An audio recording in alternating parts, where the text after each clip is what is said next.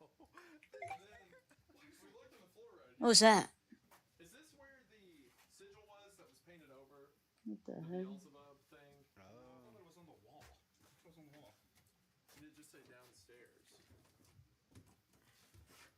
And according to everything I read, he had a ritual to summon Beelzebub. If that means the devil to him or a satanic entity, Which I have a lot of respect for. If you're gonna aim for one, aim for the top. Aim for the big one. I mean, why play around? Yeah, it's like what? I mean, It's like I'm here to summon Mammon. It's like okay. Yeah, exactly. It's like meeting Hall and Oates and being like, can I meet Daryl or can I meet Hall or can I meet Oates? You're like, no, I want to meet Daryl Hall. You know what I mean?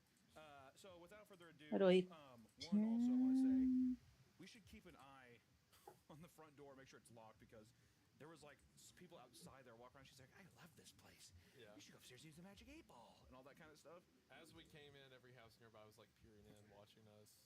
The next door neighbor, which I'm not gonna go into, but I will say the next door neighbor's house is far more haunting. When we rolled up, I was like, there it is, and they're like, no, it's the one next door, and I'm like, oh my god, there it is, right here to the right, that one, the 2-story one.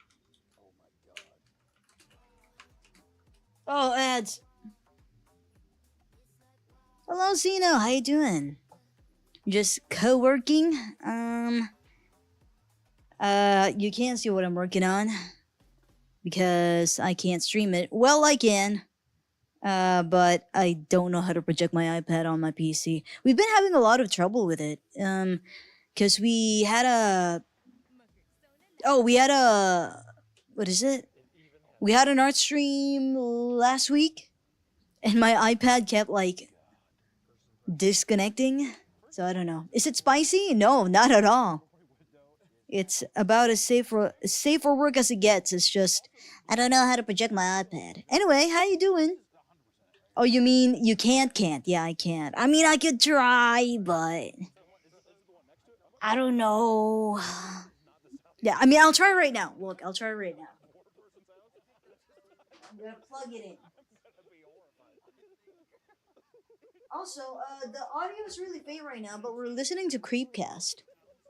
Actually, you know what? Let me pause it. I've been good. Hope you've been as well. Yes, I have. It's been pretty great. It's just really hot. I want to take off my pants. I made the mistake of wearing what do you call these? Like jogger pants. There's another term for them. I think calling them jogger pants is a Filipino thing. I forgot what they're called. Like the lazy pants? Sweatpants! Yes, exactly, yes. And if you don't know where we're working right now, it's a game called Go, which is basically a co-working kind of game. You know, like there's a bunch of them. There's a bunch of co-working games out there, but the one I like to use is Go. And this is actually, I'm hosting a room right now, and the room code is on our Discord. And you can actually watch what I'm watching on the screen right now in the room, because they recently added a watch party feature. So I wanted to test that out. That's why I'm streaming, even though I can't really show you what I'm working on. Wait, hold on, I'll try. I had the mobile version, but sadly no crossplay. Yeah, there's no crossplay. That's kind of sad. Why is he making that noise? Okay, let me try. Ah, so hot. I'm gonna take off my clothes.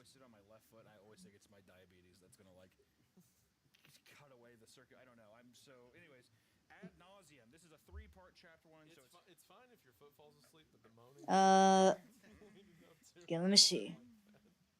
Sally, stop it. Okay. Ad nauseum, ad mortem, and ad infinitum. So let's start it, man. All right. Let's begin. Oh, okay. Ad nauseum, which you see it? Means the illness, correct? I think this is Latin. You just crop it. I legitimately thought that it was just ad infinitum means nausea. Ad nausea means to nausea. Yeah, to nausea. Yeah. So it'd be to illness, to death, ad mortem, and ad infinitum forever. I thought ad nausea was legitimately just a magic card. Well, that's Well, that's all I knew of I him. could put this here, I guess. well, you. Yeah. The shoes don't come All flying right. off. My foot's all swollen. Okay, it's not lagging right now. That's great. Beginning with our first It's my keyboard. I am so fucking sweaty and hot here. Do you need a Okay, I'm working on emotes tonight. Actually, let me just check if I can stream this. Sweaty break. I'm pretty sure I can though.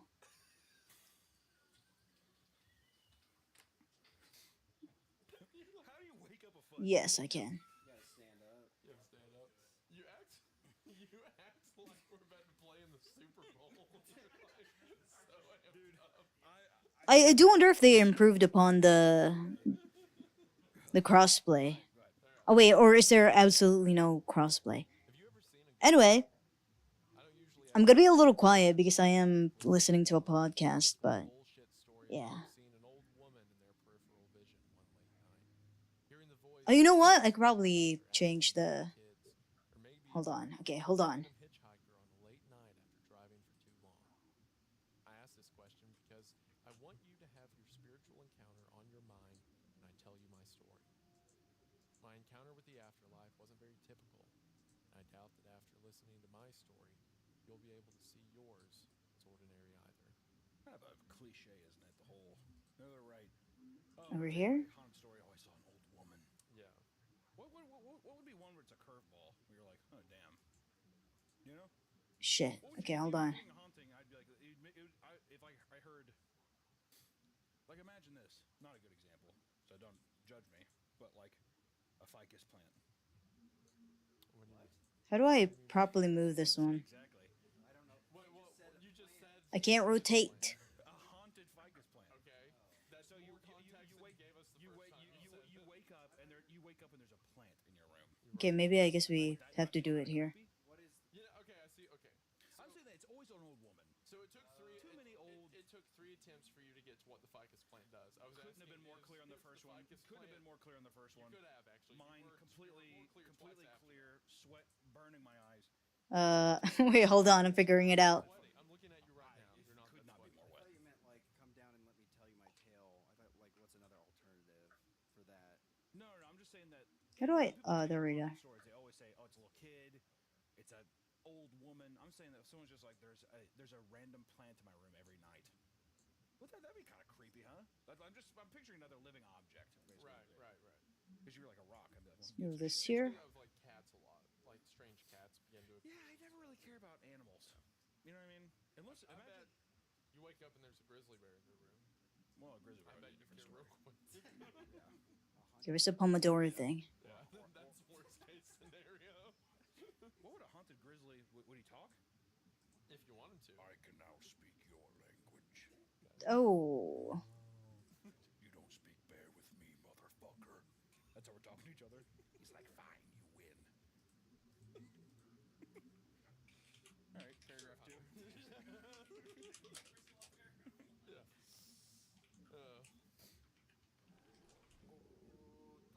Ads. Can I skip it from here? I can't.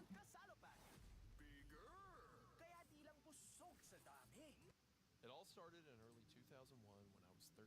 I can join rooms, but never got to try to see if an actual room code will allow me. Do you want to try the? Are you on Discord? Do you want to try? Kalamazoo was a quaint and quiet community.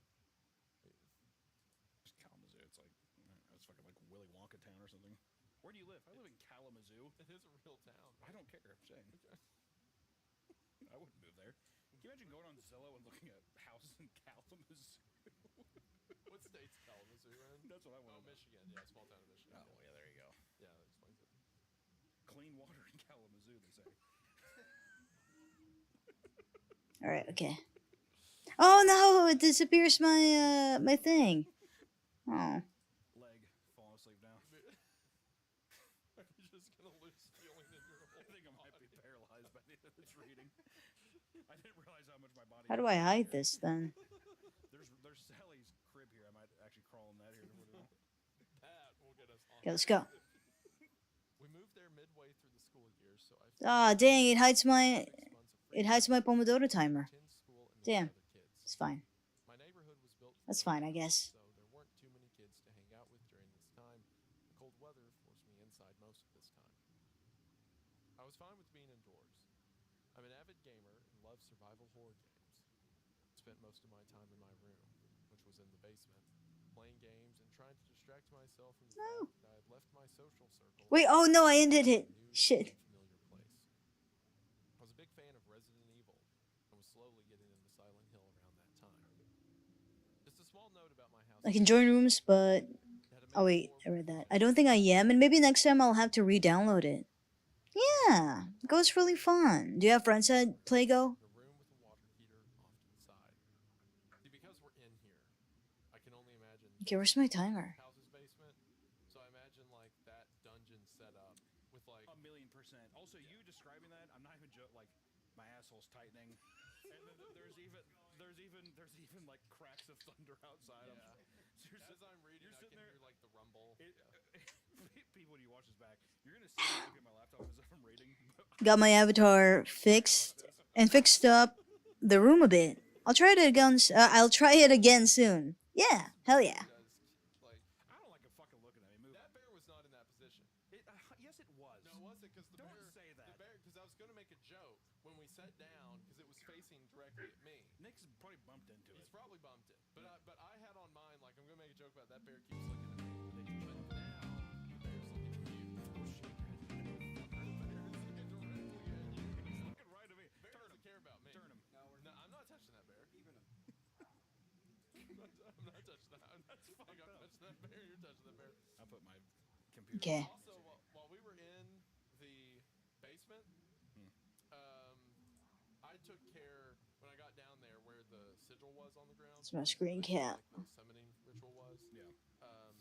I saw that and I was like, oh, I'm not going to step on it. And the first thing you did was stomp all over it as soon as we got down there.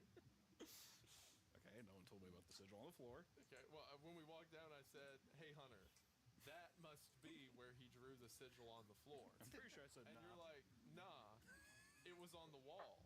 And then you stand on it to look on the wall. Where is it? Ah, so fucking hot. I didn't know she did that. No. Can we get a bear cam going? I feel like How about maybe that is a nanny cam? Hey, hold on, I gotta restart it. I wasn't listening really. Oh, I bet Shit. there's hidden cameras in here somewhere. People always talk about Airbnb stuff. in early 2001 when I was 13 years old. My family had just moved to a new city after my father lost his job. He was lucky enough to find work in a small town in Michigan. The town, Kalamazoo, was a quaint and quiet community. Just Kalamazoo. It's like it's fucking like Willy Wonka town or something. Where do you live? I live in Kalamazoo. Warm? I don't care. Hi, Trot.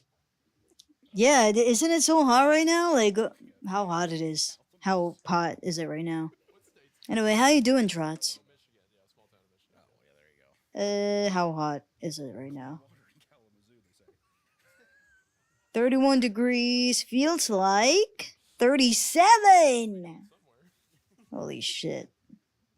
Leg falling asleep now. Wait, let me pause this. I mean, You're just gonna lose feeling in your whole. do you hear the BGM, by the way? Oh, hardly. Shit. There we go. Okay.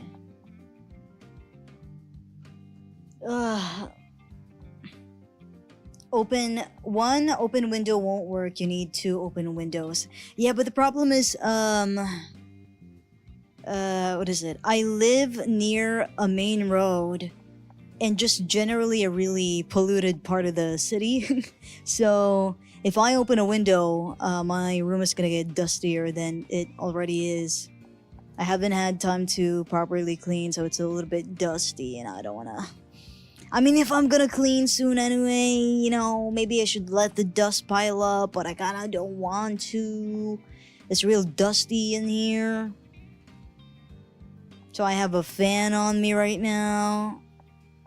But it's sticky. I want to take my pants off! How hot is it, where you are right now? OG stream on a Monday? Yeah, I figured, like for some what do you call this? For some commissions that I have, I am allowed to stream them. Because I figured out how the permission stuff works on VJ now. But what do you call this? What is it? I only stream twice a week, and I think it'd be nice to have some guerrilla streams every now and then. But how you doing, Bristier? If you only have one window, find a way to divide the whole. Wait, why? What is the science behind it? Aim the fan. Ow! It sucks out the heat. Last resort is a bowl of ice left to melt. True. Shit. You know what? Maybe. I don't want to open the windows right now, especially because I'm streaming. It's fucking loud on my floor. I got that good city ambience, Just woke up, very eepy. Yeah, it's early for you guys, isn't it? Like about, what is it, 6 a.m? 7 a.m? Ugh, my back. Right. Be paralyzed by the end of this reading. I didn't realize how much my body needed a chair. Oh yeah, hold on. Also, there's Sally's crib. what is it? I am hosting the room right now on Go, so if you have Go and you want to join in, they recently added a watch party feature, so you can watch this video in the room with me. I can mute this. I think I'll mute this. Because if I'm gonna be quiet for most of the stream, because we are co-working, I feel like I'm just stealing the content, by showing it on stream. Warning, the bowl of ice will introduce humidity and might fuck up your electronics. Yeah! I do have a dehumidifier, but the humidifiers heat up and I don't want to make it hotter than it is right now. But yeah, the code is on what do you call this? On our Discord.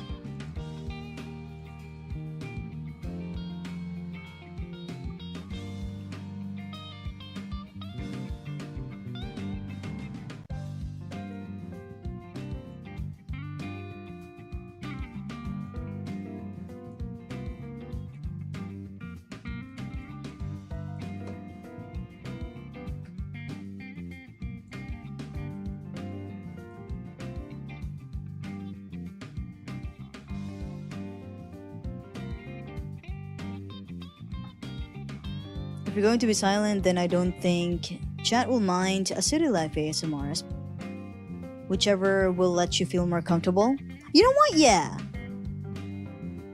Okay, hold on. Let me pause this.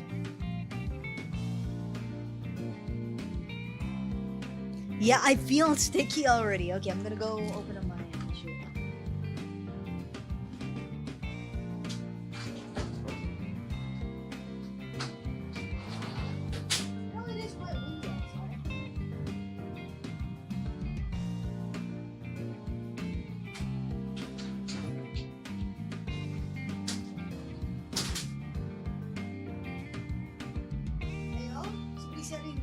Somebody selling taho at 7 p.m? Or are they saying balot? Oh, you know what? I don't think you can hear it. I can though, because my mic feedback is unfiltered. But it's filtered on your end. Just make sure Demi can't jump out your window. No, Demi's not with me right now. She's with my parents. Alright.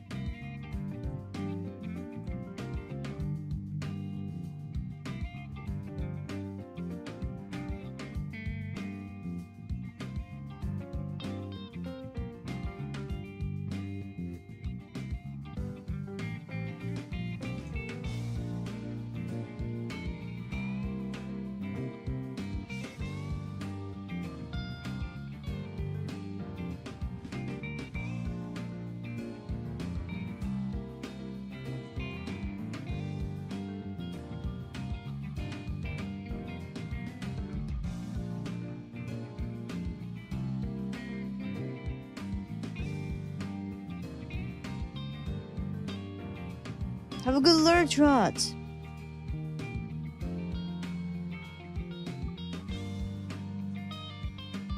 Demi, I'm being pampered. Yeah, she's just chilling.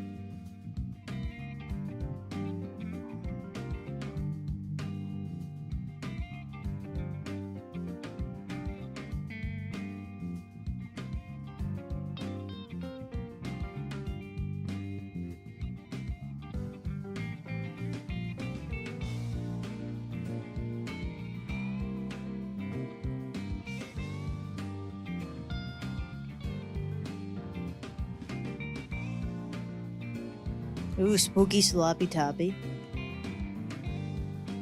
Oh, was that? Hold on.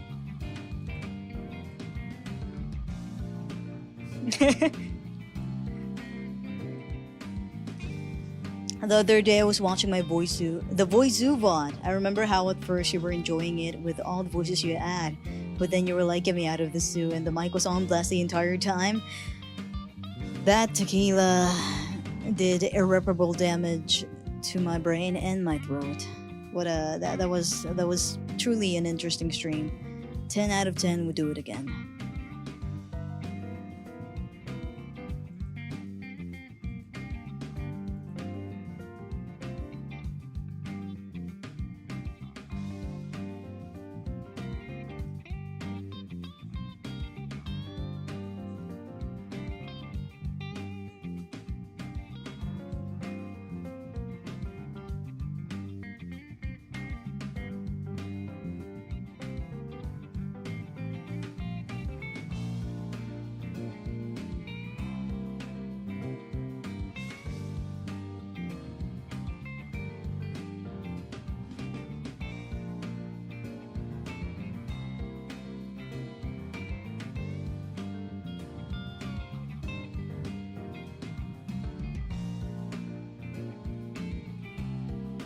Yeah, the duck. Peace!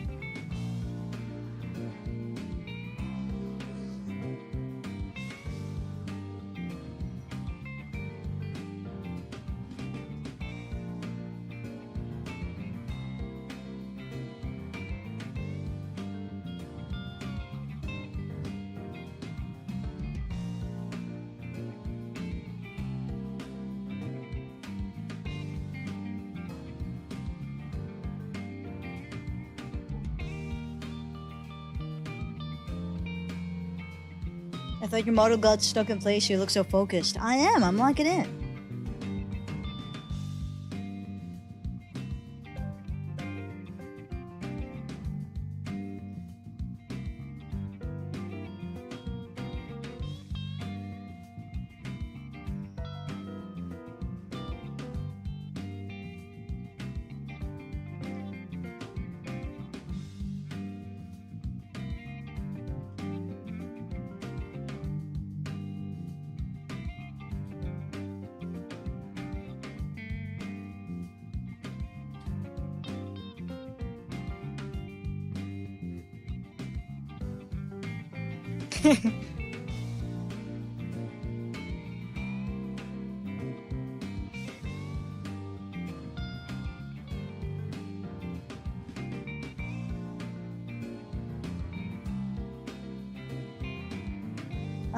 I'm gonna believe in myself first. I have to, or else I won't get anything done.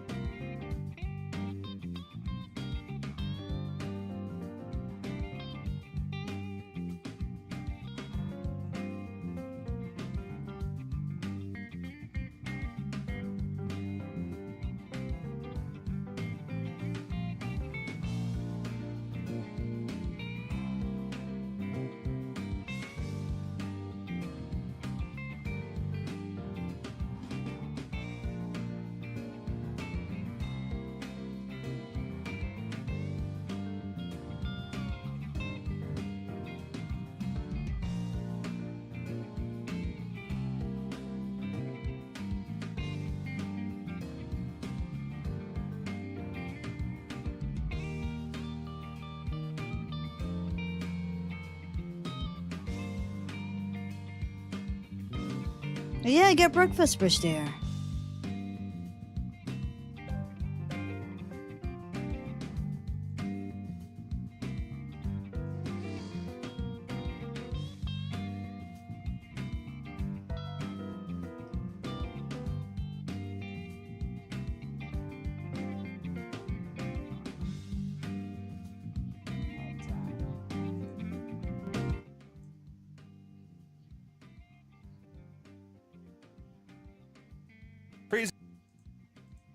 Sheet at 450 degrees had 2 Totino's pieces on it. Fully cooked, she did Canadian bacon. Wait, what? She like looked at the Totino pizzas, grabbed the cookie sheet with her bare hand, Oh. sizzling. She set it on the oven, didn't flinch, didn't move a goddamn muscle, and she was like, Canadian bacon. She did never touched the pizzas once. Only the cookie sheet. She licked her fingers as if she touched it. She was just drunk out of her mind. God, out of her gourd. Gosh. Hey, rip to her too, though, dude. She's gone. She actually, she visited me in my dream. She said I got like tons of pussy and stuff. Opposite of my skin. Okay. Alright. You should learn something from your friend. Introducing Grammarly, like you've never seen before. Your all-in-one writing essential. Today, we're checking out Proofreader, a gem of a tool for notes, proposals, emails, and everything. Boo, ads. Ew, get out.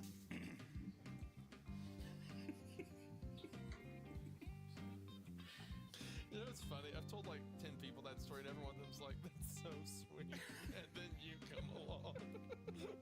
You gotta be misremembering, dude. He said some fucked up stuff. Yeah. All right. A few days passed with persistent sounds.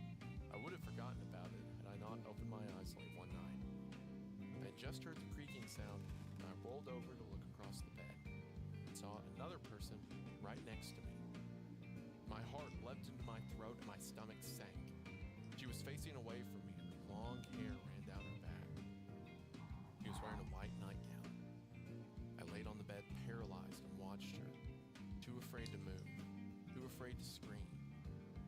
rocked back and forth for a few minutes before getting up slowly. The bed creaked as she moved into a sitting position. She had her hands in front of her face.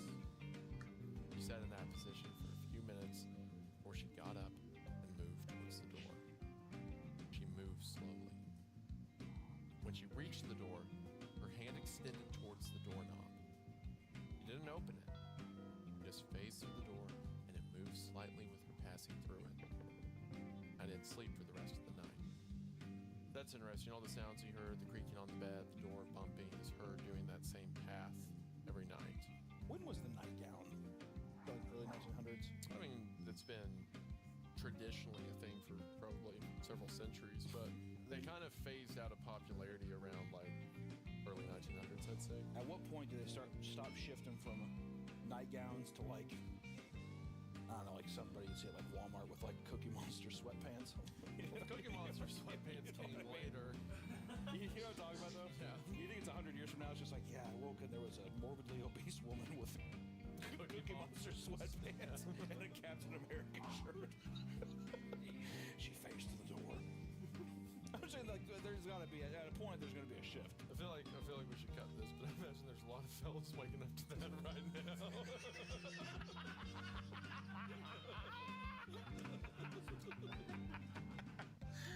As I roll around on the floor like fucking with that fucking slug Gorb Galop or what the fuck is that? Yeah. I am the Gorb Galop or whatever the fuck it is.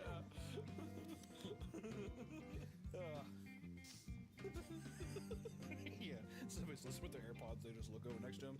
Oh damn. Just a single tear rolls down their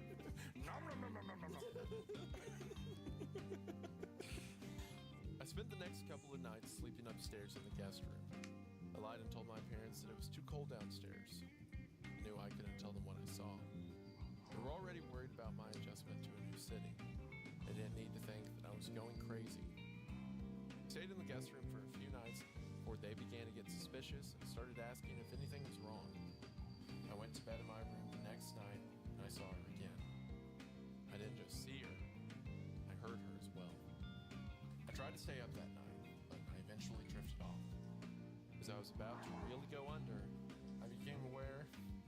Starts just like boo-doo-doo. He's a Russ around all the time. Trying to find my phone, like whispering. Like we can hear all of it, dude. Like, Yeah, Trots might be onto something here. It did actually get a little bit cooler in my room. I'm still sticky though. I mean, I've been ignoring it, but it sounds like I can't. I've been trying to. I'm like, sound like a raccoon going through a trash can. Just new equipment flipping over for no reason, stuff getting scattered. Lose the pants. I might just. your health. I know It's I don't fucking hot. as much as I should. If I'm feeling sick, I'll just lie in bed and sleep it away. But that's only Okay, when the timer goes out, I'm gonna switch to shorts. Man, I like these sweatpants too. that's why I have No electric fans? I have one on me right now. It's not enough. a website where you can search and compare high-quality in-network doctors. Choose the right one for your needs and click to instantly book an appointment. We're talking about in-network appointments with more than 100,000 healthcare providers across every specialty, from mental health to dental health, eye care to skin care, and much more. And the nice thing about ZocDoc is that you can filter for doctors that take your insurance, are nearby, and are highly rated. It's super easy to use, and you can find an appointment time that works for you with the right doctor for your needs. Plus, ZocDoc appointments happen fast, typically within just 24 to 72 hours of Yeah, You can even score same-day appointments. I need to pause this. But you should probably see a doctor. Big brain moment. City smoke will kill the mosquitoes. Oh, you think so? I don't know. I think the mosquitoes have adapted quite well. I mean, I have screen doors, so it's all good. My genius terrifies me sometimes. It's scary. Okay, I'm gonna go take off my pants.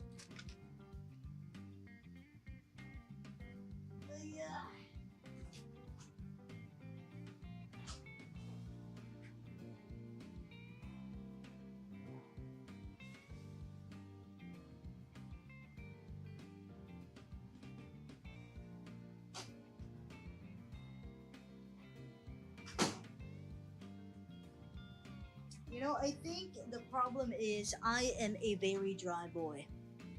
You know, I'm a very dry boy, so I need to moisturize all the time, or else my skin gets too dry, my eczema flares up. So I need to be moisturized at all times, and I need like good lotion that keeps you moist throughout the day. But being moist is being sticky. You know, especially if you live in a humid country like where we are. I'm moist, but I'm sticky. Because I still have lotion on my skin that is keeping me moisturized so my eczema doesn't flare up. But now I'm sticky because it's humid and it's hot and I feel like a fly trap. It's so gross. It's so gross. Moist OG. Yeah, I'm a moist boy. I'm a moist boy because wait. I'm a moist boy. I'm a dry boy trying to be a moist boy. Speaking of being moist, I got a moist in my throat.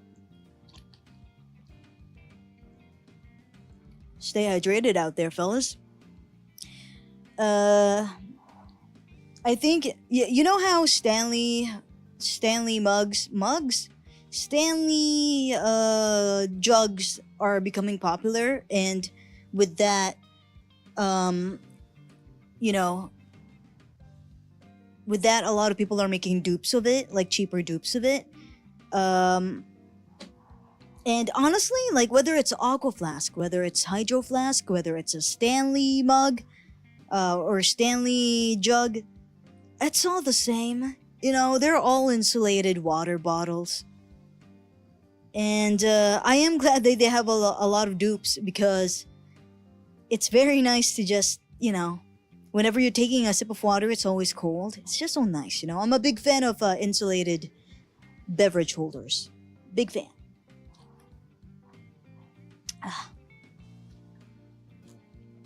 Screen doors block wind surprisingly well. Really? Yeah, you know what? Yeah, you're right. It is surprising, isn't it? It doesn't block dust though. But dude, the significant, like, my room got significantly colder that I thought I had my air conditioner on. Wow. Trots, your genius does terrify me too. You could say it's a pretty good insulator. The windscreen? Yeah. OG's room being broken in by a thief, but he's too moist and grappling attacks just slip. Yeah. I mean, that's the strat. Some people like to have a gun by their bedside, but, you know, I make do by being moist. Hang in there, OG. Picture a nice cold pina colada. I am. Ugh. If you want pina coladas, getting caught in the rain. Speaking of rain, my weather app does say it's gonna rain around Friday or something. Is it? Jesus Christ. Dude, the Philippines is lit up. It looks like a hot Dorito. Jesus. That's crazy. So yeah, right now 30, partly cloudy, feels like 26. Maybe there's gonna be a thunderstorm on the weekends, it said. I don't know how sure we are about the thunderstorm. Oh shit, okay. It's lock-in time. Maybe that's why it's humid? You know, it's saving up all that rain? Yeah, Jesus. Don't breathe in air when the rain hits. You'll immediately get fucked by evaporated bacteria. Oh, shit, really? God damn it. We gotta worry about the hentai virus. Now we gotta worry about evaporated bacteria too. God damn. Alright, lock in. Creepcast to find and instantly book a top-rated doctor today. That's ZocDoc.com/creepcast. ZocDoc.com/creepcast. Thank you. Thought you said hentai virus? Well, what's it called? Spooky story.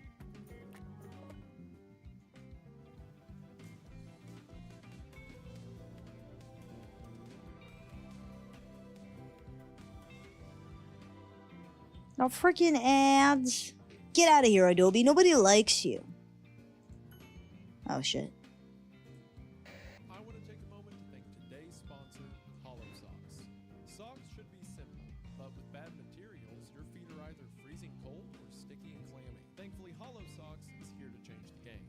Hollow Socks are made with baby alpaca fiber, ensuring they're built for both warm and Baby cold weather, alpaca? long days on your feet, and everything in between. They manage the moisture on your feet, saving you from stewing in your own sweat. And their durable, no-itch knit is perfect for any work day. So that means they're great when I'm trapped at my desk with the AC on or when I'm out for a run on a hot day. Hollow Socks also has compression socks that are great to keep your circulation flowing after a workout or on long travel days.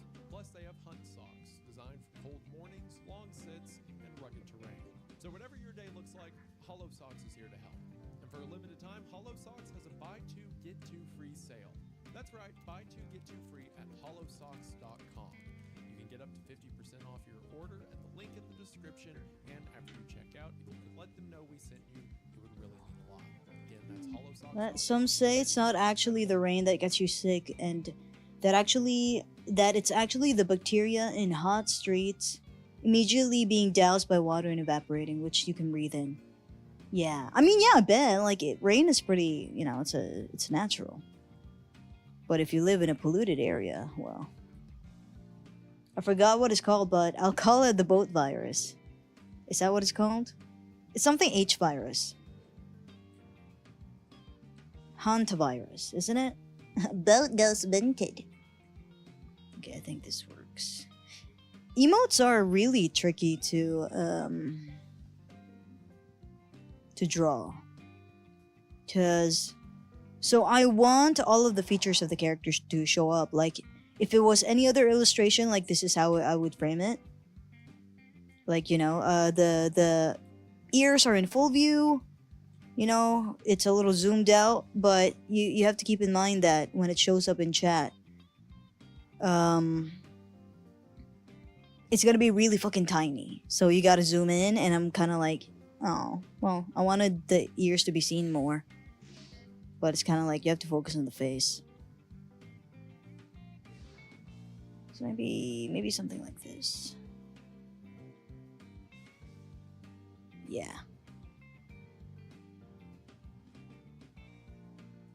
There we go. AH1N1 is a mosquito virus. Really? Aside from dengue? Fuck it, Obi, how dare you say I? And also, they're just expensive. Using AI is corny. Forcing people to subscribe to a subscription model is corny.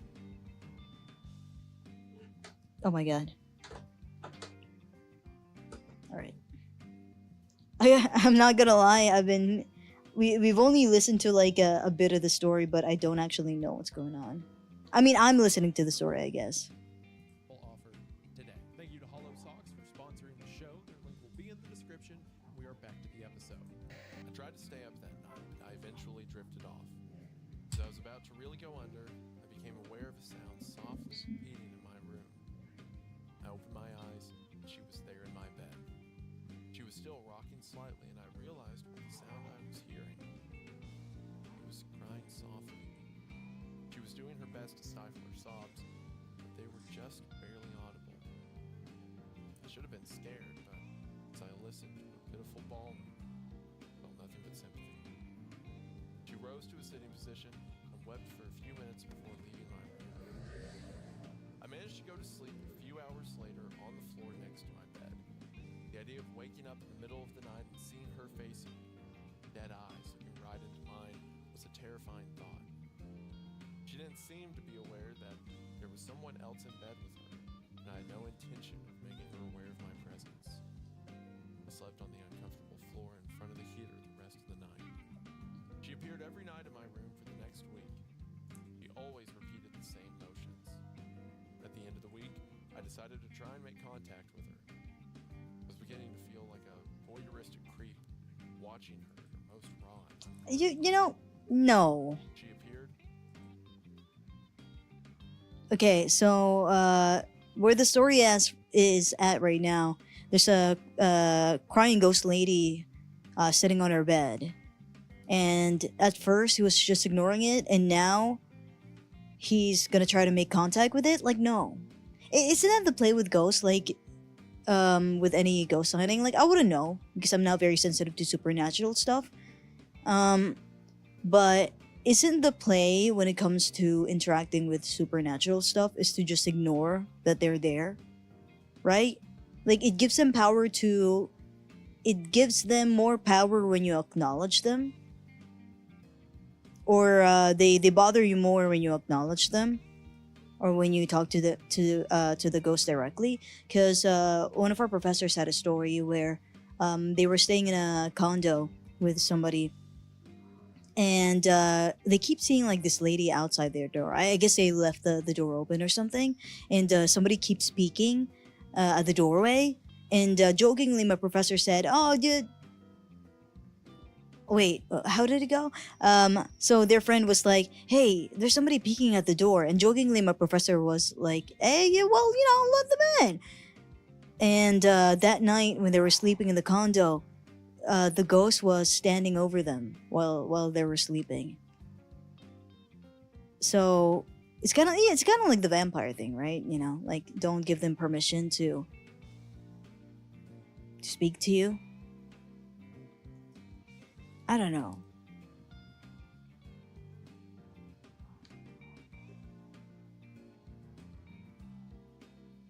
Let her cry for a few minutes before slowly reaching out my hand.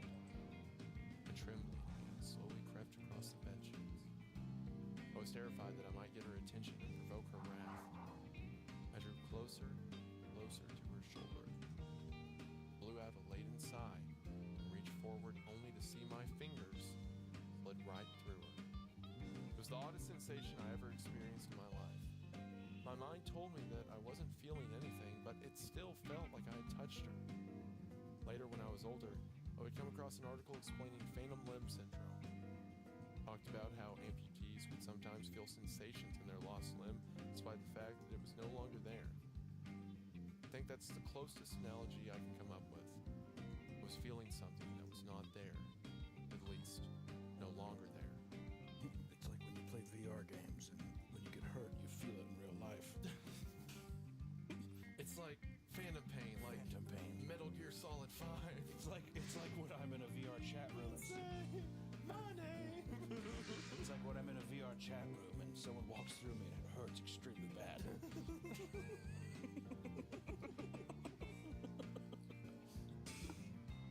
My attempted contact galvanized me. I shot out of the bed and walked around to the other side. She had just risen to a sitting position and was now facing me. She was a few years older than me. If I had to guess, I would say she was 16 or 17. She had relatively plain features, but there is an endearing quality to her simple style. I was shocked and a little embarrassed to be thinking of her like that. I was busy mentally castigating myself when she stood up and moved right through me. If trying to touch her was discomforting, feeling her pass through me was the oddest sensation I ever felt. I had to sit down and catch my breath and still my heart. The next night, I tried to make contact again, but met with the same results. Instead of watching her leave the room and make the sound of the door bumping against its frame, I decided that I had to follow her. I had to figure out what happened to her. She moved slowly through the basement, but wasn't heading in the direction of the stairs. She was instead heading towards the boiler room. I followed her to the door. As soon as I got within reach of the handle, I felt my blood turn cold. My skin prickled. She phased through the door, and I stood outside. I was afraid of what might happen to me when I entered that room. I was more worried what I would find when there. I didn't enter the boiler room until a week before class began. With Tic Tac, win Apple AirPods Max and other daily prizes. Buy today. I won't lie. Those first few months in Kalamazoo, Michigan were some of the loneliest of my life. My friends back in Simsbury, Connecticut were moving on with their lives, and I felt like I was being left behind, left alone. I didn't have any friends in Kalamazoo yet, and to tell you the truth, I was beginning to see this nightly wraith as a companion, kindred spirit. She was alone and sad just like me. Every night, I would wake up to the sound of her suffering, and I would follow her to the boiler room. A week before class began, for me, I entered the boiler room with her. I had stood outside the door for a few minutes, trying to steel myself for what I might see. My entire body was screaming at me to run back to my room and never go near that boiler room again. But I had to know what happened next. I drew in a deep breath and blew it out. I grasped the doorknob and turned it. The door swung into the room, and I was at eye level with her feet. We swayed back and forth like a pendulum, powered by her frantic kicking in an attempt to find some purchase. I stifled a scream when I realized that she wasn't levitating like a ghost. She was hanging from a beam in the ceiling. So clearly she took her own life. Yes. When she was actually alive. Yeah, when this house was older, she was depressed, and then one night couldn't take it anymore, went to the boiler room and did that. Do you think that she's depressed and like she's just reenacting it, or do you think that she's depressed from the aftermath? I think since it's the same effect over and over, it's like a death echo, like someone reliving the their life over and over. They're just on repeat over Yeah, and over like a again. cycle of sorts. I left the room and went back to my bed. There was nothing more I could do, and I had no intention of spending any more time than necessary in that boiler room. I laid in bed and slowly curled up into a fetal position. I prided myself in not being the kind of person who cried openly, but at that moment, the floodgates broke and I wept. My throat felt raw, my eyes stung with tears. I sobbed for a few moments before I realized I was not alone. She was in bed across from me and weeping in that same position she had always been in. I tried to find out who she was, but the realtor was tight-lipped about the house's previous occupants and wasn't interested in chatting. I pressed her for more information, and she finally caved and confessed to not really knowing too much about the house's history. I went to the library. I failed to... But It's just funny. It's like I pressed the realtor. She didn't know anything. All right, fine. I don't know nothing. you know what I mean? It's like, why would you not just say that from the fine, beginning? I'll talk. I'm not sure.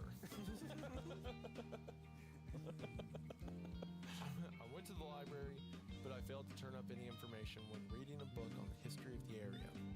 I even tried asking the neighbors about the previous owners, but the two families that lived there before ours didn't have a daughter or only had an infant daughter. They occupied the house. I had no idea about the girl who appeared every night and hung herself in the boiler room. It was now a routine for me.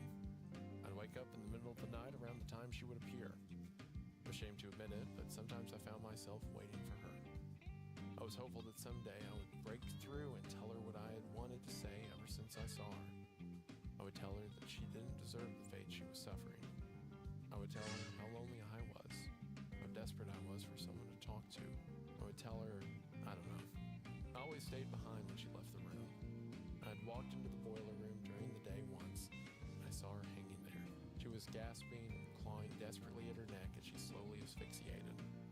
She rocked back and forth in the room, and her feet frantically kicked around, looking for some purchase to save herself. I did scream then. I had to make up a story about seeing a shadow for my mom when she came up downstairs and saw me pale as a ghost, shivering. I started class and began to make some new friends.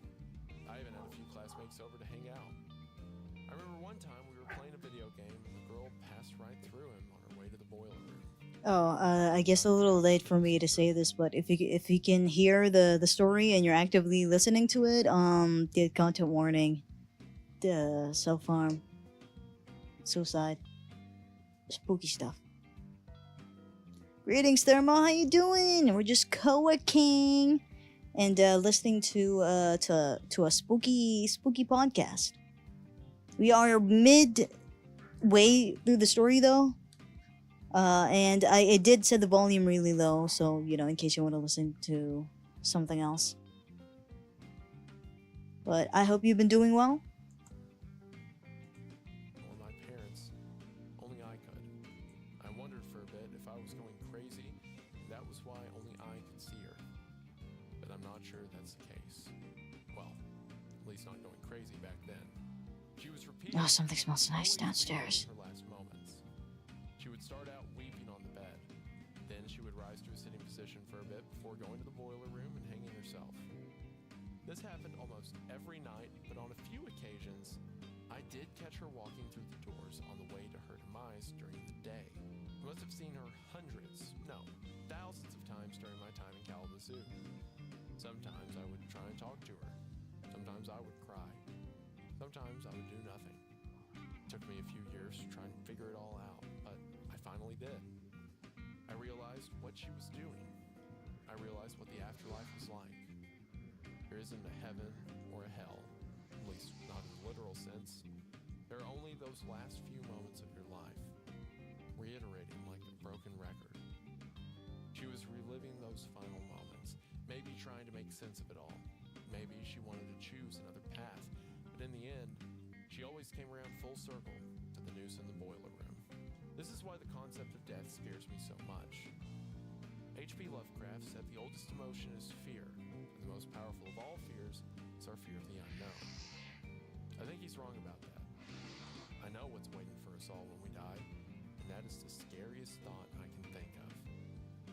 I'm so terrified that when I die, I will stay behind on this earth, repeating my last moments ad nauseum. Trying to make sense of my last minutes.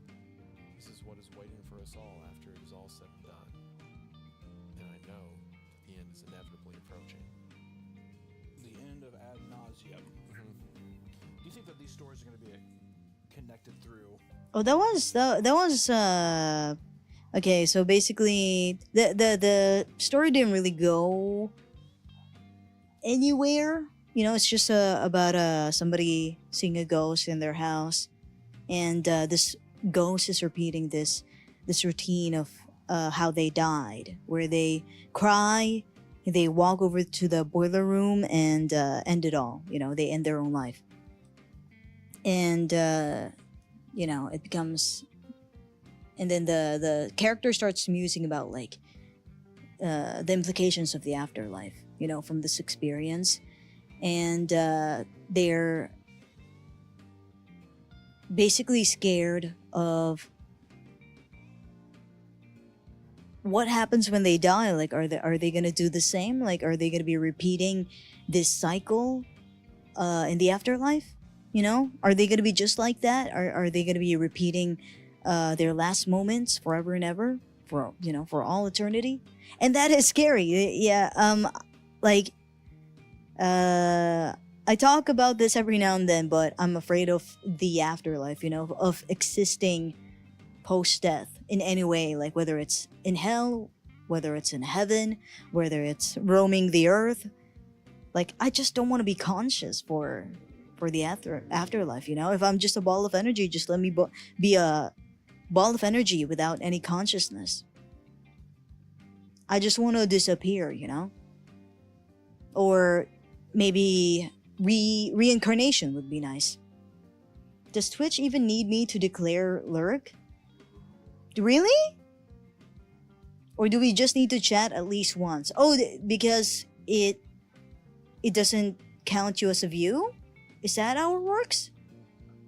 Really? I've never really thought about this stuff. Also, hello, Ari. Good time zone. I hope you've been doing well. Anyway, that's a nice story. Like, sometimes spooky stories don't have to be anything too spooky. You know, it doesn't have to be too terrifying. Sometimes just somebody talking about things that they experience, whether it's real or not, is pretty nice. I guess it's just because the story is pretty well written. What happened? I didn't listen. Oh yeah, I'm listening to Creepcast, which is a horror podcast by Wendigoon and Meat Canyon. I'm playing it. I'm hosting a watch party on Go right now. So if you want to listen to the podcast, they just covered the first story. If you want to listen to the podcast, the room code is on our Discord, but you know, you'd have to have Go in the first place. But yeah, I'm watching Creepcast latest episode.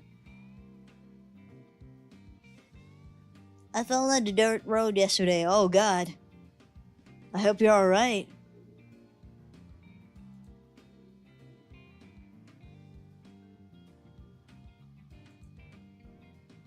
Right. Okay. Next story. Yeah, I think it's gonna be the same person.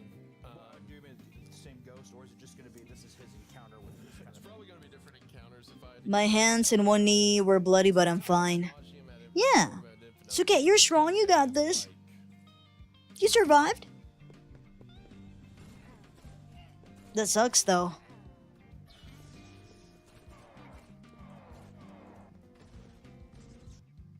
Again, with what we said of being like, you know, to the point of sickness, to the point of death, forever. It's like repeating your last moments on and on and on without fail. So I think we're gonna see other examples of that. Seems like also this concept of like the afterlife that he's saying almost feels like a purgatory, like our definition of purgatory. You know, Yeah. reliving their kind of existing in this state of just like perpetual. Scared me. Knocking over that toilet really got to you, huh? This tiny little toilet. Ew, what the fuck? Oh my god, it's a skibbity toilet. No, it's not. It is. It is a skibbity toilet.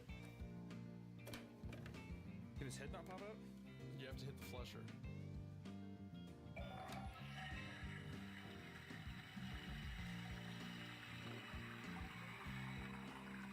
Well, the flusher pushes him down. What? Is there a button or a lever somewhere to make him go? Oh, at the base of the toilet.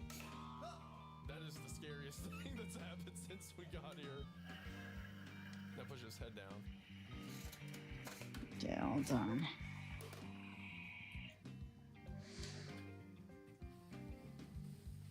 What kind of monster left little Sally? A skippity toilet. Ugh. Oblique Big, hi. How you doing? See, this is the We're just co-working. I hope you're having a good Tuesday morning. No, Monday morning. or that's one of our audience members. If one of our audience members left the skibbity. Imagine becoming a ball of energy only to find out that you got etherealized into an energy society where you gotta pay energy tax. Can I take myself out as an energy ball? Is there a concept of like ending it all as an energy ball? I would rather not. If it's gonna be like that, if the afterlife is gonna be like that, maybe I'll become immortal. I don't know. I mean, at least I can be sexy as a human person, you know? Assuming immortality means I get to keep my youthful body. If I have to pay taxes as an energy ball, I'd rather pay taxes as a human. A strong, independent, kind of not at all woman. Hell yeah.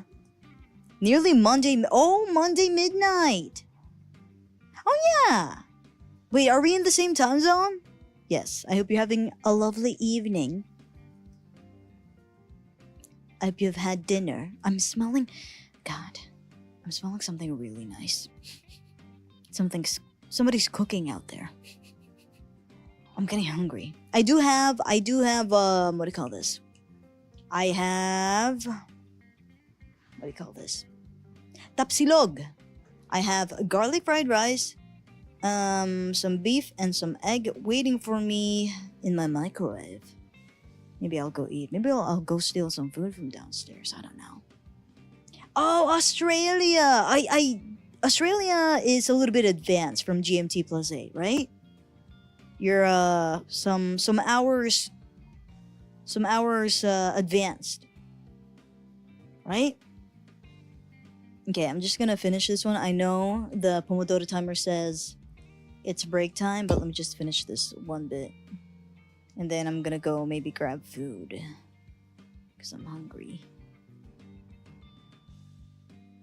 I just had a sandwich today. Okay. Okay, there we go. Now let's go to the film.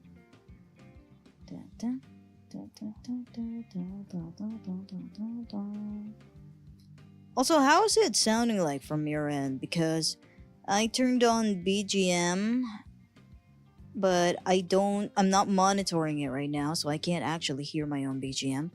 Do you guys have BGM? Is it on your end? Or are we just in silence right now. Oh, there we go. Gotta add the thingy. Oh.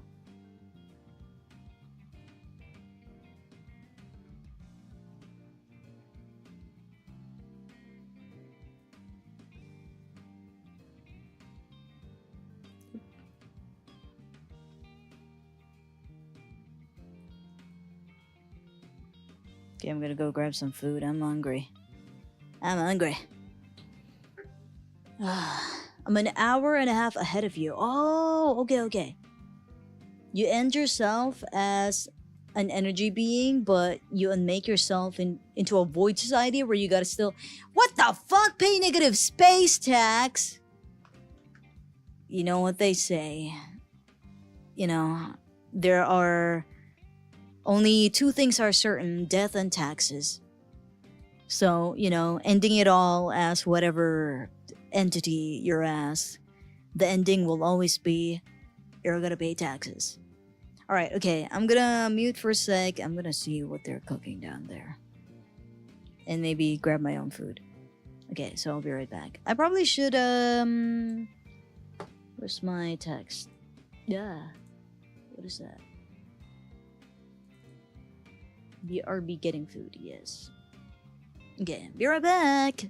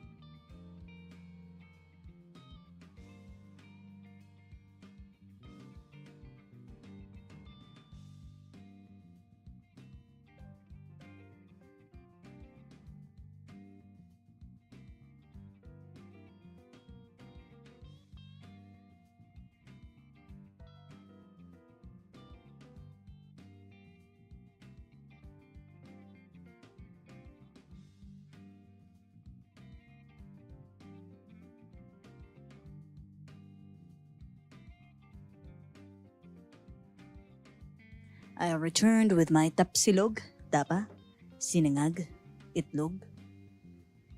Mm-mm-mm. Ugh.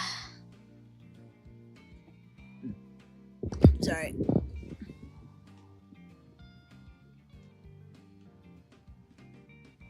Okay, I'm gonna pause my timer because there's no way I'm gonna finish all of this in 3 minutes. Ugh. But hey, we're making good progress with our drafts. Usually it takes me a while. Ah, God, I'm so excited. My mouth is watering. Okay, let me hide this one. The colors are too bright. Roll down a little bit. Hit the To where I unsubscribe button. 100%. All right, ad mortem. Ad mortem. I do agree with you about the feels like a penance. Reliving the final Well, I thought that was. episode I like his way of also adding in the ad nauseum. Like, that's my fear of doing Yeah. this ad nauseum. It's kind of a fun little tie-in. I'm curious to see how. being stuck in that forever. Yeah. At the last moment show. Ad mortem. He's also like what is it? A clairvoyance. Oh my God, it's so Somebody greasy. who can talk to the dead. Like, The clairvoyants have the natural ability to see the dead with the other side. Or that's what spirits I'm or like something. wondering. It seems like this character is like that kind of person. Yeah, just has the ability to. Yeah. Ad mortem. I was just starting my junior year in high school when my grandfather came to visit. He was my father's father, and he had lived in California most of his life. He used to smoke like a chimney. A few years back, he was diagnosed with lung cancer. He was put on oxygen and had to give up smoking, which did nothing to improve his cantankerous nature. He lived across the country, but had come up to Michigan to visit with my family.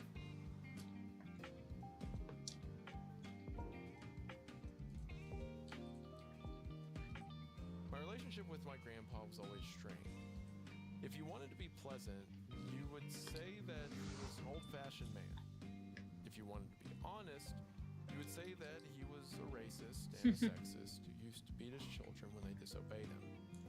My father was always honest about how he was treated by him when he was growing up, and because I loved my father, I found my relationship with my grandfather to be adversarial. He originally had come up to visit for a week, but due to health issues, he ended up staying in Michigan for over a year to be cared for. My grandfather's extended stay only served to put a strain on our relationship. We rarely talked, and when we did, I managed the conversation in the coldest fashion. Since my grandfather was suffering from lung cancer, he had to carry around an oxygen tank. Manufacturers must have had a sense of humor because they named the gargantuan machine the Liberator. The tank was 100 or so pounds and set in a corner by the entrance of the house. The oxygen cord gave my grandpa 500 feet to move around the house. I saw the Liberator as a massive ball and chain that anchored him to the guest room, kitchen, bathroom, dining room. Grandfather was suffering from lung cancer. He had to take a regimen of pills to keep himself going day to day. Blood pressure medication, bronchodilators, opioids, and about a dozen other supplements and vitamins. The cancer had rotted away his lungs to the point that the oxygen was necessary to keep him alive. He could barely move without gasping for breath, and when he talked, it came out as a rasp. The sounds of his respirator clicking on and off and his wheezing gasp became a fixture of our everyday life. We'd been living here in Kalamazoo, Michigan for about 3 years before my grandfather came to live with us. At this time, I was accustomed to my nocturnal, and sometimes diurnal, visitor who wept in my room before proceeding to the boiler room and hanging herself. My latest attempt to contact her was through a Ouija board. Stuck one of my friends into the house through the emergency fire escape the basement had, which was just a ladder built in an alcove that led outside. She believed that there were ghosts and that only a select few were attuned enough to see them. I didn't tell her about my encounters, and only hinted that I thought there was something paranormal happening in my room. She snuck in during the night and brought her board with her. We both sat on my bed and put our hands on the Ouija board. I lit a few candles to set the mood. She said quietly, afraid to wake my parents, Spirits of this house, we beseech thee. I always wondered why people thought ghosts talked like serfs from medieval times, even if they died well after it. If you were trying to contact your loved one, would you talk to them like you were a 1920s gangster? Yeah, you see? I love you. I miss you every day, Pops. She continued. If there's anyone here besides us, move the planchette and make us aware of your presence. We sat for a few moments with our fingers on the planchette. After nothing happened, she took her hands away and said, I guess the noises you've been hearing was just the house settling. I cracked a smile because out of the corner of my eyes, I could see the wraith weeping on my bed. My friend was only a few inches away from the ghostly girl who haunted the basement of my home. Couldn't even see her. We talked for a bit, and then she left. I walked her back to her house and told her goodnight. When I snuck back into my house, the sound of my grandfather's respirator filled my ears and covered up any noise I might have made sneaking into my room.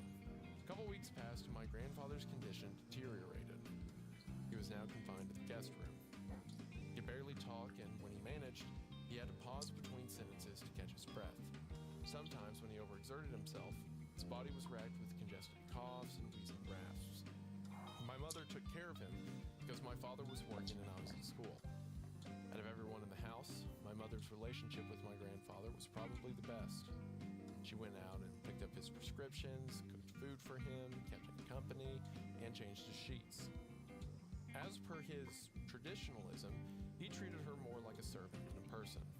Requests were commands and demands. Despite this, my mom treated him with kindness and compassion. I remember the last time I saw my grandfather. I was getting ready for school, and he was telling her that he was going to rest and asked if she could pick up his prescription. He now spent most of his time in bed and was developing bed sores and had to use a bedpan to relieve himself. He had a coughing fit and he covered his mouth with a handkerchief. I think that I saw something red staining that handkerchief, but I realized that that little observation that I make now is tainted by the memory of what happened to him later. When I returned home that day, I knew something was wrong the moment I walked through the door. There was something off about the house. There was something missing. It took me a moment to realize what it was. The house was completely quiet. The omnipresent sound of the respirator pumping oxygen was no longer present. The liberator sat in the corner, silent like the grave. I went upstairs to find my mother in the guest room, stripping the bed sheets and pillowcases. She had been crying, but wasn't at that moment. My mom didn't have to say the words, but she did anyways. He died. His heart just stopped. There's nothing that I could have done. I pulled her into a hug and she broke into a fresh set of tears. I offered to help her wash the bed sheets, but she told me it wasn't necessary. This part may make me seem like a horrible person, but I was glad she turned down my offer. My grandfather died, he had evacuated, and the smell was horrible. She washed the sheets as best she could and ended up throwing everything away. My father took the news like any son would take the news of his father's death. I don't know what I was expecting from him. For some reason, I thought he would be angry. Angry at the fact that his father had never told him goodbye, never told him that he loved him, or that he was proud of him. He wasn't angry, he was just quiet for a while. He didn't cry at that moment, but I remember going upstairs from the basement and hearing the soft, hushed sounds of him crying in the night. I tried to take my grandfather's death as stoically as possible. I didn't cry until the funeral, and then the floodgates broke and I wept as they lowered him to the ground. He may have been a racist, sexist, abusive old man, but he was still my grandfather. He was family, and he was gone. And the worst thought I had was the realization that even though I loved my grandfather because he was family, I didn't like him. The next month was relatively quiet. My mom and dad dealt with getting his affairs in order and tending to his will. I can't tell you exactly when they started, but I can tell you when I first became aware of the sounds. I was sneaking outside at night to have a cigarette, and I thought my mind was playing tricks on me. I'd become so accustomed to the sound that it took me a few seconds to realize what was wrong. I was hearing the whirring and hissing of the liberator. We had donated the oxygen system a week ago to the nursing home. I paused in the darkened hallway and listened. It was a slow and steady sound. Listening to that noise chilled my blood and made my stomach sink. I must have stopped still and waited for that sound to stop for a few minutes. It didn't stop. If anything, the sound grew louder. I lied to myself and said it was a trick my mind was playing on me. I went downstairs back to my bedroom and passed by the ghost girl as she proceeded to her death. I kept lying to myself for the next couple of days as the noise of the liberator got progressively louder and was joined by something almost undetectable. The The respirator kept going throughout the day. This wasn't like the Wraith girl whose weeping only. Alright. Just finished my tapsilog. It was nice. I didn't have a lot of faith in my tapsilog because it looked kind of sad. You know, it had a big container for how small the portion of the food was.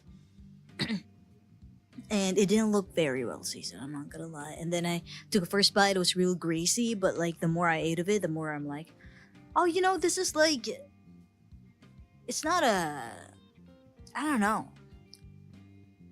Tastes like the tapsilog I had like back in the day, you know? How I liked it back in the day. You know, greasy. Definitely unhealthy. Lacked seasoning. Tastes like beef jerky almost. Like processed, really processed kind of beef jerky. It was kind of nice. But now I'm craving something sweet. Also, where the story is at right now. So this is the same person who's seeing a ghost girl in their house, and this ghost girl is, you know, having this repeating the last moments of their death, and eventually they had to take care of their grandpa who was dying of lung cancer, and they have this equipment to keep them alive in their, you know, last few moments.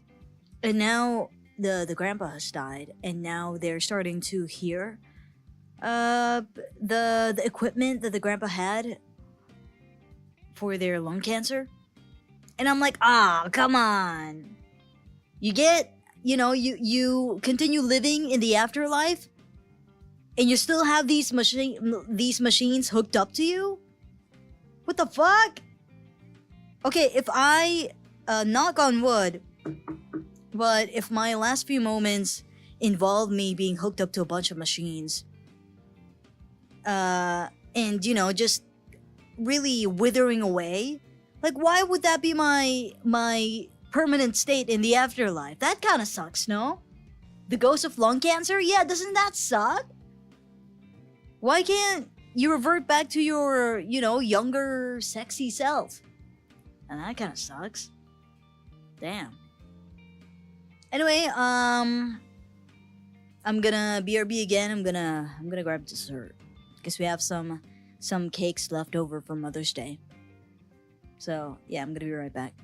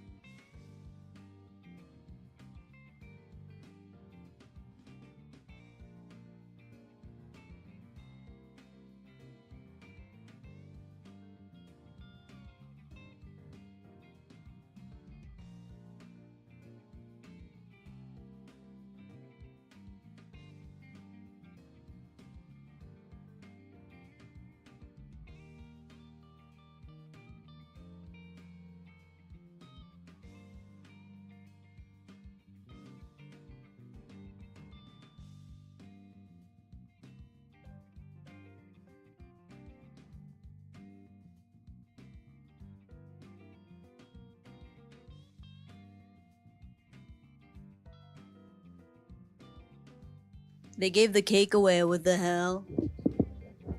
They had it for merienda.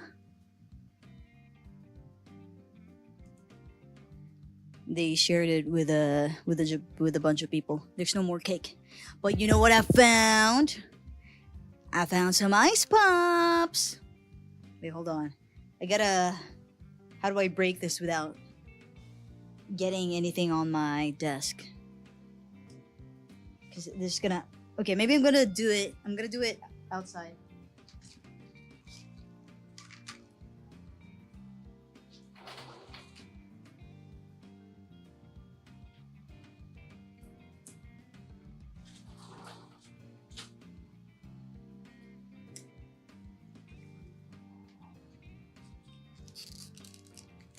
Ugh. Yeah. Wow. Ice pop. I don't know how long this was in the fridge, but it's probably still good. I don't know. My mom said so. Whoa. It's nice and frozen. Wow, ice pop. Oh, you know what I realized? So we went to this Japanese mall in Taguig called Mitsukoshi, and they have melon soda, and so I got some melon soda. And tasting melon soda again, I realized that it tastes like ice pop.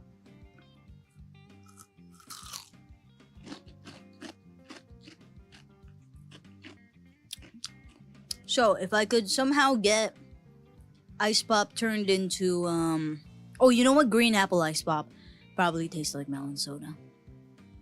If I could somehow get ice pop into crushed ice form and put some vanilla ice cream on top of it, that's probably like melon soda. Where in Mitsukoshi I want to try? It's in their food court. It's like the buko drink stand or kiosk.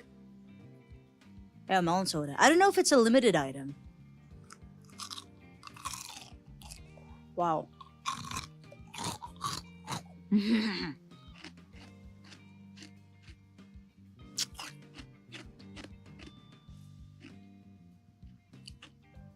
Wow. This ice pop is so nice and crunchy. Oh, I should have eaten this first because I also got a Kit Kat. Anyway, what did you do for Mother's Day? How was your Mother's Day? We went out in a mall yesterday, and it's the kind of mall with a bunch of outside areas. It was so fucking hot. Oh my god! I got home. I was really sticky. I couldn't wait to get into the shower.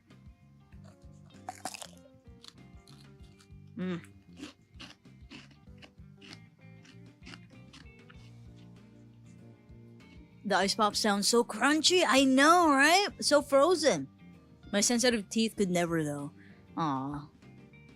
I wonder if there's something you could do to get your enamel again. Because that's what I'm scared of. You know, someday when I get old, my enamel will...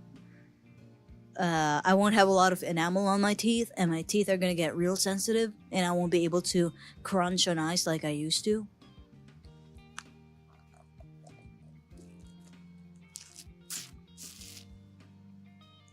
Wow.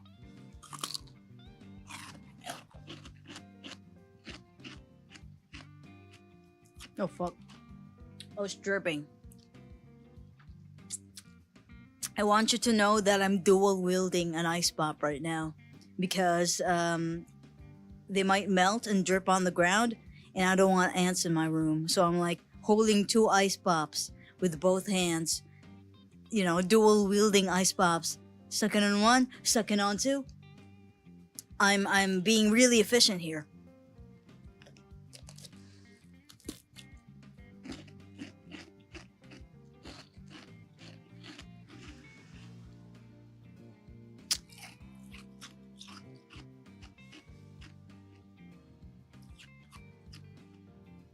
Wow. You know, I haven't had an ice pop in a while. I think the last time I had an ice pop was when I got real hungover and I looked for something really cold and really sweet for breakfast. This might have been the same package. That's odd because I know I did that during the pandemic. So this ice pop may very well be 5 years old, 6 years old. I don't know.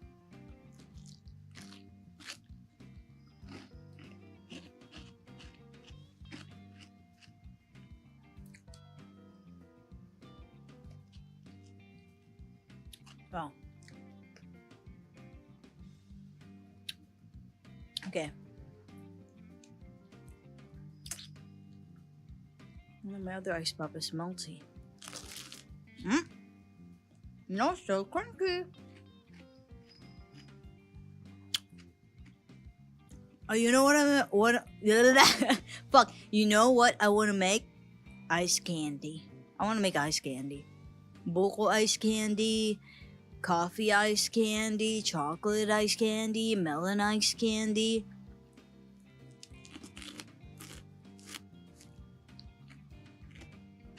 Hmm.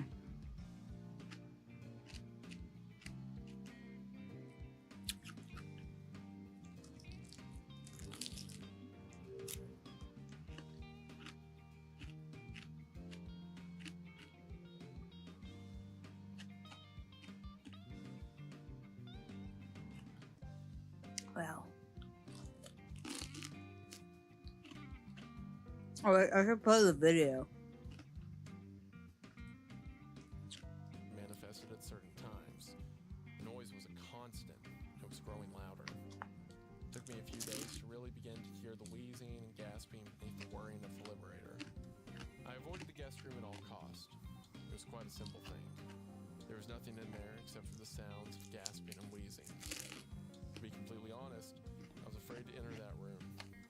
I could live with seeing the image of the girl in the basement, but I wasn't so sure I could accept seeing the ghost of my grandfather reliving his last moments. I avoided it for a few months before finally.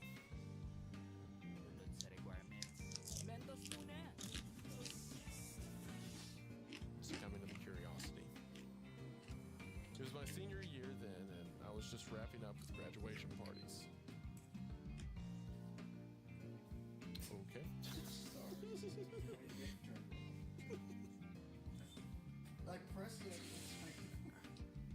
We're good. You pressed the camera up against your dick and it turned it off? Holy fuck, way to break the momentum. That was a fucking, I was so locked in. My dick turned it off. Good fucking lord. Just keep reading. Just keep reading. I'm only here for a couple days. I'm only here for a couple days. I get to see my family again. I get to see my family again. There's no place like Kambuzu. There's no place like Kambuza. There's no place like Colombia. There's no place like Colombia. It was my senior year then, and I was just wrapping up with graduation parties. Where's my Kit Kat? I had had quite a bit to drink that night, Oh? but I was still capable of driving. Pulled it. Actually, what you doing? I just arrived a few minutes ago. Oh, I'm working on a commission while listening to a horror podcast. It's called Creepcast. It's a horror podcast by Wendigoon and Meat Canyon. We are midway through the story. And I set the volume really low in case you want to listen to something else. But yeah, we're just co-working. I'm taking a snack break right now. Well, dinner break. But I'm snacking on desserts right now. What are you doing? I had to face the ghost of my grandfather if I wanted to move on with my life. I went into the house and approached the guest room. I know my Kit Kat's melty. I can't break it off. Don't think I ever could be. I stood outside the guest room for a few moments, trying to steel myself for what I would see next. And listened to the methodical whirring of the oxygen tank and the discordant gasps and coughs that broke through the rhythm. The more I listened, the more I found my resolve weakening. Another couple of minutes, and I knew that I would completely lose the will to investigate. So I return with pancit canton. Hell yeah! What kind of pancit canton though? I was just gonna get ready to sleep, but I'm not sleepy yet. You wanna listen to the podcast with me? If you have Go, I'm doing a watch party right now. And the room code is on our Discord. Or I could turn up the what do you call this? The podcast if you want. Although I don't know, like we are midway through the story, so like I feel like you might as well listen to the entire thing. Wait, hold on. I opened the door and stepped into the room. Calamansi! Seconds Yum. darkness.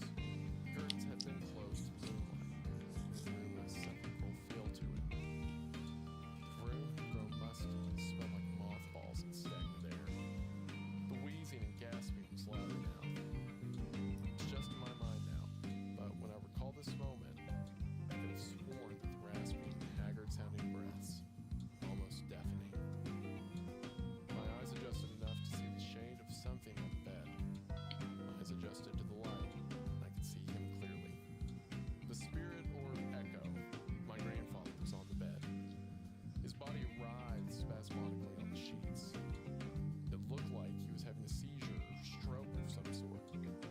His hands clawed at the air in front of his face. Okay, I'm gonna put away my dishes, and I'm gonna get right into it. Hold on.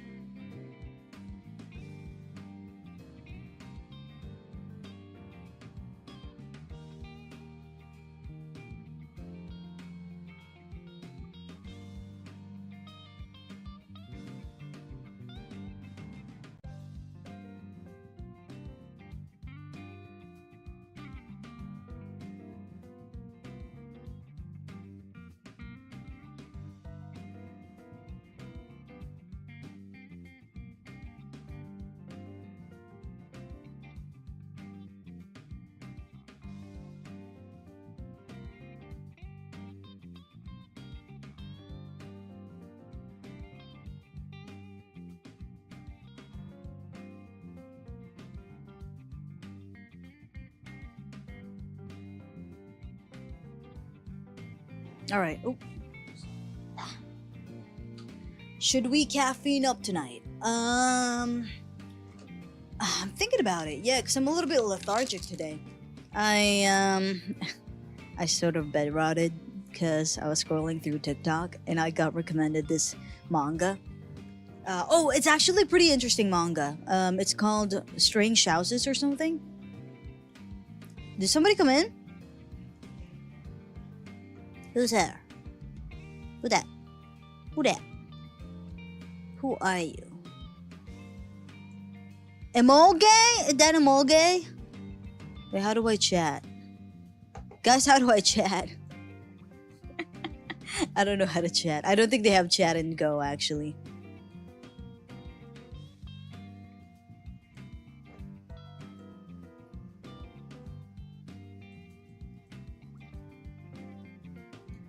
Hello, Emolge. It's you! What are you working on, Emolge? Oh yeah, I got recommended a manga in TikTok. So it starts out showing you a floor plan, like a 2-floor plan, and it asks you, do you notice anything peculiar about the floor plan? And I don't understand floor plans. I don't know. Like, no, not really. The layout is kind of weird. It's pretty inconvenient to get to places, but you know, some people have different layouts. And then this occult author and this architect are going on about like what is peculiar about the floor plan, and they started theorizing that the kid's bedroom is a little weird because who's there? Oh, S! Hi, S! Hello, S! The kid's bedroom is a little weird because there's no windows. You have to get to a hallway. There's like another room before you get to the kid's house. Almost like, you know, they want to like make sure the kid doesn't get out, and possibly this blank room somewhere in the kitchen is gives them access to sneak into like the first floor. And they started theorizing that, oh, the kid is being trained to assassinate people. and they have access to the first floor, so they can kill people in the bathroom when the family is having guests over. And it delves into like different things, and I got really hooked, and I went through the into the poster's profile, and I read the first chapter of the manga on TikTok. It's crazy. It's pretty good though. It started like it's a kind of thing that explains a lot of things in text, so I was passing out every now and then while reading, and then I found out that it's only chapter 1 of the manga. They actually have more chapters about different houses, so it's about this occult author and this architect reviewing floor plans of houses and trying to figure out what makes them weird. It's pretty interesting. Anyway, yes, I bed rotted reading that manga on TikTok, and so I feel a little bit sleepy, and I'm thinking about getting coffee, but also I don't want to stay up too late because I want to wake up early tomorrow. So yeah, are you pulling an all-nighter, Trots? Hot or iced coffee? Probably iced. It's kind of hot. Emogi showing up like, are you winning, son? Not yet. Also, S and Emoge, I'm playing a YouTube video on Go. We are midway through the podcast. Midway through the story of the podcast, so S said, I don't want any part of this. But yeah, we're midway through the story. You can, I wonder if you can mute the video in the room, or would you have to mute the entirety of Go? Also, hello, new kids! Welcome! Ecology, hello, Bisky! Yeah, we're working! Wait, hold on, I'm just drinking water. Whenever you guys eat something cold, does your tongue oddly feel thick and it makes it hard for you to speak? Not thick, maybe just your tongue is a little bit numb, so it's kind of hard for you to speak? Or is it just me? Loki spaced out when I joined. Hello, S. What? Wait, you don't experience that? Your tongue doesn't become numb? Really? For a moment, my tongue feels like that. Yeah. But does it make it hard for you to speak? I think speaking for me is hard in general. Because I don't talk a lot if I'm not streaming. Hold on, I gotta get a thing. Ah, it's so hot. It's so warm. I'm sticky and gross. Oh!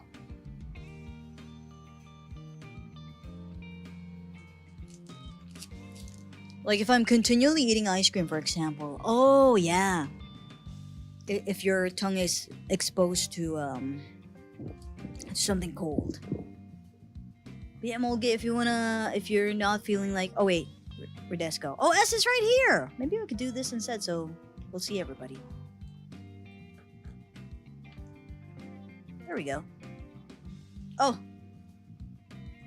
Hi, S. Okay, there we go.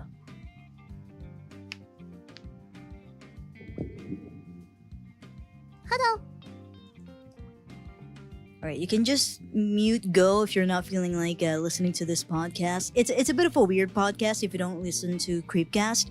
So, again, it's a horror podcast by Wendigoon and Meat Canyon. They're basically reading entries from No Sleep or creepypastas or generally just horror stories from authors that they enjoy works of.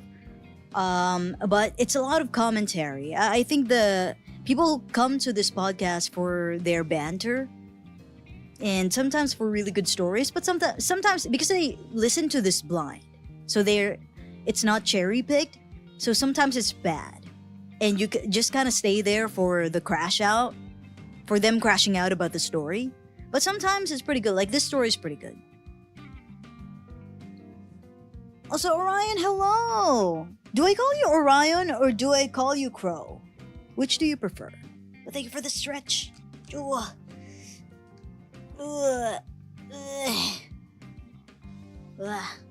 You mentioned bed rotting, so I'm sure you've looked up your numb tongue symptoms. I haven't. I just raw dog life without worrying about my health, thinking I'm gonna stay young and spry forever. Both is good, but Orion is Gucci. Okay. Thanks for letting me know. Right, okay. Oh, we have an hour more of this video, but I was thinking after this video you guys could recommend something to watch, because we are able to do a watch party on this room and go right now. So if you want to listen to something, oh, you know what, you could put it in the media channel. So the next time we do this, I could put that on. I know I said that I'm very particular about what I listen to while I'm working, but you know what? Some days I'm like, you know what? I can listen to anything. Okay.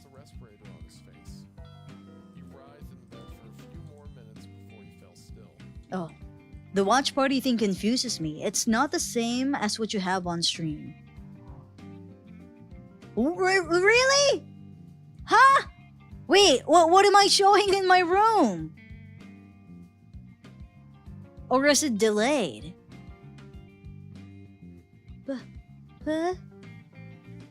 URL, make the video full screen, start playback. Really? Are you seeing something different on the screen? Uh-oh.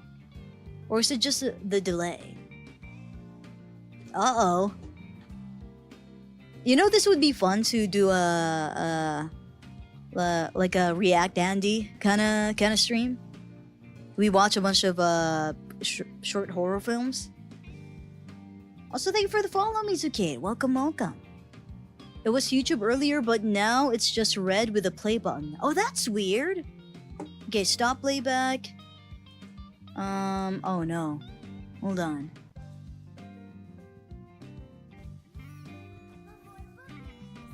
Are you seeing the ad?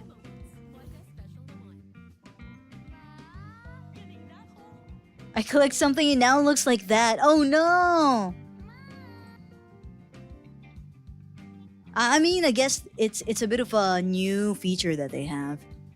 They put out a bunch of features for their first anniversary, and the watch party thing is one of them. But I think it's not very refined yet, so it might be a little bit buggy. You're the first person who pronounced it correctly as Mizuke and not Mizukate? Really? Oh yeah, I guess if it's like, you know, if it's Mizu, you pronounce the rest of the word as it would be pronounced in Japanese. So maybe that's how people get it wrong.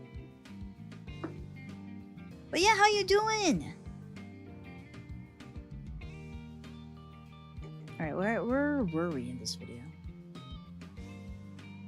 People think it's like the Japanese syllables, which in hindsight is more my fault than not theirs. And it's just the nature of you know, being on the internet, I think. Hi, Mizuki, person I do not know. Oh wow, what a coincidence that these two strangers, Starry-Eyed S and Mizuki, are on this chat right now. Wait, do you guys know each other? I was just starting my junior year in high school when my grandfather came to visit. He was my father's father. I was recommended your stream by a dear friend. Hello, fellow Filipino! Hello! Kamusta? How you doing? Magandang gabi? Magandang gabi? No! Yes. I don't know any S's or Starry S. Yeah, who is that? Who is that?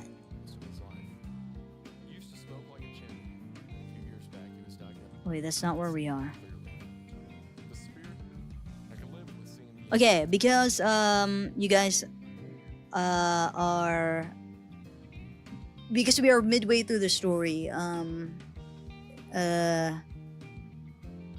So far the story is this person lives in a haunted house. They wake up at a certain point in the night and hear a crying ghost girl, and then they follow the crying ghost girl, and she ends her life in the boiler room. And yeah, that happens every night. And this ghost is just repeating their final moments. And eventually, they take in their grandpa who is dying of lung cancer, and eventually the grandpa dies, and they start hearing the equipment that the grandpa was using before they died. And now their grandpa is haunting their house. Is your model supposed to be frozen? No, it's not. Oh my god, thank you for pointing that out. I think it died at one point. Why did it do that? Why did you do that? Why did you do that, Fawn? Hello? Okay, there we are. Hey, hold on, let me... Get. I wasn't so sure I could accept Okay, seeing let's lock my in. grandfather reliving his last moments. I avoided it for a few months before finally succumbing to the curiosity. It was my senior year then, and I was just wrapping up with graduation parties. Yo, what the hell?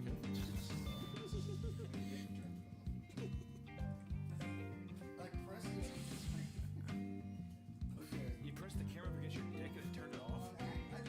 Holy fuck, way to break the momentum. That was a fucking... I was so locked in. My dick turned it off. Good fucking lord. Just keep reading. I'm only here for a couple days. I'm only here for I'm only here for a couple days. I get to see my family. I get to see my family. There's no place like Kambuzu. There's no place like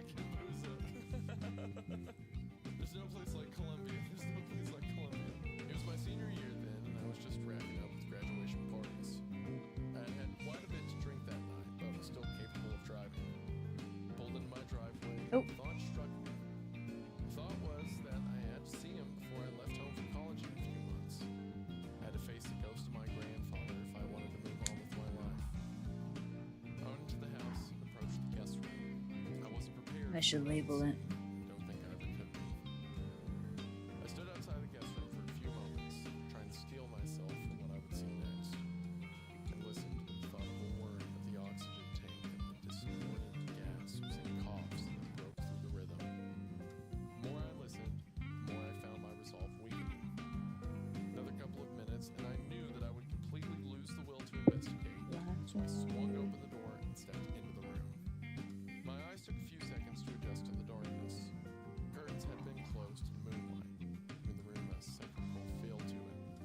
The room had grown musty and smelled like mothballs and stagnant air. The wheezing and gasping was louder now.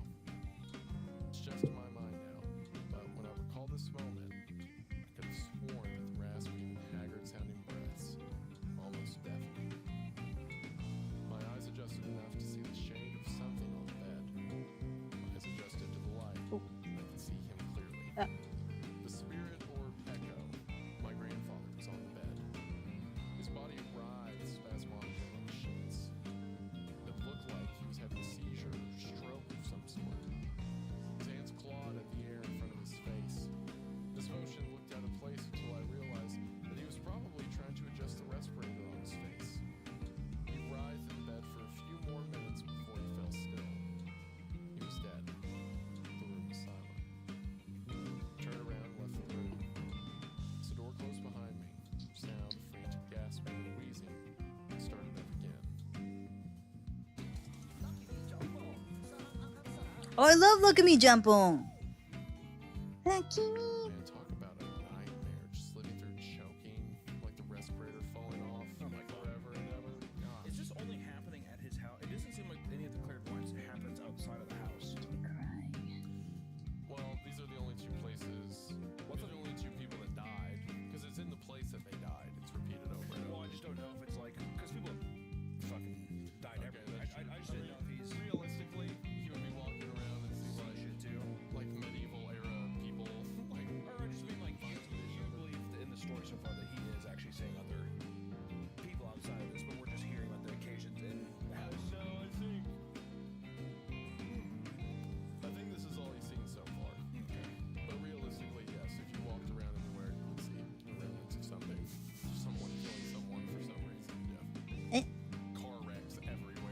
Oh, the BGM is a bit loud. I can barely hear the story. Oh, okay.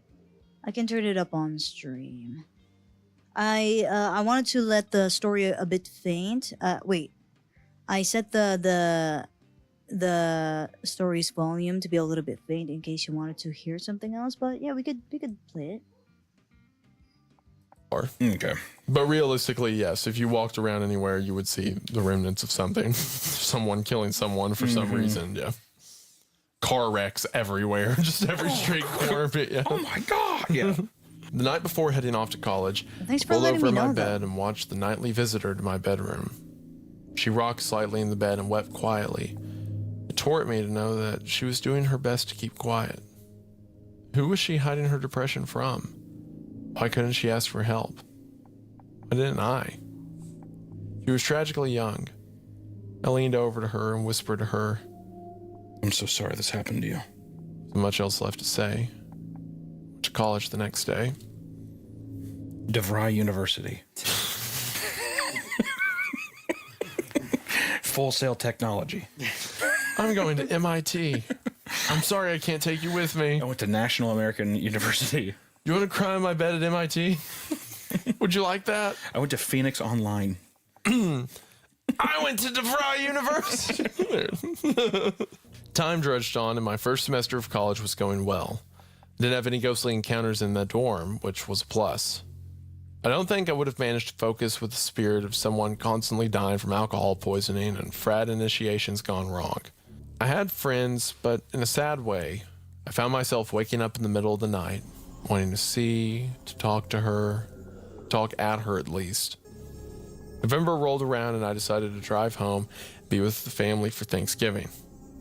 I wish I'd just stayed at college. I arrived the day before Thanksgiving and proceeded to catch up with my parents. My mom even rushed outside to hug me as I pulled into the driveway. My old man greeted me with a beer and we sat on the deck as I filled him in on my life at college. My first semester wasn't over with yet, but I was already adjusted to life at college. It was one of the happier moments of my life. Reminiscing about it now leaves a bitter taste in my mouth. We had a good dinner and I settled down for bed. I was getting ready to drift off to sleep when I heard the sounds I had become so familiar with when I was a child. I opened my eyes and faced the crying girl. I thought of all the usual platitudes that I used to offer to her. You were too young. You had so many moments ahead of you. You could have been happy. I wanted to tell her all of these things. Something else was on my mind. The thought was that something wasn't right. It felt like I was overlooking something deathly important. It was something that I couldn't make sense of until I saw him one more time. I moved upstairs and went to the guest room. The respirator was still clicking on and off, and he was still gasping out his last minutes in that room. Trepidation filled me. My whole body was screaming at me to turn around, and my mind was begging the same. I knew if I entered that room and witnessed my grandfather's death again, that I would never be the same. I entered the room anyways, and I wish to this very day that I had never tried to sate that curiosity. He was still on the bed, gasping, clawing, and struggling in his final moments. I moved close to him and sat on the bed. His body writhed and twisted on the sheets. I knew something was off about all this. Something in the back of my mind pushed me forward. I leaned in close and watched it all carefully. I watched as my grandfather clawed at the empty air in front of his face. Something was off about all of this. He wasn't clawing at the respirator. When I realized what it was, I knew I had no other choice. I went downstairs and grabbed my suitcase, fled the house. Oh shit, what was it? Oh. Wait. That's I think I pretty know. cool. I think I know. I don't know what's happening. His father, it's not his respirator fell off. Someone choked him to death. Oh, you think Someone strangled him. His dad strangled him? His dad or his mom. Yeah. Well, Oh, maybe the mom. it mentions the dad loved him, but when he gets home, mom's already changing the sheets. Oh, shit. She's emotional. And it talks about how the grandfather would command her all the time, treat her more like a maid than Yeah, a which is- daughter-in-law. which is and then he gets home and crazy she's already because- cleaned up. So Jesus. When they were describing it earlier, so the grandpa, is a misogynist and a racist.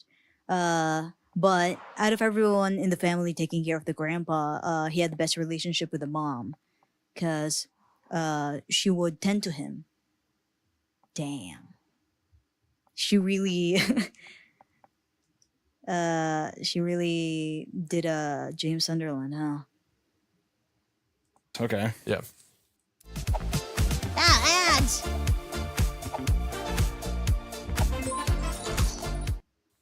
So I think his mom killed her. That's pretty cool that you can put that That's what I together think from so, the echo too. of the death. Yeah. I debated whether or not to wake up my parents and let them know why I was leaving and why I would not return. Okay, maybe he hasn't put together. I'm pretty sure it's his mom. I think that why they wouldn't return. I think he knows that, like, hey, you killed this person. Maybe that's why he's not returning. Well, he says I wouldn't wake them up to let them know. Well, yeah, he's not going to wake them up and be like, hey, I know what you did. I think is what he's saying. At least that's how I'm reading it. Okay. I debated whether or not to wake up my parents and let them know why I was leaving and why I would not return. You can call me a coward, but I just couldn't do it. I just couldn't face them with that knowledge. I threw my suitcase in the trunk of my car and drove to the nearest bar. I never needed to drink more than I did at that very moment. I wanted something to give me the liquid courage to leave Kalamazoo, to leave my family. I was almost in tears by the time I reached the dive bar. I swallowed back my emotions, entered the bar, and sat at the stool closest to the bartender. It was a dive, the kind of place that had sawdust on the floor to soak up sweat, spills, and skull spit. I wasted no time in getting the bartender's attention. I ordered a double shot of whiskey and downed it as soon as the drink was poured. I ordered another, and another, and another. As midnight rolled around and they were preparing for last call, they decided to perform their night before Thanksgiving tradition. The bartender would go around and ask what everyone was thankful for this season, give them a free shot at the cheapest liquor they had to offer for their response. An old man in the corner said, For health. a young patron who was probably too young to be drinking shouted, YOLO. I was promptly denied a shot. A woman around my age declares, For life and its adventures. down the drink. A Spanish couple at a booth declared, A familia. continued around the bar until he at last came to me. The bartender came around to me and he asked, What are you most thankful for? paused for a moment. I didn't know what to say. Bartender tapped his foot, ready to wrap up last call and finish their night. I had to say something. I couldn't think of anything I was grateful for. I was not in the right headspace and only wanted to drink the memory away. He grunted, Come on, buddy. What are you grateful for? said the first thing that popped into my head. Ad mortem. God, fuck off. what a fucking dork. I'd be like, and you're not getting a shot. See you later. Hey, see you later, Dead Poet Society.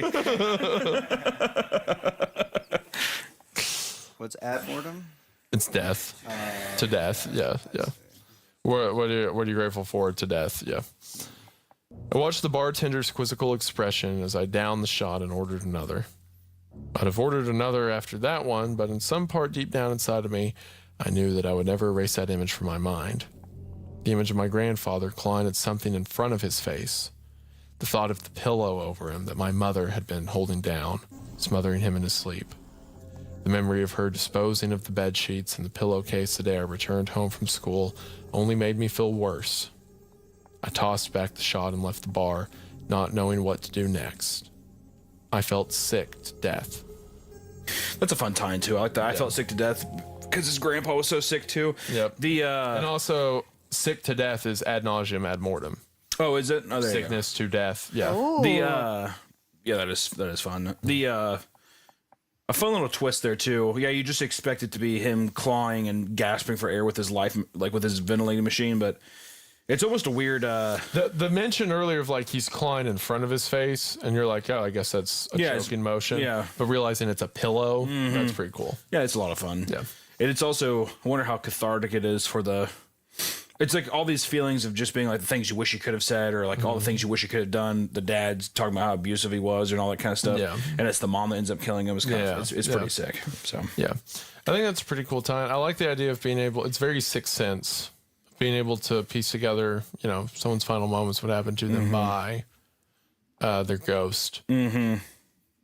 well, Which speaking of ghosts, little Sally down in the basement, she was killed. These are all her downstairs they have literally surgical tools being. They like, have surgical tools. They took out her appendix, and they have a table. and she felt it all. They're like, this is like the table where she died on. What do you think of the? Do you think it's an ethical thing to have that kind of stuff? No. Or does it matter? No. Well, because it's been so much time. If it was last year that it happened, I think people are like, that's poor taste. But because it's so long ago, you're like, who gives a fuck? And I didn't know. That's what I'm saying. Like, is that the thought process? To me, the thought process is, will their family see it? And I'm not talking about like great grandkids and stuff like that. I'm talking about like, well, their sisters, their son, their mother, stuff like that. It's such a weird attachment from like a human. It is. It is. But to me, that's like history, for example, right? If you were to have Pompeii is a great example, where we have all the frozen bodies of Pompeii. When you think about how morbid that is, oh sure, sure. Like if that happened last year, imagine there's an earthquake this year, co-working, and then in 2027, there's a museum you can go to of the petrified bodies from the earthquake. Well, that's what it feels like. Fucking. Like, I mean, I don't really go on Twitter, but perusing Twitter during like the Ukraine. But they're talking about how weird it is that in the Sally house, it's a famous haunted house in, where are they? Michigan? I don't know. They're talking about how weird it is that this child haunting the house. There's this child haunting the house, and the props related to her death are displayed in the house because it's become a tourist attraction that you can stay at. And how weird it is, or how appropriate it is to for your death to be, I don't know, to be used like that. And I'm like, let's say if I die being the person who installed 300 mods on Baldur's Gate and it made my PC explode. And they made a little shrine in relation, like they made a little shrine with statues of all the mods that I put in Baldur's Gate. Like, I'd be fine with it. Oh, well, it's not it's a funny death. I don't know. It depends. Because I feel like if enough time has passed, like things like that are okay. I don't know. They monetize her death?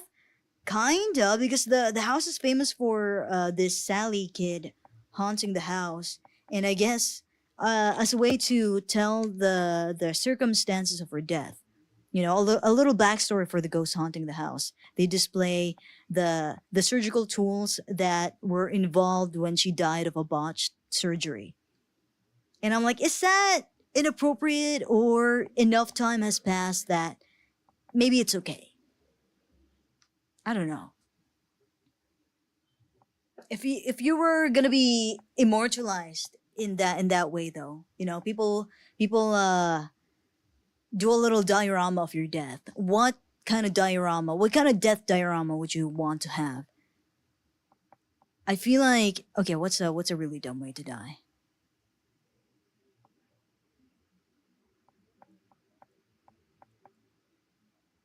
I can't really think of anything. I can't think of a cool way to die for me because I don't really do a lot of cool things.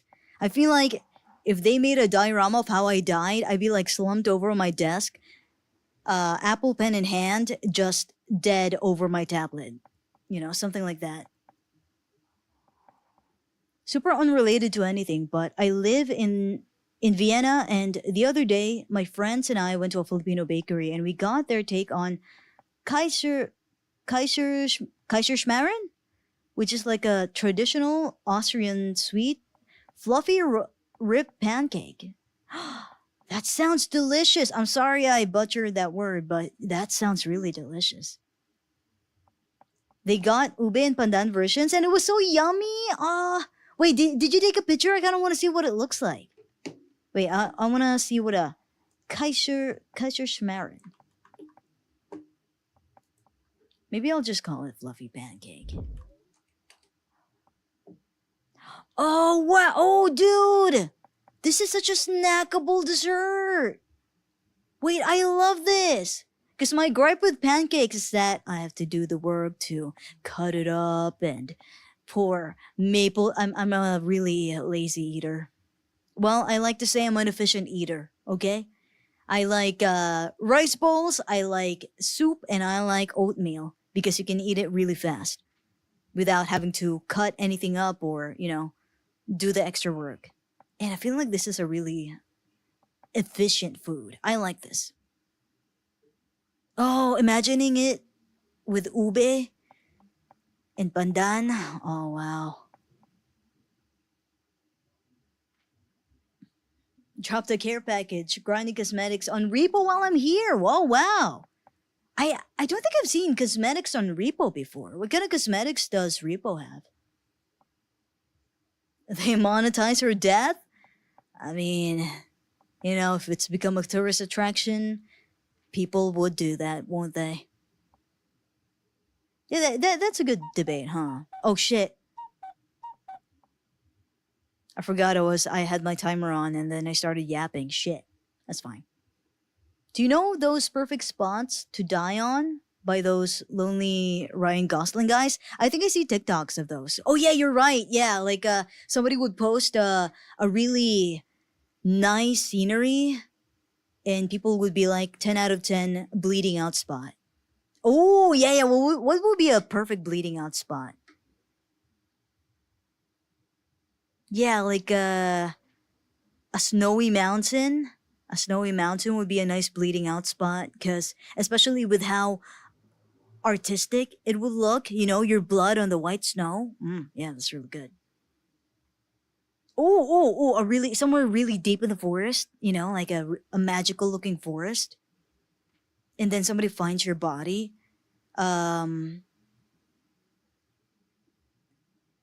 Looking ethereal, getting hit with sunlight, leaned against a giant tree. And the creatures, the forest creatures are like curiously sniffing your body. Realistically, they probably eat your face, but that'd be pretty beautiful. You did so good with the pronunciation, though. Really? I wish I could share a portion with this stream. I'm sure you would love it. Yeah, it looks really good. All right, where are we in the story? What are they talking about? More. That feels all the just videos of people dying on both sides. That feels pretty crazy. Yeah. All the drone footage and all that kind of shit. Yeah. It's just like, here's death, here's death, here's death. And to that drone one, there's footage? even something in my head where it's like, well, you're at war with them, so they're the enemy and stuff like that. So there is a layer in my brain that detaches it a little bit. But when it comes to, like, with this house, a child, right? To me, time does heal it enough that you can be scientific. Now, is the way it's presented respectful? No, but I don't think it's pretty. I mean, the whole thing too of like making sure that that she was like in total misery and kind of having like a little. Yeah. I don't know how respectful it is. It feels weird. Yeah, well, I think. Does it feel respectful or does it feel like a horror gimmick for people? What do you guys think? I think. Yeah, people want something tangible to make the connection, even if they know it's a prop. So I think that's part of it too. Yeah. It's a museum. It's like the Holocaust Museum. My name's Ramisha Satar. I'm a creative director. I'm inspired by things that make me smile. I love typography. My favorite Bollywood soundtracks, country. Wouldn't say it's anything really like that. I don't think it looks really good. All right, ad infinitum. This is ad infinitum. Ad infinitum. I'm not gonna lie, I just had dinner, and I was looking for something sweet because my dinner was pretty salty. I had an ice pop and a Kit Kat, and I feel like that wasn't enough. I need that pancake. Ad infinitum. We can keep talking. We can keep reading. This is the Holocaust Museum. The dolls everywhere. Anytime Nick speaks, it's an assault to someone. Turns off his camera, body cam, with his cock, and has to publicly tell people too. A lot of people I feel like would just be like, "Oh, oops, yeah, sorry, turned off," and he's like, "Yeah, my dick turned it off." You can't stop this guy. It pressed into it. Also, you speak about your cock as if it has its own mind. It pressed into it. I begged it not to. I wouldn't be surprised with him. Oh my god, no. Yeah. Well, should we finish it off with ad infinitum? Ad infinitum, the final part. So we now reach the conclusion, my third act. My exeunt stage left. God, dude. I feel like He's like, I went to college and I didn't have a lot of friends. Well, not really. It's like, yeah, probably because you're saying shit like this. like ad mortem. Yeah. Oh, hey man, hey man, there's like a kegger happening down the road. Well, ad infinitum. And you're like, nah, actually, you know what? Actually, we actually just canceled it. So. Hey, you want to come hang out? Carp diem. I lied, actually. I was going to take off all my clothes and hang myself in my dad's study. Yeah. Yeah, spoils. He didn't hang it. He shot himself. Did he? I thought he hung himself. It takes a he gun shot and they himself. wake up. Yeah. Yeah, then Red Foreman runs up and he's like, no! And then there's like an incredibly heartbreaking scene where the mom finds him and he's like, no, he's okay. We'll just grab this. So What are they talking about? Damn. Dead Poet Society is a great movie. Yeah. Oh, Dead Poet Society. Oh, Captain Mike. That's what this fucking guy would do. Oh, Captain. Because of what Nugget said, I checked if Pancake House had ube pandan, pancake, and... What do you mean they don't? No fucking shot. Oh, yeah. I feel like Pancake House is the kind of establishment that doesn't have a lot of gimmicks. I don't know why.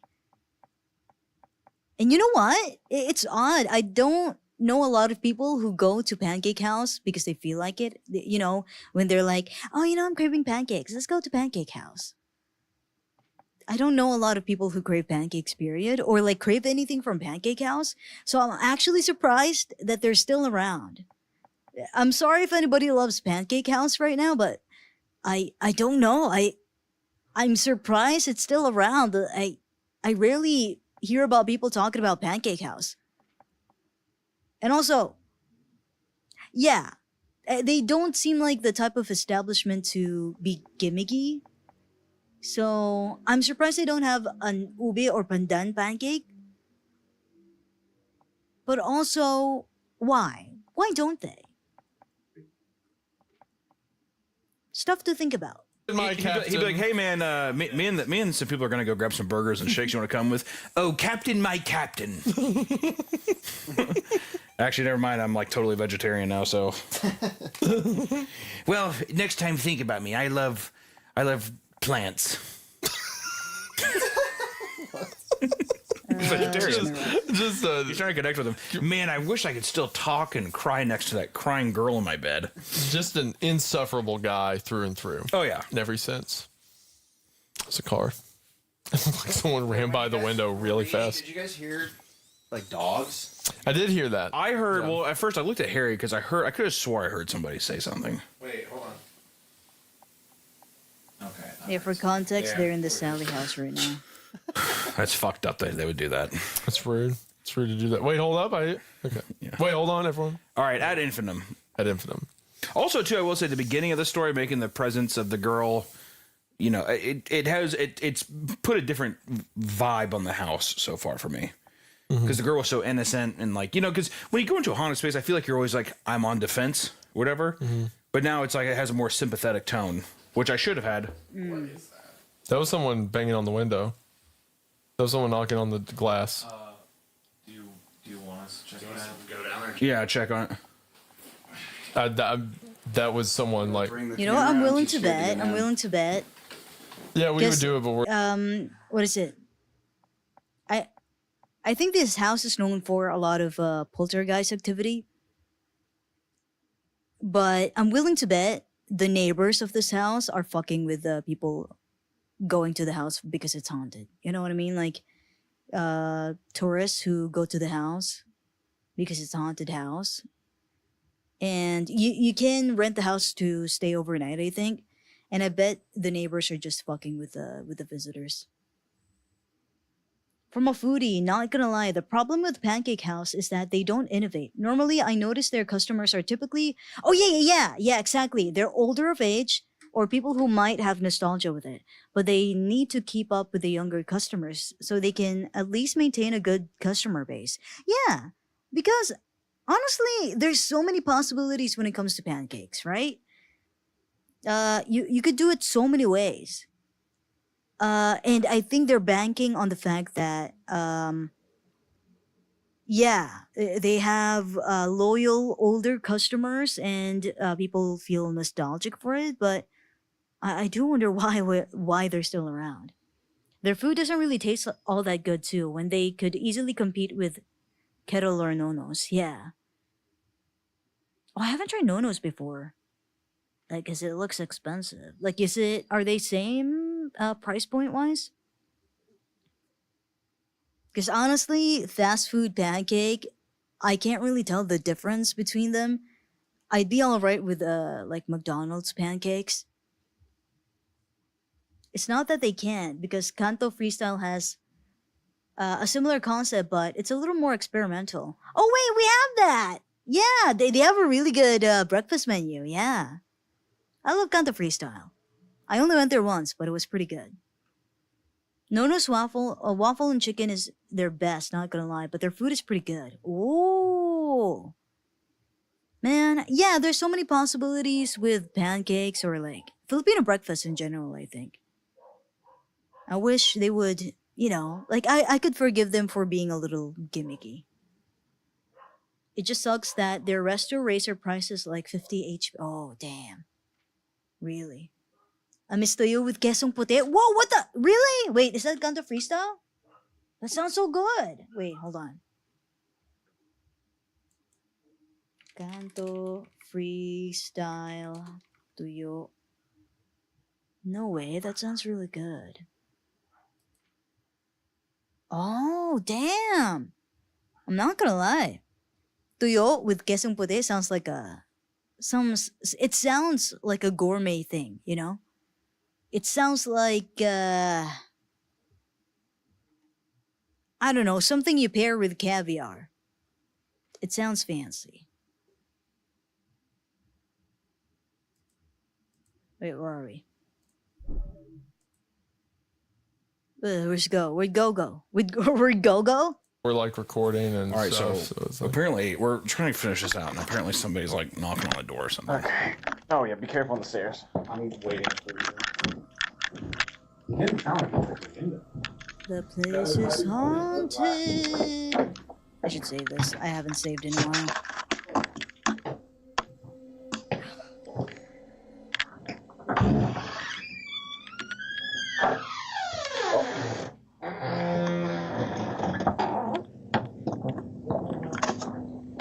Have a good night. Thank you. What's that?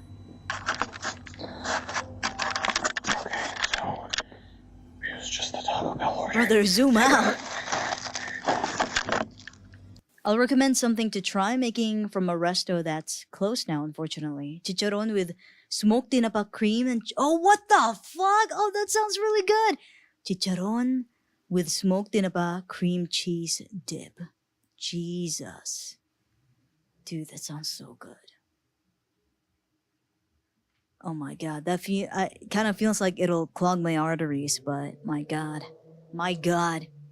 Oh, okay, this is something simple too that you can make at home from a place that closed down.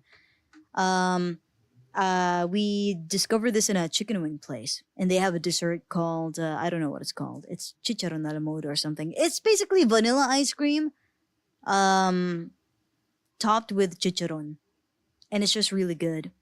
It's the same concept as dipping your fries in sundae, because it's salty and sweet.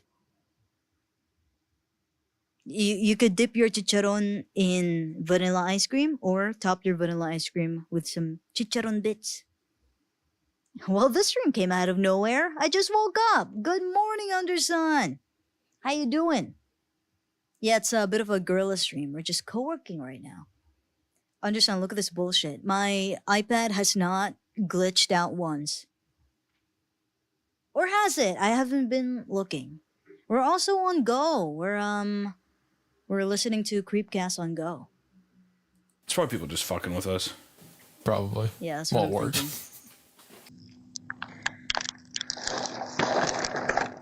Just spent out $100 on Taco Bell. Just hear Harry get shot in the chest. That would. Oh my god. Don't even say that. Yeah. Harry? Where is he? Harry? Did he take the camera? He's fucking with us. Yeah. Hold on, I'm gonna go check. Is everyone going down one at a time? I guess your iPad door's connection kinda was still haunted open, last too. stream. Yeah.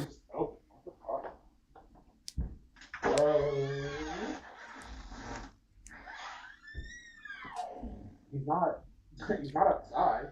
Somebody definitely came back in and Oh, you entered know the what? house, What's right? another? I He's have got this this girl. favorite thing from a bar we used to go to, but they don't exist anymore. They exist. Okay, they moved from my city uh to Makati, but they don't have the same menu anymore. They have this kilawin. Kilawin is a Filipino dish, which is basically a raw fish that is being cooked in vinegar. But uh, this bar's version is, I don't know what they do with the fish because it tastes like tinapa. It tastes smoky, but it's not smoked because the fish is still raw. And I'm thinking it might be the dried fish that comes along with the raw fish. But yeah, it's kilawin but smokier and drier actually. It's really good. Man, I miss that place. Did you watch Aqua's concert? It was so cool. I haven't. I missed it. I might have been passed out. To return your question, a while ago, there's so many things they added in repo. So you can heavily customize a repo bot now, but you have to extract cosmetic boxes from maps. They don't always show up and they have different rarities that go higher with the levels. Oh, okay. The fact that you have to look for it in certain maps is really cool because um, if it's just, loot boxes that you get when you log in, it's kind of like eh. But the fact that you have to look for it is that's kind of fun. Damn. Okay. What kind of cosmetics do they have? It's us. Well, it could have been the door just squeaking. I don't know. It's No, free that to first one play. wasn't The first one was Damn. someone doing ch-ch-ch-ch. Yeah. No, I meant. I don't. He might have gone to his car.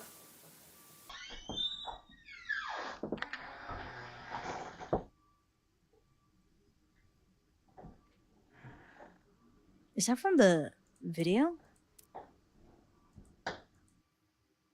Oh no, that's from me. That's my traffic noises. Shit. Okay, where's my ref?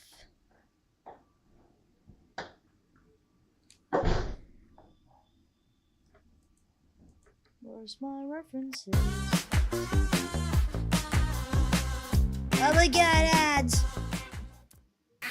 It's clearly. The game is all you pay for. Nothing else is paid for cosmetics. There's hair, hats, glasses, arm sleeves, clothes, pants. Okay, that's a lot. Damn. Colors for your eyelids? Oh wow, that's very bonita. I like that.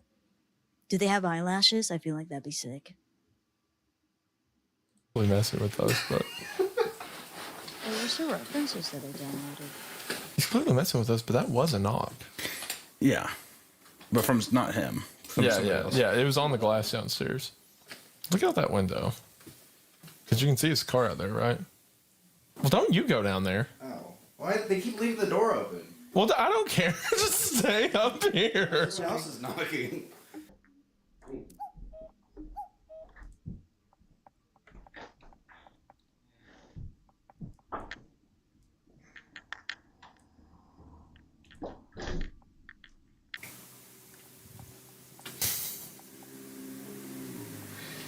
What have you thought of the story so far?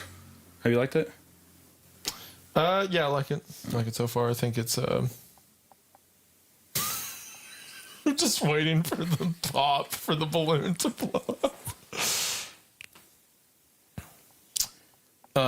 Yeah, I like it so far. I think it's cool. The idea of this like loner ghost and stuff like that.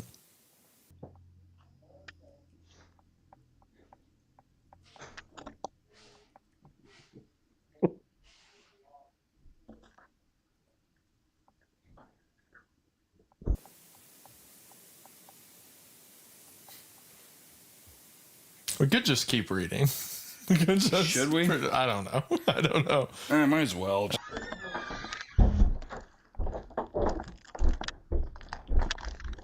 You find everyone? What is that? Oh, Taco Bell. There's DoorDash. Oh. Where did you all go? Made me meet him all the way down on the corner. He wouldn't come to the house. What? Who the fuck knocked on the door though? He knocked. Oh, he did. And then he. Oh. He didn't want to be at the house. He didn't want to be at the house? Scared. Yeah. He said, all right. We thought you guys. That's very. I think we both were getting a little. Well, I thought that you guys were pranking us because Harry goes out and then he never comes back, and then you go look and he was like, "Oh, Harry left the door, but you don't come back," and then Nick's like, "I have to go downstairs." Yeah, I mean, after a while, that's when I was like, "Those." So we're like, "All right, there's some prank. There's gonna be some scary thing." But then I was sitting here like. Who did they get to knock on the door? The tapping on the window actually fucked me. Yeah, because it's one thing if all three of you leave and you're pulling a prank. It's another that you got a fourth person to show up and tap on the glass. Give me a burrito while I eat this. Yeah. Here, I can't eat while I'm reading, so I'll just give you the bag. Perfect. You guys want a burrito? Also, my God, these are so many. I made sure we One's for Sally too. I'll take a burrito. Oh yeah, one. Hey. Oh shit. Hey, you know what? Pouring one out for Sally right now on her carpet. All right. Ad infinitum. So we now reach the conclusion. My third act. My exeunt left stage left. I feel like I should rehash my predicament a little. Ever since I was... This week is going to be so much going outside. I've got 2 doctor appointments, singing class, and an open mic on Saturday. Oh my god. Look at you touching grass. Wait, what do you need? Why do you have to go to the doctor twice? Me don't like it going outside 4 days a week. Oh, yuck. Well, you gotta. I am curious though, what is your least favorite part of going outside? Because I don't know, like for me, it's definitely the crowd. So if it's like really the crowd is really big, I get overwhelmed. It's also fucking hot. But I don't know, like sometimes I like being outside. I like going on an adventure, you know. As a teenager, I've been able to see things that no one else can. I guess. I can see certain spirits. I don't know why I can see some and not others. I thank God that... I'm going to get my full diagnosis for autism, and on Thursday I'm going to the psychiatrist to renew my med prescription. Oh, okay, but those are good things, you know. It's taking care of yourself. A little adventure to to get healthy. I can't see every dead spirit, otherwise my world would be full of billions of people that died before my time. There you go. After that. I've only seen a handful of ghosts during my life. One being a girl who killed herself in my house. The next being my grandfather, who was put out of his suffering by my mother. These ghosts always repeat their last moments ad nauseum, ad mortem. I wish I could say that I managed to bear the burden of what I had learned about my mother. The reality was that I just lost control of everything. I began...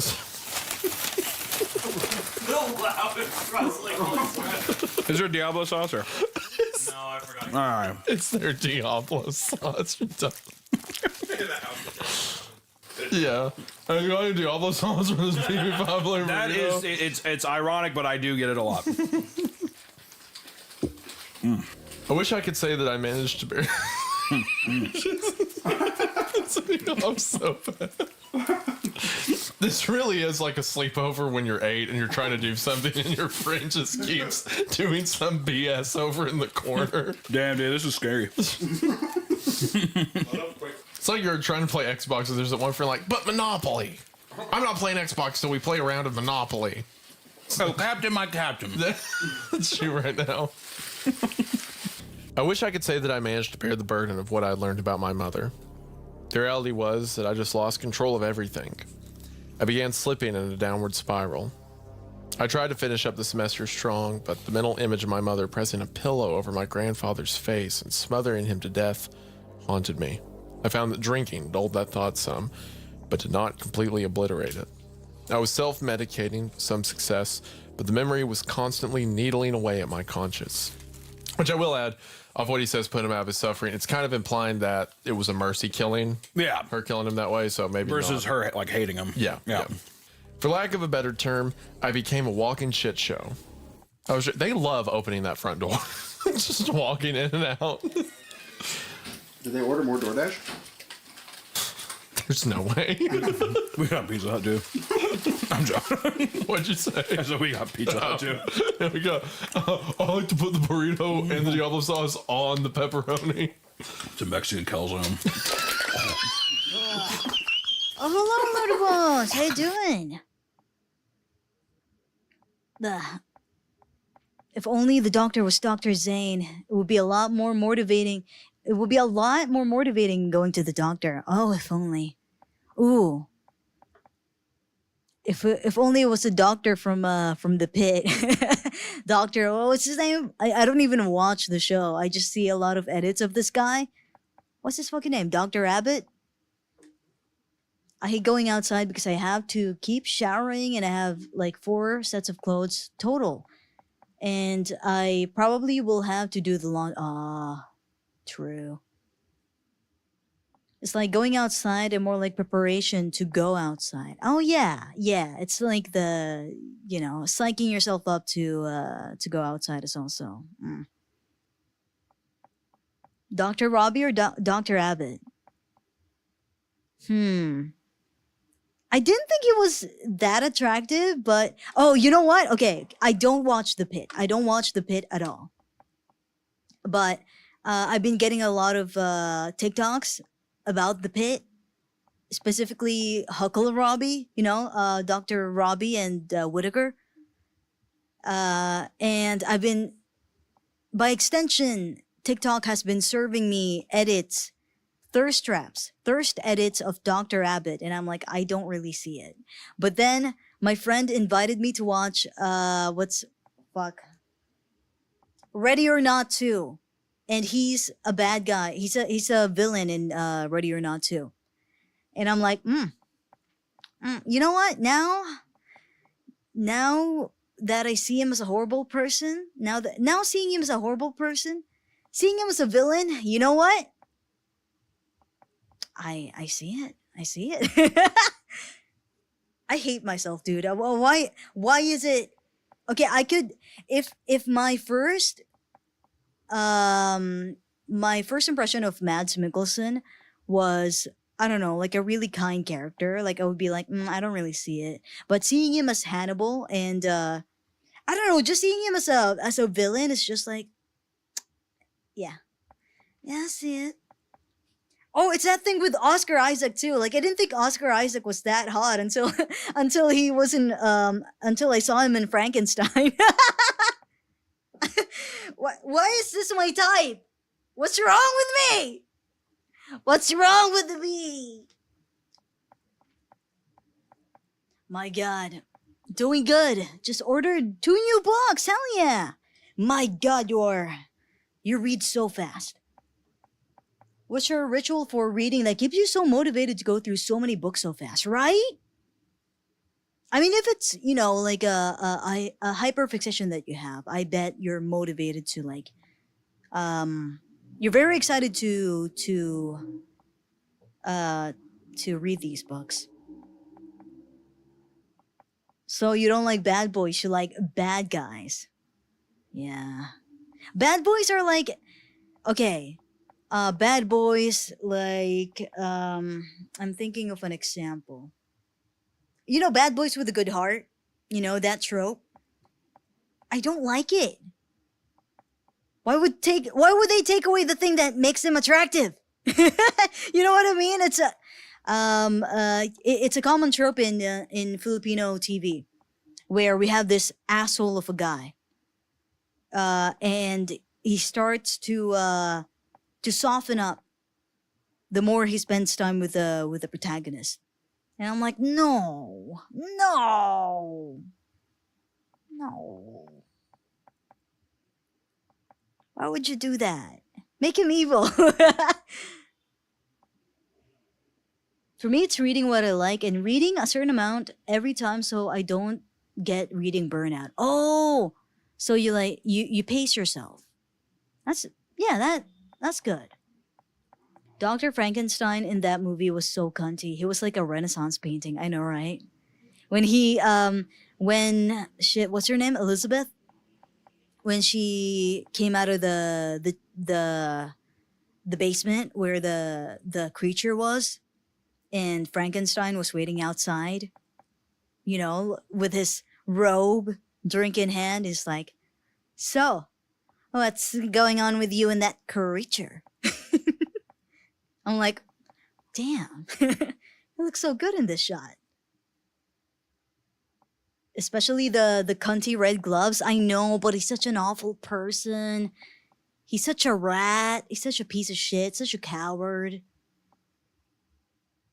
What are your thoughts on anti-heroes? I love anti-heroes, I think. Because,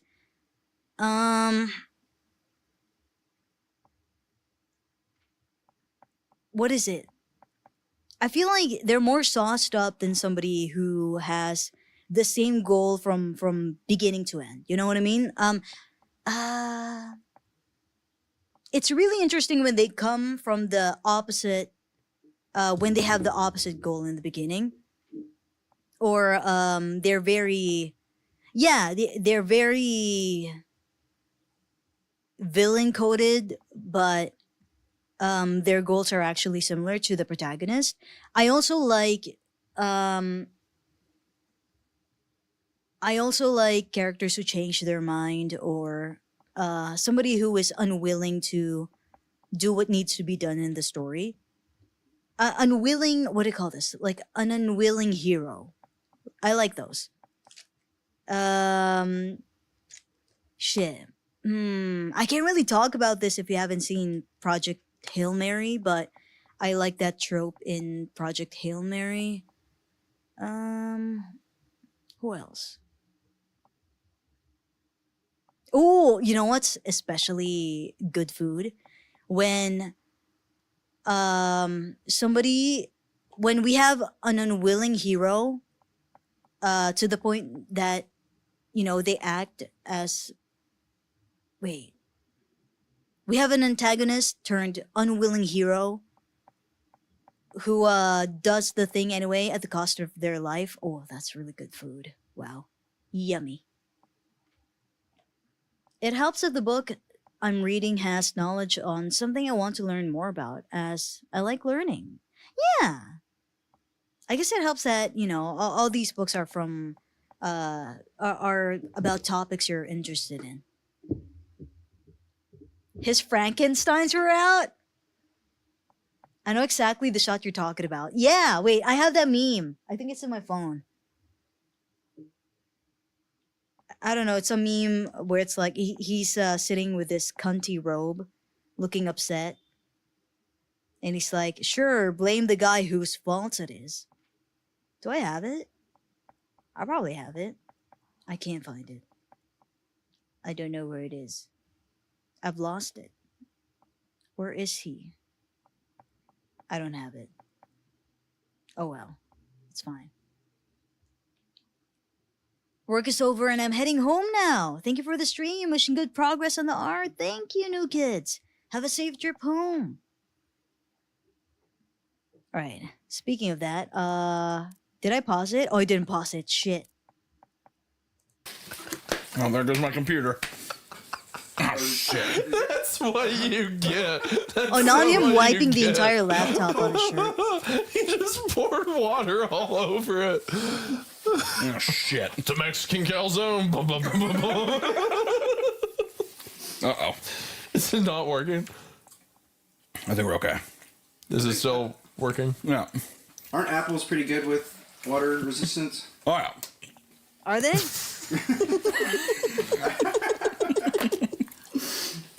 Where's my burrito at? There it is.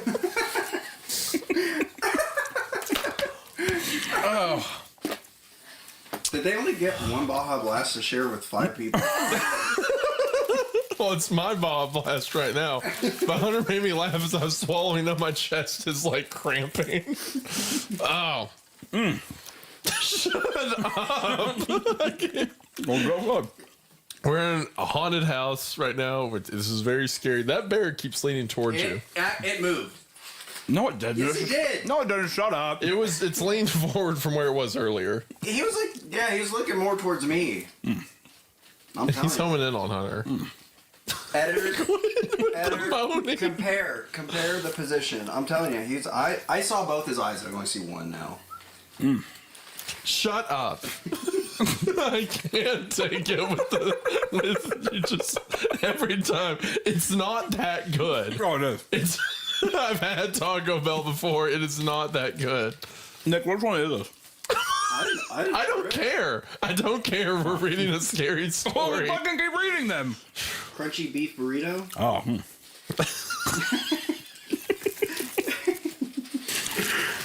I was drinking whiskey like it was the waters of the River Leith. See, there you go. It's more stupid being. This guy's pissing me off. The memory was more persistent than the ghosts themselves.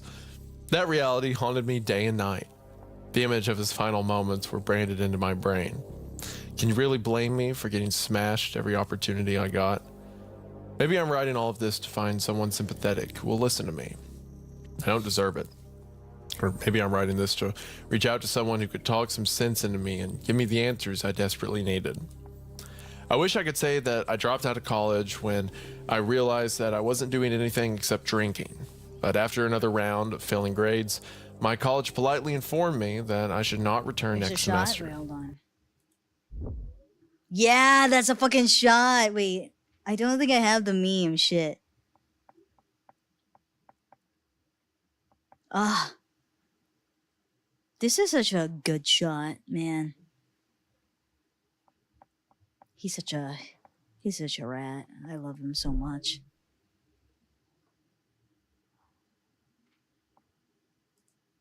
Hey, hold on. Where's Go? I didn't bother appealing the decision. I decided not to return home.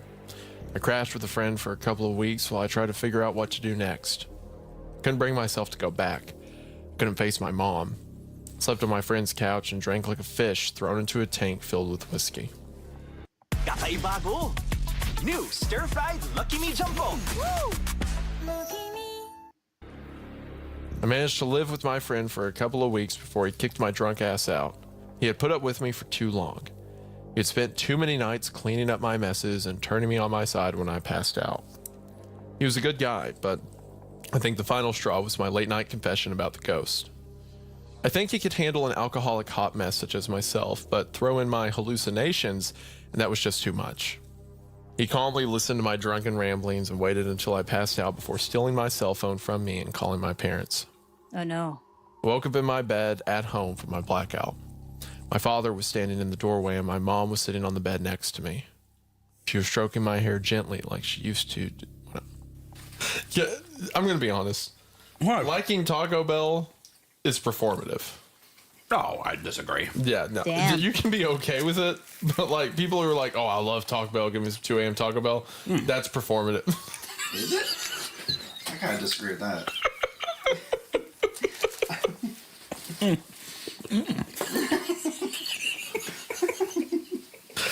Oh, I disagree.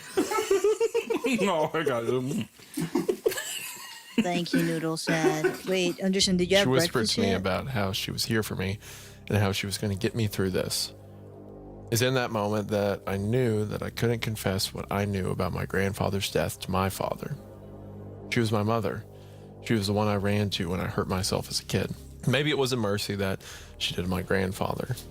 I decided I would try to turn my life around, if only it were that easy. I'm going to let you in on a few fun facts about giving up drinking after over a year of heavy drinking. First fact being, it's not fun. You sweat like you were trapped in a sauna. You have mild tremors. Out of my peripheral, I can just see him examining the burrito. Turn it over and see.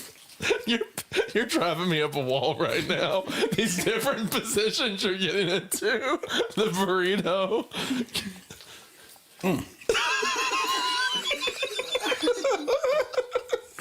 You're laying on like a bunch of toys I'm that are fucking giving it gonna this get comfy, ghost dude. girl. I'm sorry. I know. We're in a ghost girl's like sacred altar room. You don't have to be comfy.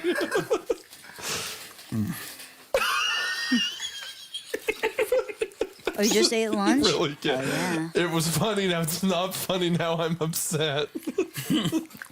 Stop turning it over in your hand. You look like the guy in American Beauty. Oh, filming the bag? He does kind of look like that kid, doesn't he? Do I? Yeah, a little bit. Yeah. Because you have no emotion on your face. You're fucking like scaring me, man. I can't read you, man.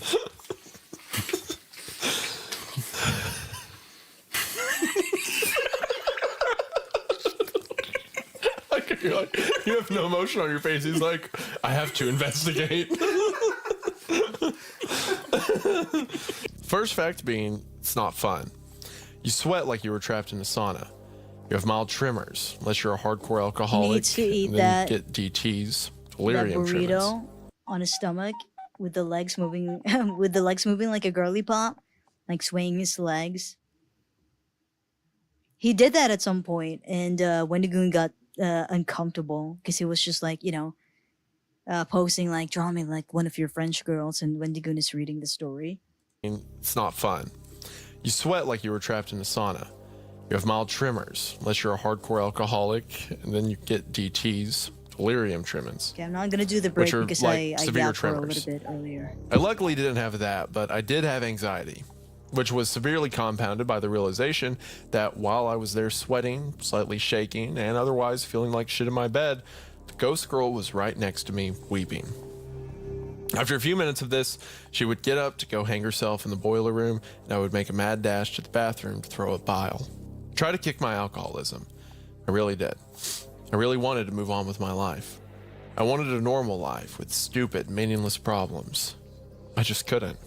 I couldn't live in that charnel house. When the girl's weeping wasn't getting to me, the wheezing and groaning of my dying, dead grandfather was assaulting my ears. I managed to live at home for a few months before I fled and went up to Grand Rapids, Michigan. It only took a couple of days living by myself, with myself, before I downed a bottle of Johnny Walker. My parents tried to get me to come home, but I couldn't go back to that place. I managed to convince them to let me stay as long as I called them weekly to keep them in the loop. My father even managed to get me a job outside of town. I worked weekdays, cleaning animal cages for a pharmaceutical company. It wasn't the most glamorous of jobs, but it paid well enough to support my necessities and me. Fortunately, drinking heavily had become one of those necessities. I managed to keep my habits under control for a month or so. I would work on the weekday 7 to 5, and then while away, my weekends in a whiskey-washed stupor. I found some friends along the way, some at work and a few of the bars I frequented. I was just getting a sense of normalcy in my life when everything fell apart. It all started with a phone call. It was the simplest of things, one of my routine calls to my parents. We chatted about the usual things. I caught them up on my work, friends, and life in general. I was talking to my mom, and she mournfully said, Your grandfather would have been... Oh no.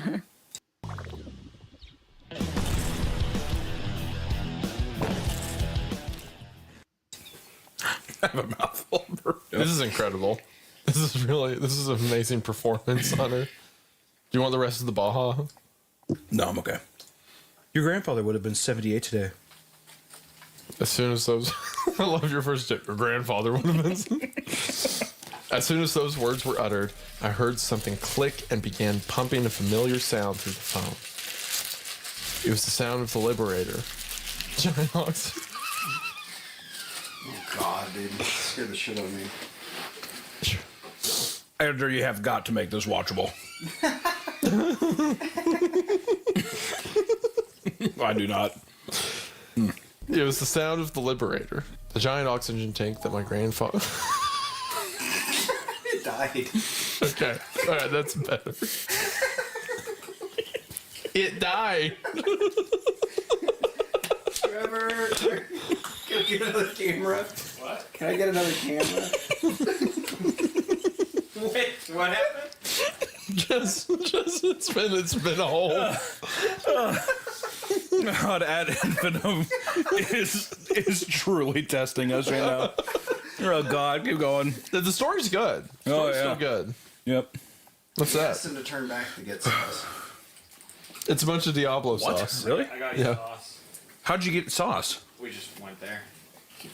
The Taco Bell is that close to the Sally house. Yeah, it's surprisingly close. Oh, There's also a Sonic. That's very kind of you. It's very kind of you. Harry and I found a lot of very creepy old. The buildings out around here are fucked. Yeah, so we were gonna get some. I would do anything in my life to finish this story. Okay, let's- Are you not enjoying it? I think it's pretty good. No, it's good. I'm just saying, like, I just want to.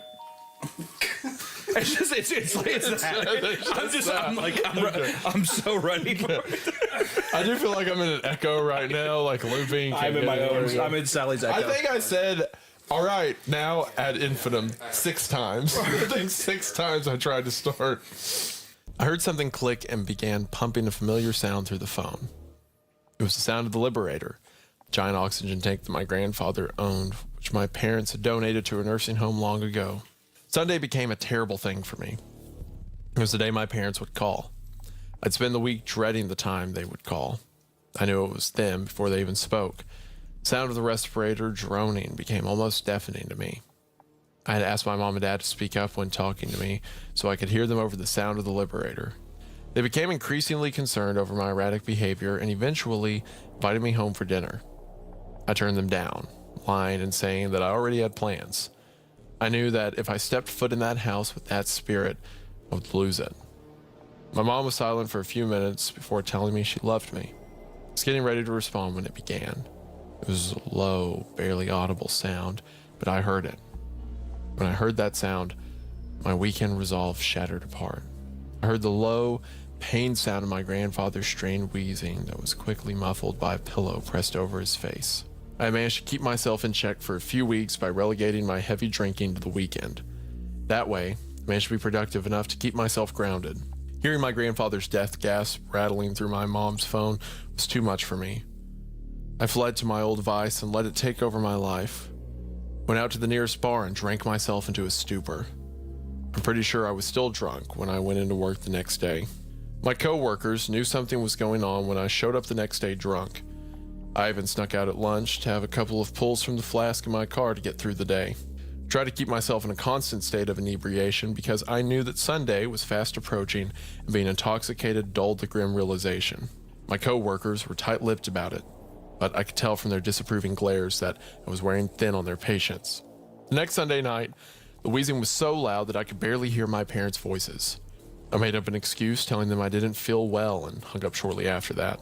I spent the rest of that weekend getting wasted as if my drinking could ward off their upcoming call and their concern.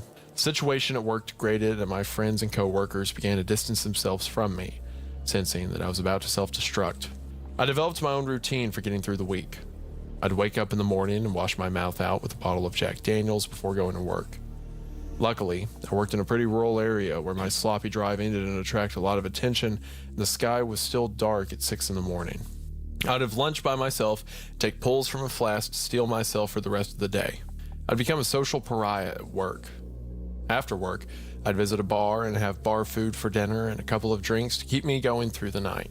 I knew that I was burning through my money I had accumulated while working, but it was a necessity.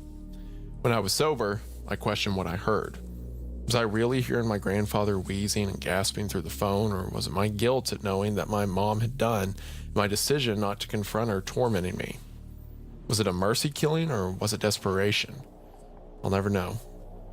I managed to make it through another Sunday night call, but I'm almost certain they knew something was happening. Maybe I slurred my words, or maybe it was how I spoke, but they knew that I'd fallen off the wagon. It was at this point that I can't really relate what happens next to you all with reliable accuracy. I forgot a large portion of this time due to my alcohol-induced days. I spent days in such a stupor that I'm still amazed that I wasn't fired. I have little to no recollection of those days that I was constantly chasing that blacked out state. I guess I was still doing a good enough job to warrant paying me, but I'm not sure how. There's only one memory of this binge that I can remember with clarity. I remember turning over my phone and seeing that it was my parents calling me after weeks of radio silence from them. I hung up the phone and continued poisoning my body. The next moment that I can faithfully recall was a sound. A jarring thud snapped me out of my drunken autopilot and sobered me up like a cold shower. My head snapped up and my glazed eyes glanced around. I realized I was driving and had just zoned out. I regained control of the wheel and slowed down the car. I pulled over to calm my pounding heart. Having achieved that, I got out to inspect the damage. There was a hellacious dent in the bumper. I examined the area as my stomach began to sink. Oh no. Had I hit something? That thought sobered me up. There was no blood on the car, so I reasoned that I hadn't hit anything living. The dent was substantial, so it had to be something large. If I had to hazard a guess, I would estimate that it was the size of a basketball, or larger. I breathed out a sigh of relief before another thought insinuated itself. What had I hit with my car? I walked a couple 100 yards back, but I didn't see anything. I looked for logs, branches, or any type of debris in the road, but my search didn't turn anything up. I reasoned it was nothing, and after confirming that it was around 6 in the morning and a weekday, I went to work. I didn't have a liquid lunch that day. I didn't have any lunch at all, really. My stomach and mind was so upset that I doubted I could hold anything down even if I wanted to. Finished up washing the animal cages and went home for the day. Along the way home, I stopped by the side of the desolate, rural road and searched the area again. Turned up nothing in my investigation. I went home and sat in my bed. I didn't have anything to drink. I didn't eat either. I also didn't sleep. What had happened on that road? What did I hit? I recall it was a Saturday. I remember this because I had to check my phone's calendar to find the correct date. Much to my chagrin, I realized that checking my phone to find out what day it was had become a common occurrence for me. I moved to the fridge in a mechanical repetition of my typical morning ritual. I opened the door expecting it to be barren. I saw a carton of eggs and enough food to make breakfast for myself. It was a shame that I still wasn't hungry. It was around this time that I started to get worried about my health. I hadn't eaten anything since yesterday morning. I sat down on my couch where I typically had breakfast and turned on the television. Dark thoughts began to surface in my brain. My mind flashed back to when I was younger. I was watching the ghostly girl. She would appear almost every night, and she was always repeating. She wept for a few minutes before sitting up and going to the boiler room to hang herself. My grandfather spent his afterlife lying in his bed, coughing and wheezing before my mother went to his room and smothered him in what I can only hope was an act of mercy. What was I doing if not repeating myself like them? Oh. I like that connection a lot. That he's so terrified of living in a loop he can't come out of, but he's doing the exact same thing to himself with the drinking. Right. Like pushing Oh, himself wait, I there. thought he He's was created already his own dead. hell that he's so scared of. I was filled with existential terror. I was filled with existential horror.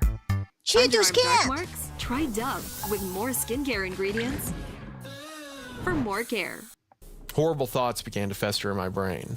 What if I had hit something bigger than a log? Maybe I'd struck a tree and gone through my car's windshield. Maybe I was lying on that quiet, rural street dying, or already dead. Was I doomed to repeat a drunken haze before coming around full circle to the moment of my death? I continued with that terrifying mindset before there was some breaking news and I was saved from that horrible thought and thrown to a much more painful one. The breaking news was an Amber Alert. No. I figured he hit a kid or something. Oh, gosh, dude. Yeah, I figured too. A local 9-year-old boy had gone missing. Oh. His parents woke up a day ago to find that he was not in his bed. Police didn't have any leads, but they were confident they would turn something up in their search. I watched his tearful mom pleading with everyone through the TV to please return her boy to her. He was only 9 years old. He liked reading, video games, and exploring the woods near their house. Her eyes welled up with tears and she repeated, He's my little explorer. Please come home to me. For some reason, my stomach coiled up tighter than it had before, and I felt sick. It seemed like every channel I flipped to, I was looking at that boy's cherubic face. When it wasn't his picture, it was his mother's weeping and his father's pained expression.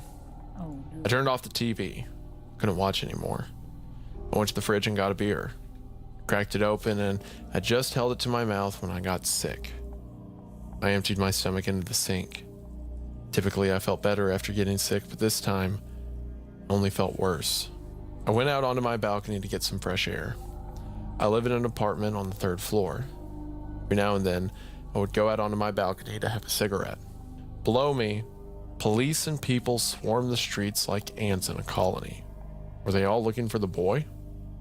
My stomach coiled up even more to the point that it hurt. Even though it was early in the afternoon, I went to bed. I was so exhausted, but I still couldn't get to sleep. I spent hours in my bed, turning, writhing, and being unable to make sense of it all. What had happened on that road? It was around 4 a.m. when I decided that I wasn't going to get any sleep until I knew what had happened out there. I needed the cold hard truth or reassurance. I had to have the certainty. I got in my car and started heading to where I had had my accident. I wanted to know the truth, even if it was as horrible as I thought it would be. I parked my car on the side of the road. As I walked up and down the road, my memory slowly started to recall bits and pieces. I was driving to work. When I was waiting at stoplights, I would take a sip from my flask. It was almost like muscle memory, and sometimes I would catch myself trying to drink from an empty flask, even though I knew that I'd finished it off moments earlier. I turned off the city road, was heading towards my work via an old country road through the woods. I remember my head drooping down. I wasn't tired, I just wanted something to get me through the day, to get me through the Sunday night call. My head had just nodded down again, and then thud. I must have walked up and down those dismal roads for about 2 hours. The sun was just beginning to peek through the night sky, and I didn't have to try and explain to any passing cars while I was walking up and down a mile stretch of road looking for God knows what. I decided that my mind was playing tricks on me, and it was just a fiendish coincidence. I pulled around and headed home. As I was leaving, I thought that I had seen something in my rearview mirror on the road. I ignored it. I got home and reflexively grabbed the remote and aimed it at the television. I didn't press the button because I knew what was waiting for me on the TV. Managed to make myself a sandwich to eat. Still wasn't feeling hungry, but I forced myself to eat it. As I swallowed down the last bite, I regretted my decision to. The sandwich set in my stomach like lead. I spent the rest of the day wandering aimlessly around my apartment, too anxious to settle down with a book and too nervous to watch television. I talked to my parents that night, but I was too shell-shocked to recall anything from that conversation. I can't even remember if I heard the spirit of my grandfather wheezing and gasping into the phone like a perverted caller. If you had a gun to my head and told me to remember that conversation with my family, I would say that I remember talking about work. I would then question why you would hold a gun to my head for such trivial information. Safe to assume that I didn't sleep at all that night. Oh, Sue, I rolled out of bed and went about my morning ritual. Forced myself to eat a plate of eggs and a slice of Sorry.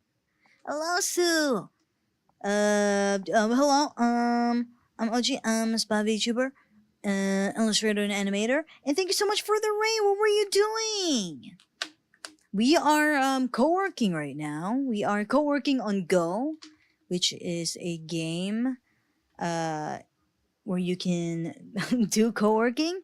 I forgot the other games like that, but yeah. And we're watching a creepcast video. We're watching a horror podcast. Sorry, I was locked in. Anyway, what were you doing? Guilty ass sock. Guilty ass sock. Guilty ass sock. Hold on. What is this? This looks like Ace Attorney. But yes, I hope you had a fun stream. I hope you won a lot of cases. I'm not sure how the game goes, but I hope you had fun. What is happening? We are on, we're just co-working. I'm working on some emotes. But yeah, if you're not familiar with Go is really fun. You know, it's that kind of game where you can customize a character, customize your virtual workspace, host a room, invite people to your room.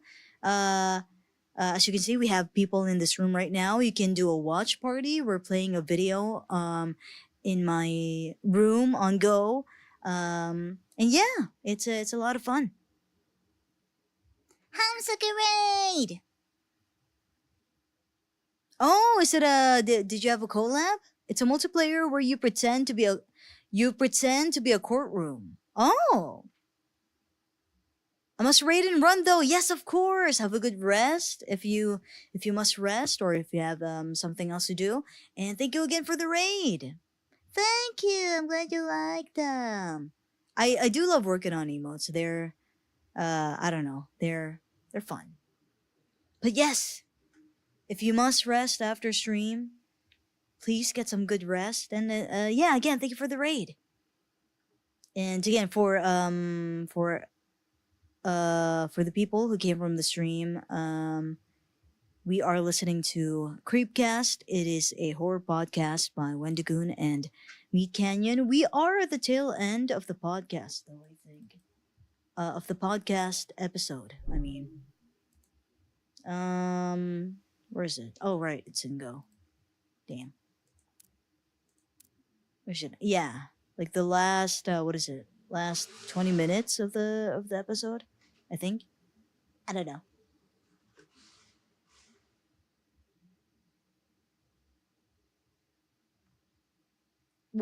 What? Toast. I worked late that night. Most of my time was spent trying to correct the multitude of mistakes I made due to being distracted. It was dark when I drove home. I was just rounding the corner when I saw him emerge from the woods on the other side of the road.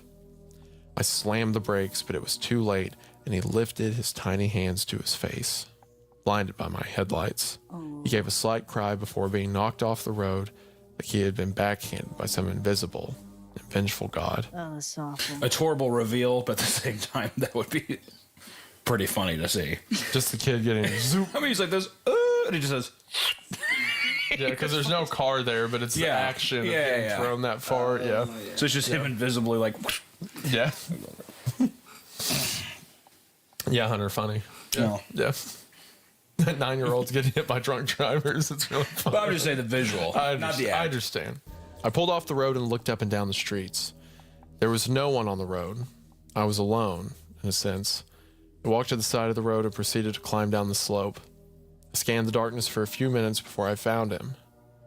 He was curled up in the alcove of a tree. He was in a fetal position, cradling his fragile, broken body.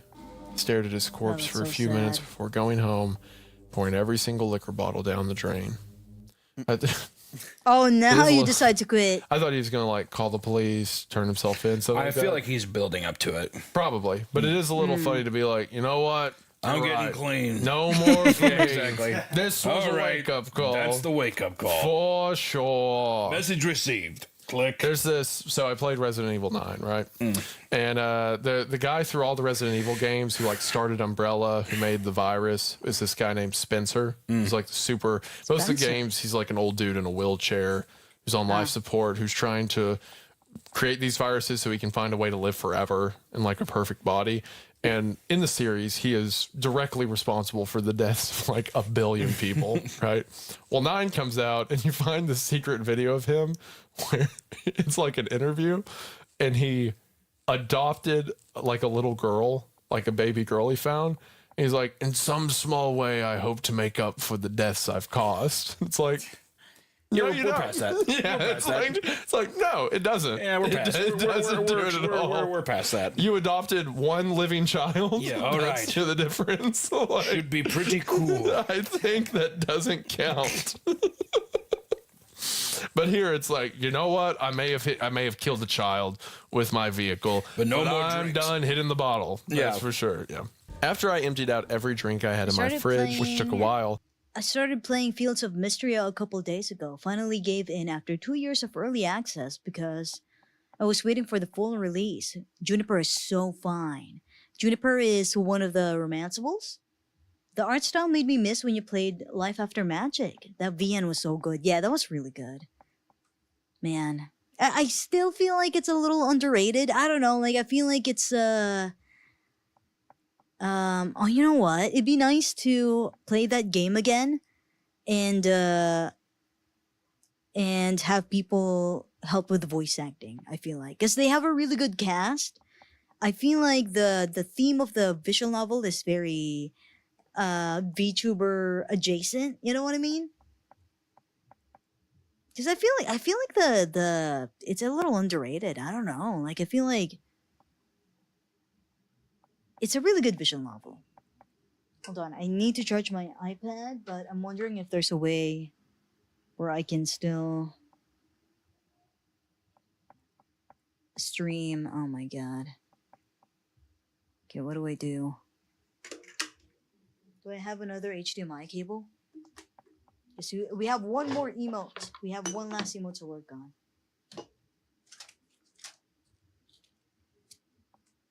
But yeah, oh, S has been playing Fields of Mystria. You were streaming it earlier, weren't you? Oh wait, was it S or was it Fumaru? Ah! Okay, hold on. Oh, that sounded spooky. Excuse me. Oh wow, did you hear that burp? That's a pretty mighty burp. That's Juniper. Juniper. Oh my god, yeah. I'm seeing what you mean by the life after magic art style. Yeah. She looks really good. Oh. He's very femme fatale. Speaking of games that are fully released, there is a game that I wanted to play by Rachel Draws This Studio Investigraves. It's called Lucky Jackpot or something. And I might play that game this week. Wait. The HDMI doesn't fit. Oh, never mind. It fits. She's a size queen. Charge, please. Charge, please. Charge, please. Oh, why did my... Oh no, my phone died. My phone died and now my model's frozen. Oh my god.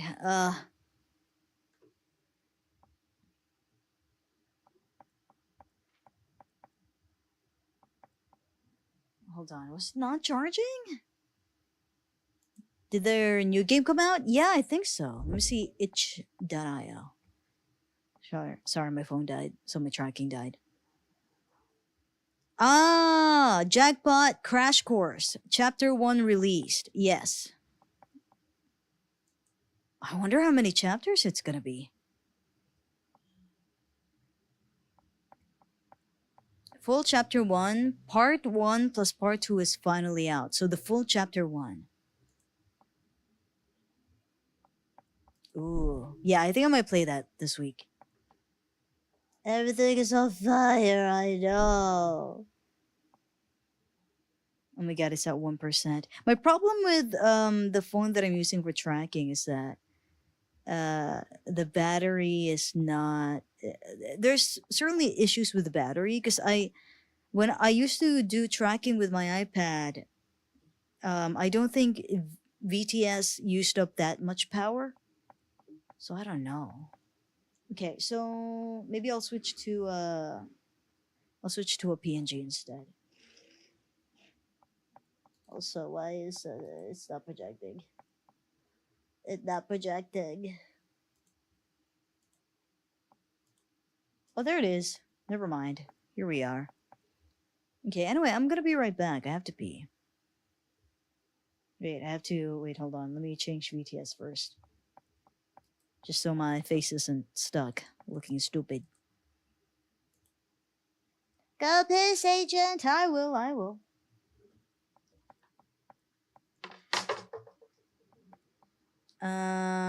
Let's see. Oh, shit. Wait. Wait a minute. Wait a minute.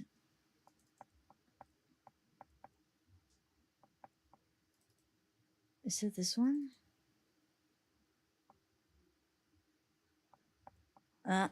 Okay, there we go. Alright, VtoTube, where are you? VtoTube, VtoTube, save me, VtoTube, save me. Beep boop, beep boop. Oh, dang it, I forgot to. Oh well. I didn't do a good job. No, I didn't. Okay, hold on. I'll be right back.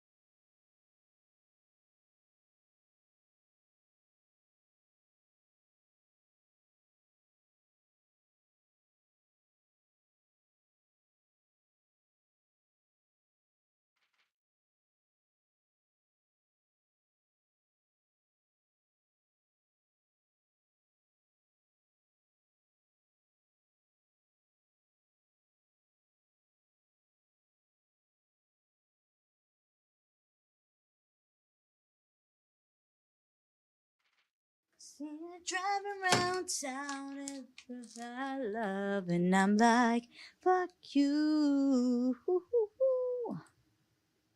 Hold on.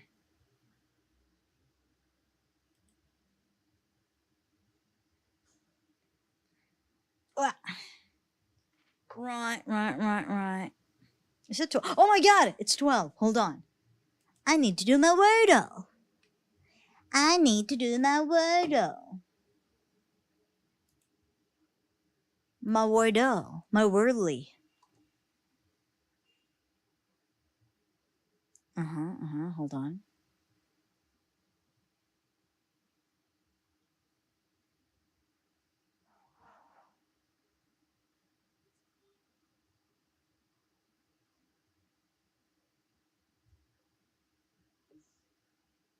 Alright, okay. Did I die the moment I saw a gold cosmetic box? Fuck my stupid baka life. Oh no. It's okay, you'll find it again.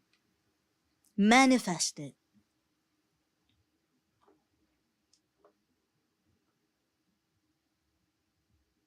Alright. I wonder if I could stream you my Wordle. I think I can. My Wordle. Oh shit. By the way, did I show you guys the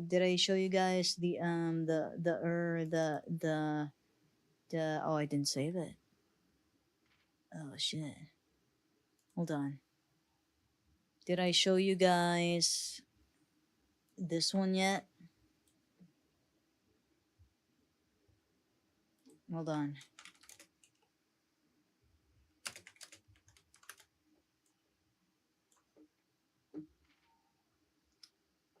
I'm not sure if the mission actually required the maid outfit, but you know we like to be thorough here. So, yeah. Thank you for choosing out a very nice maid dress for me yesterday. It's quite breezy. Damn. I don't know. It's required for the mission. I don't know. I don't know. Safe to say they made solo play a lot harder. You really got to be careful now with every move and be a lot more vigilant. Damn. So is Repo still a sweaty game even if you play it solo? You know what? I'm gonna put it up here. I should put it in the room actually. I'm pretty proud of this one. This was well, this is a sketch. I didn't really clean it up, but I'm pretty proud of the lighting. I'm gonna put it up here. You know, some missions they have some disguises are not the most efficient. No, you know what? No, I would say this disguise is pretty efficient. You know, there's so much leg movement. Sheesh. What? It's efficient. You know, with all the leg movement, with all the leg movement I was doing, I would have ripped my pants. I'm not gonna lie. You know, but with an outfit like this, you can do splits, you can do cartwheels. So this is like when you play New Game Plus and find a hidden costume for you to wear during a replay. New Game Plus and find a hidden costume for you to wear during a replay. Oh damn. Okay, so you can't find it again? I'd say solo repo is a lot sweatier than playing with friends. Oh, because it's harder if you don't have friends to help you out? Damn.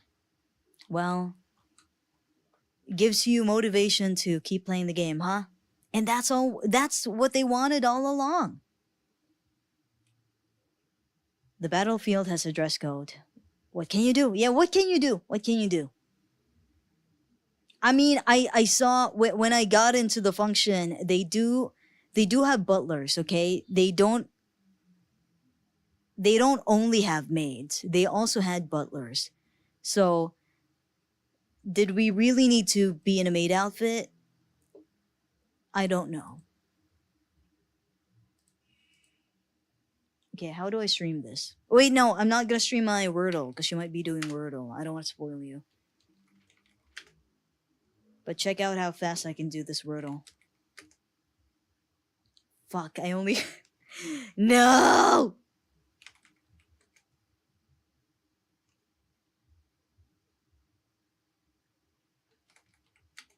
Okay, got it. My thing with Wordle, though, is the game is trying to figure out the word in as less tries as possible. But I like to do this thing where I cancel out all the common letters. So I type in bread, spout, night. And then, you know, you sort of figure out like, oh, these are the only letters I have left. So you sort of figure out the word easier. But then you've taken up 3 tries. So I do my Wordle really fast, but I don't think I get high scores because I use my tries to cancel out the common letters. Oops. Yeah, I have a Wordle strat, a really bad strat, but you know, it's I try to do it really fast because I don't like thinking. Oh, I meant the maid outfit. It's like when you give Leon some cute costume during your second run of the game. Oh, yes. You only when you only get the maid costume for OG when you finish an entire when you do a successful career as an agent. Yes. What, you don't have a disguise for maid day, Mitsuru? Damn. Where's your maid dress? Hey, all the agents are supposed to have a maid dress. You didn't get the memo?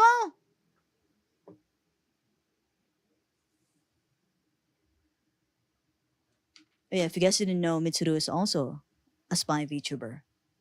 Yeah, where's your maid dress? Huh?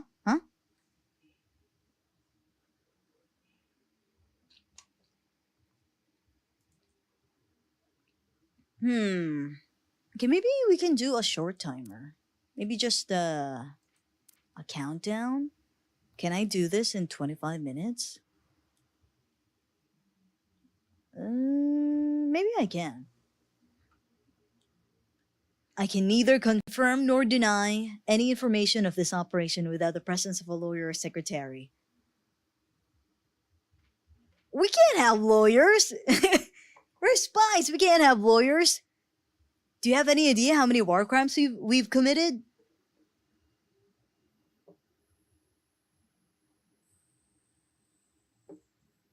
All right, how long do we have for this story? I think we only have... Okay. I think it's about to end. Anyway, the story is they became an alcoholic and they hit a kid. And I think the ghost of the kid reliving their final moments is haunting them right now. I stood at the sink for a few minutes before breaking down. I thought throwing it all away would make me feel better, but I only felt worse. I can only describe it like this. Imagine that at some point in your life... Is it this? With Kinder Joy, find At the some gold point in Batman your and life, you other find a exciting Kinder DC Joy. toys. Something, somehow, gets knocked loose from you and you realize it's missing, but don't know how to fix it. You live with that emptiness for years before realizing that there's a way to numb it. You can pour alcohol Your into the agency exposed doesn't have wound, and lawyers? for a moment, Oh. it doesn't feel so bad. The world seems monochrome and dull. You don't have to care. I'm not in an agency anymore. I'm a rogue spy, which is to say, I wasn't a field agent, actually. I used to work for a field agent. I got him fired, and they fired me because I don't have anybody to work for. So I went freelancing. Yes. So I most definitely do not have a lawyer. I mean, if you count this little guy, I mean, informants, you can defend me pretty well in court, right? Let's say I go to jail for my various international crimes. You guys can defend me in court, right? Some of you guys are lawyers, or at least capable of defending me, yes? No. Huh? What do you mean, no? What an awful time for TTS to get cut off, and to only get the last bits of Undersun's TTS. Wait, I mean, listen. If you don't defend me in court, theoretically, if I get arrested, I'm gonna tell on you guys. You know, I mean, I'm gonna sound insane saying I didn't do this. I was hired by a bunch of talking black cats to do this. I might sound crazy, but the silver lining is my sentence might be lessened if I plead insanity. So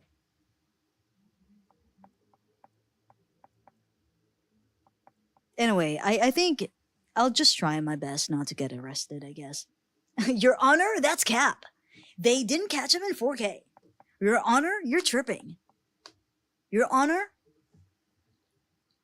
that's an L verdict. I don't know about that, Your Honor.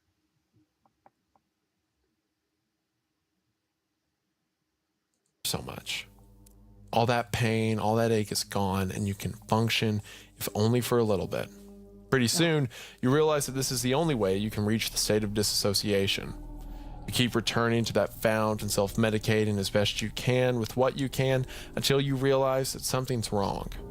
It just doesn't work like it used to. It doesn't dull those thoughts. It doesn't blunt those memories. At first, If you tell the court you're a VTuber, they will instantly plead insanity. Oh, okay. Thank you. Yeah, that might just work, yes. it numbed You're everything. right. But now there's a dull throbbing in your head of what you've done and what you've failed to do, and it festers. It eats away at you regardless of how much liquor you pour into it, until you realize that it's not the liquor that's the problem. It's you. So you pour everything out thinking that it'd be some revelation, some great boon, but it's not. It only feels like that emptiness inside you has grown. Now there's nothing to anesthetize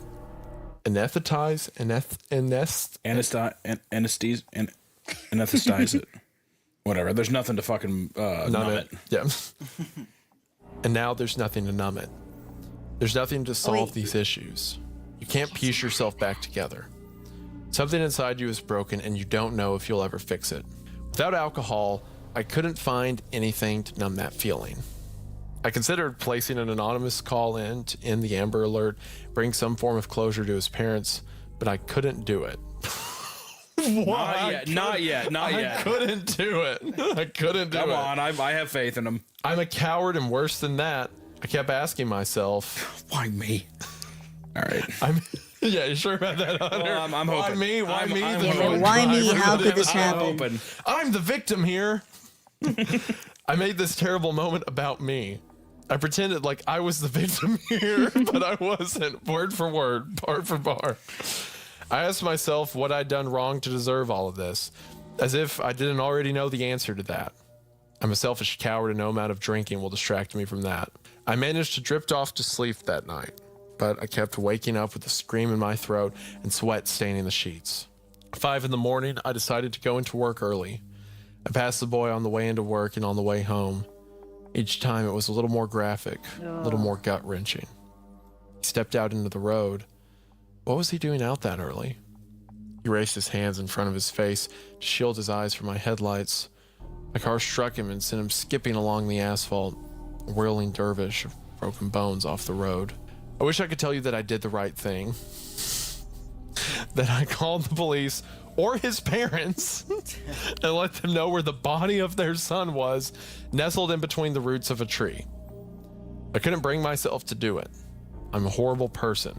I am the lowest of the low. I tried to go about with my life. After a week, the Amber Alert ended and the world moved on. I didn't. The parents didn't. He's on that road every time I drive to work. I see him stepping out onto the road. He's there with me when I close my eyes. I had foolish thoughts of moving away, but his death is going to follow me. He is going to haunt me. It's a dead albatross tied around my neck. I'll never forget the sound of his startled gasp, the impact of my bumper on his tiny body. A few days after the Amber Alert was canceled, I returned to that dead road in the middle of the night, parked my car and watched his spirit living out its last moments of his short life. I hit him with my car and he skipped along the road and off the side. I walked solemnly behind him. I trailed him as he dragged his broken and bleeding body along the dirt. He reached the tree and curled up in its roots. His body was still there when I returned. Time had left him withered and putrefied. Can't say how long I stood by his corpse. It doesn't really matter in the long run. As I stood there in vigil, I knew that this guilt was going to consume me, eat me away inside like a cancer. It was in this moment that I knew that I'd be haunted by this and the others for the rest of my life. I'd be dogged by the overwhelming loneliness that the ghostly girl who claimed my bedroom as her haunt. I would be stalked by the feeling of hopelessness that consumed my grandfather as he lay in what would be his deathbed and excruciatingly slid towards his demise. Most of all, I'd be haunted by my murder of that young boy. Fatal mistake was now like a tattoo on my soul. So we reached the conclusion. My conclusion. The irony is almost palpable. I want nothing more than to die at this very moment, and I am consumed by an overwhelming desire to live. I know what happens to us when we die. I don't want to live those final moments of my life, my suicide, ad nauseum. See myself slicing open my wrist, hanging myself for the rest of eternity. I also don't want to experience this guilt and shame for the rest of my miserable life. I want to embrace the Reaper, and I want to run screaming from his bony grasp. These sentiments will follow me ad mortem. My mind is constantly waging a war within itself to unload this burden and escape into death and to hold it within me like a dark treasure. Maybe writing this all out will help me achieve some sort of clarity about what I should do next. I doubt it, although I have to confess, in some form or other, I don't know which choice is right or wrong. All I know is that this is hell. Ad infinitum. Ugh. Hey. This is hell ad infinitum. That was good. Oh, dang it. Should we get you, Mr. Song, mabuting tao? Maybe. You know, this is a hypothetical. That is. I only need a good lawyer. Theoretically, if I get arrested. But, you know, I'm a slippery guy. I'm a rat. You'll never catch me alive.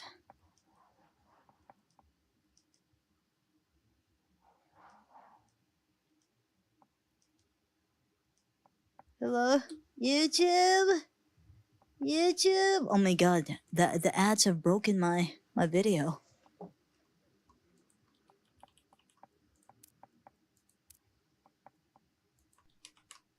Oh shit. Experience this guilt and shame for the rest of my miserable life. I want to embrace the Reaper and I want to run. There was a movie I. And the grandfather is going to echo how he kills himself. Hold on. And escape into death and to hold it with some sort of to confess. And I know is that this is hell. Ad infinitum. It was a fun ending. Yeah. I kind of like that actually. He didn't. Not that I like that he didn't confess, but I think it makes his character a little more complex. Yeah, well, it's like he was obviously tormented his whole life by seeing these death echoes, and that pushes him. Did I say? Oh my god! Okay, death. wait. So the thing I mentioned, I forgot that his last name is Saul Goodman. Did I say mabuting tao? Mabuting tao. Jesus Christ. Oh shit, I forgot to play. I forgot to play the video. Damn it. What? I like the theming where he becomes so terrified of death, knowing that it's just reliving your final moments over and over, that he pushes his life to a point where it's kind of like that death, just a misery over and over. It seems like all the echoes ring true with himself too. The little girl getting killed and dying echoes the kid that the child that he killed. His mother killing the grandfather is going to echo how he kills himself, and even the grandfather grasping and being sick is like his alcoholism. Yeah, it's kind of interesting how it all just like comes full circle, and it's like he could have learned from all these things, but yet he just decided to like numb himself, which it'd be difficult hearing all those things and having to deal with that, but very very interesting, needless to say. I feel like there's another story about a medium or a psychic or whatever that begins to lose their mind because they see dead people. Does that sound familiar to you at all? No, just Sixth Sense, like you were saying. I mean, Sixth Sense, of course, but the Sixth Sense was interesting because it's from a child's perspective, and they don't really understand or grasp. But that one kind of has, I mean, obviously not with Bruce Willis, but with the child, it kind of. Well, he needed a new identity for sure. Oh, really? I haven't seen that show. That's a great story. Yeah, this was they also covered a few of the author stories. What was it? Fleshgate. I think the one about this guy cave diving, and it's an allegory for something. But yeah, this is a good story. This is a good author. Has a hopeful note at the end of like, maybe they can use this for good to help people and, do things like that. And it's like, Bruce Willis is dead, which is the part everyone remembers from the ending. I swear there was a movie I watched where it's about a guy who was like, he could see the dead, but he was like terrified by them, and it pushed him to drinking and stuff like that. But I can't remember what it was. I don't know. All I know is the story was great. I thought it was a lot of fun. I really liked it. It was interesting to see how all of them kind of tied up, and I like that he kind of like interwove like basically all of the titles together in a very fun way, where it all felt really cohesive, and in a way, like I said, it just felt full circle and a fun moment. So yeah, I think Imperial Invective always has these really cool themes baked into his stories, like Ensorcelled in the Earth, where it was about like someone decaying, falling apart as they crawl deeper into this cave. And here it kind of feels like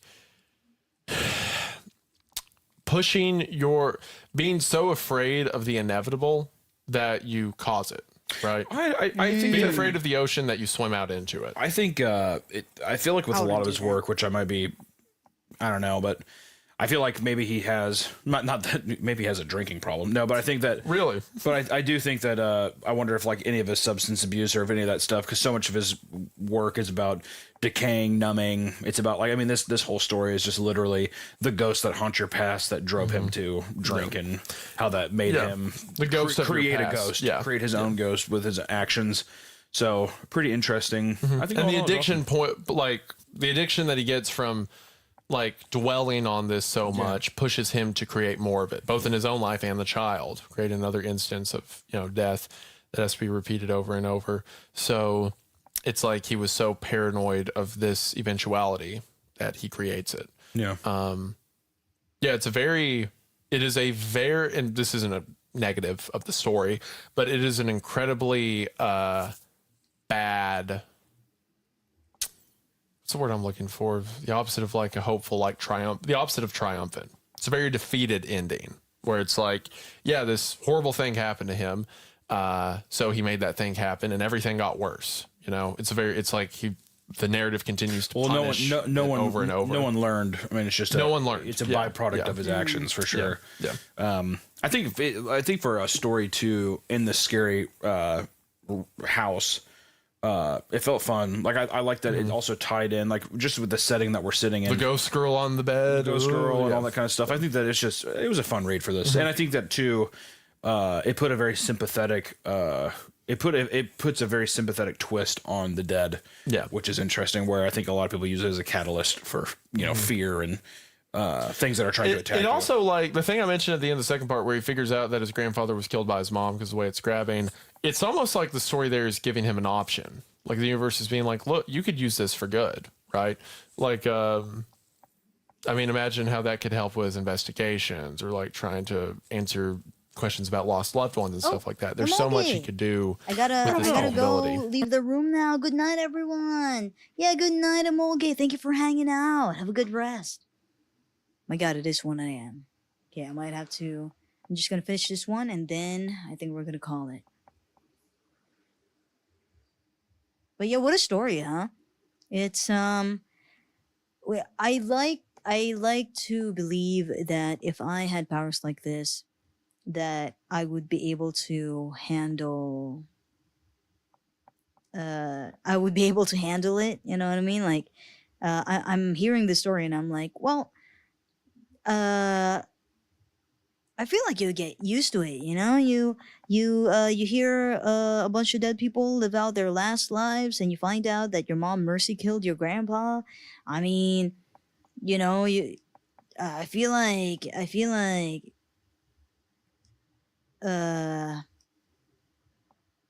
you just kind of get used to that fact, or you should just confront your mom about it. But I don't know, like different people react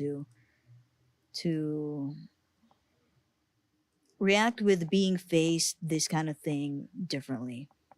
And even I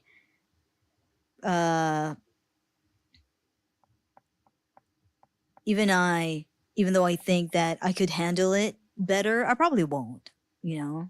You don't know until you experience it yourself.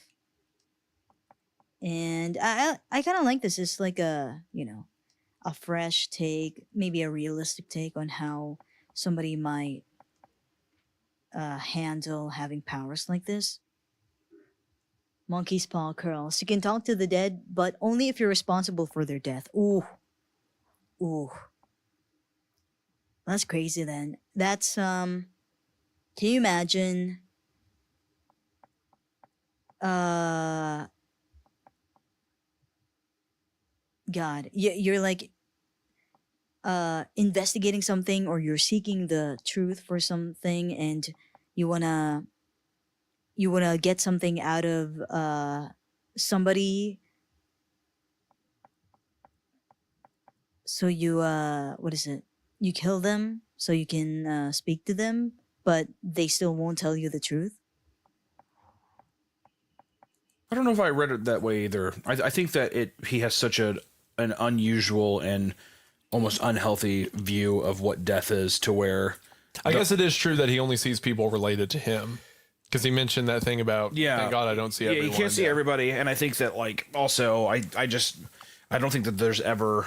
It kind of seems interesting of like, I don't know if his dad has a similar thing or if it's like the things that are passed down to you, but it seems like his relationship with death and how it embeds, like, it instills fear. I think the biggest problem is that he actually never talked to anybody, and he he never approached it from that angle. He was like very reserved, and the thing that he turned to is numbing his problems. And I think that's like, ultimately that's the lesson learned, is that I think he should have been more open. I think that he should have, tried to understand it versus fear it. I think too, there's also like, if you pull out the supernatural elements, there's still an existing narrative of someone going through addiction, going 100%. through mental turmoil, and not making it better.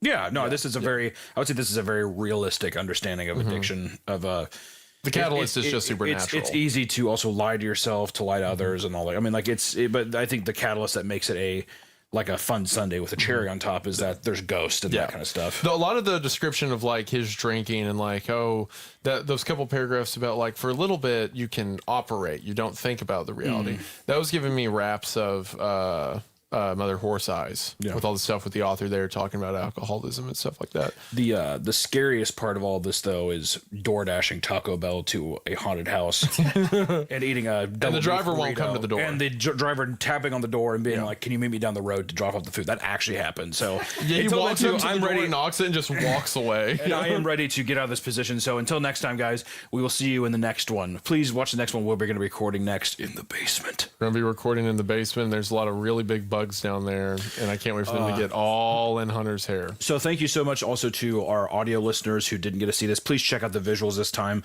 But if you are listening on audio, thank you for listening on Spotify, Apple Podcasts, anywhere you can go, and giving us a nice rating. And also thank you, patrons, for supporting the show and getting an extra episode, which we're going to upload like a vlog. We're going to do a vlog and stuff like that for the patrons of us like going around getting spooked kind of by everything. Yeah, so it's been a lot of fun. Yeah, so and also the way you said like, please watch the visuals for this one was so funny. It's if too you good just to watch pass up. audios, please just look at me, please. It's too good. All right, that's it. Bye bye.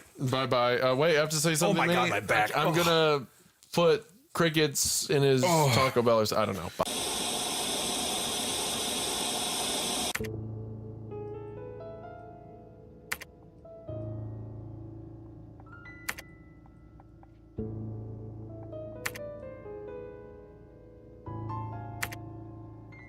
Hold on. Right. Ooh, fan art. Even worse, you suddenly start seeing a ghost and you're completely unaware how the fuck that's your fault. Oh, yeah. Damn. Oh, you know what? You know what would make this good? So you see the ghost of people you killed, but This is my 4-week experience with Dermatix Ultra. This gel is smooth.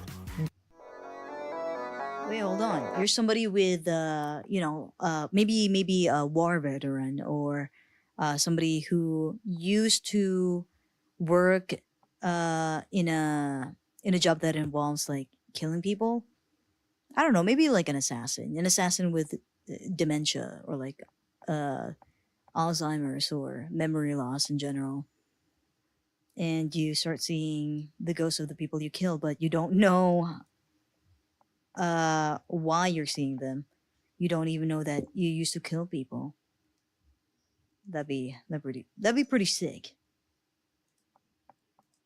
Not to experience, but that'd be pretty sick as a story, is what I meant. Good night. Good luck with your work, OG and chat. Good night, Wicker. Have a good rest. I'm gonna call it a night soon, too. Oh, what's so funny? Ion, is that you? Ion Eterna. Could that be Ion Eterna?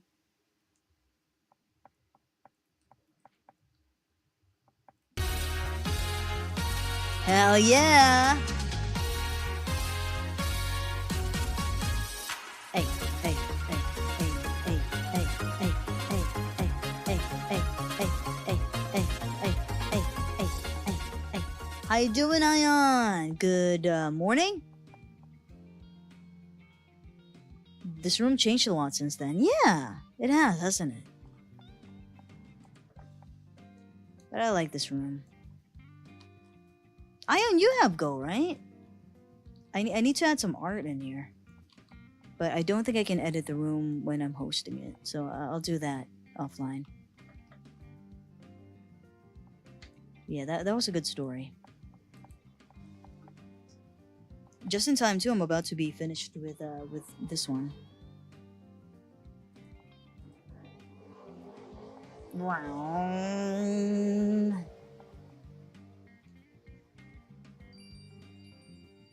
Wow, good job! Oh, you guys can't hear it, huh? Are you hearing the BGM? Because I don't have monitoring on. Oh, where's my ref?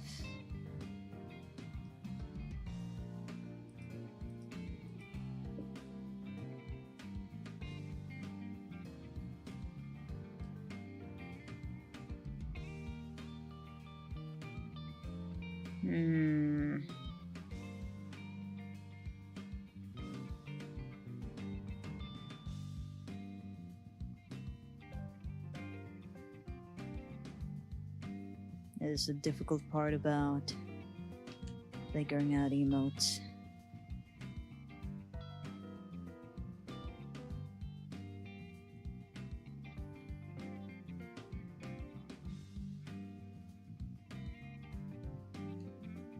Here's my brush. You're hearing it? Okay, okay. Thank you. Wait, how do you do that thing again? It's like squiggly lines. Right? Something like this. I don't know how to do this.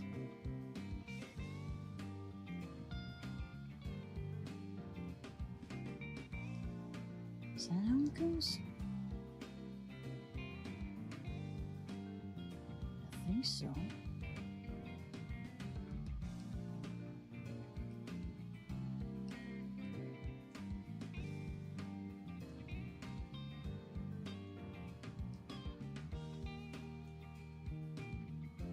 Yeah, I think we're done. I wonder if it should be a speech bubble. Oh yeah, I think it should be a speech bubble. Yes. Maybe over here actually. There we go.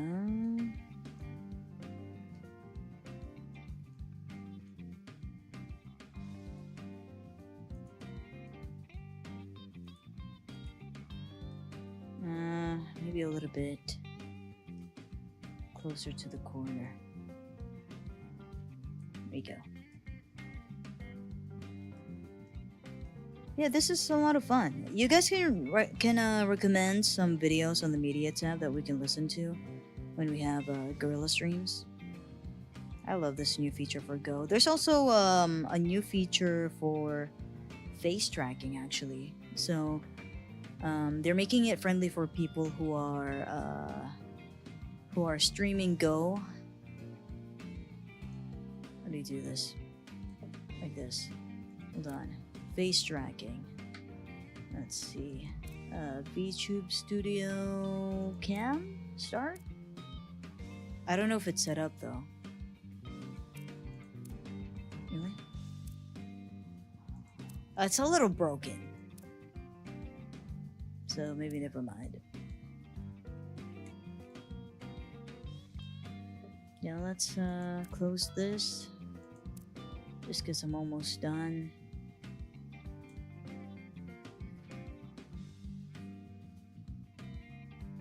Ryan Hollinger, if you want something horror related. Oh, I love Ryan Hollinger. However. However. Love Ryan Hollinger. He covered Terrified recently, which is a movie that I've always wanted to see because it's a really scary Brazilian film, I think, Argentinian.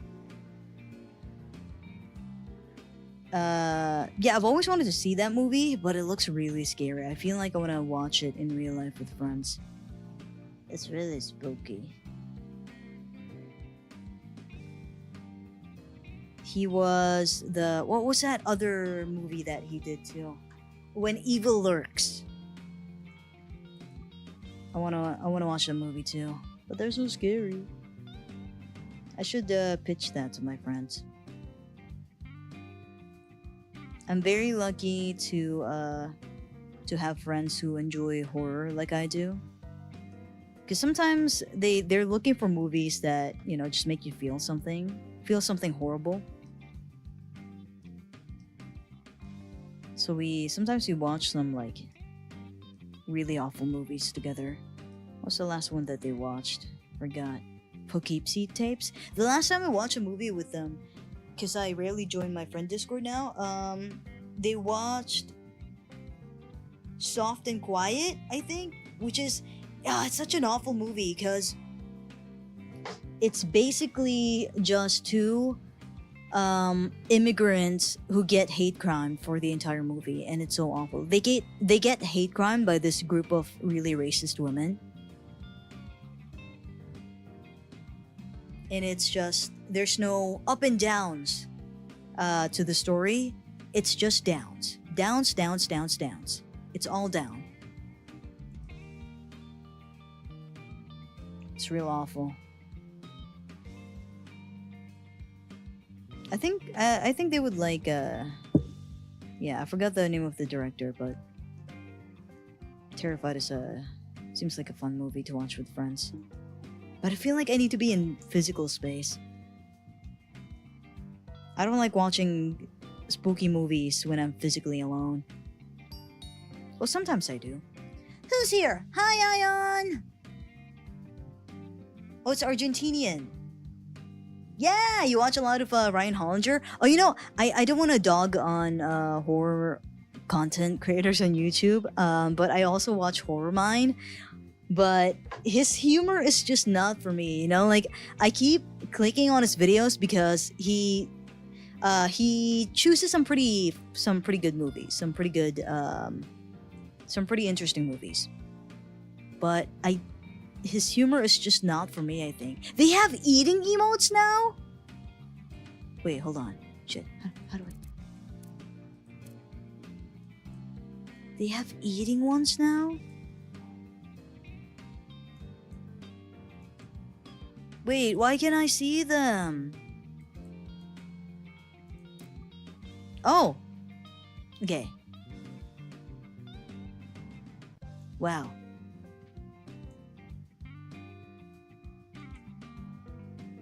Sing around the campfire. The Terrifier or something, yeah. I think the Terrifier is a gory clown movie. Yeah, my friends watched Terrifier too. And I'm not good with gore. I'm really squeamish. My friend, because in college for our last semester we had to do a horror movie. So we watch a lot of horror movies to do some research for it, and we watched Confessions. No, not Confessions.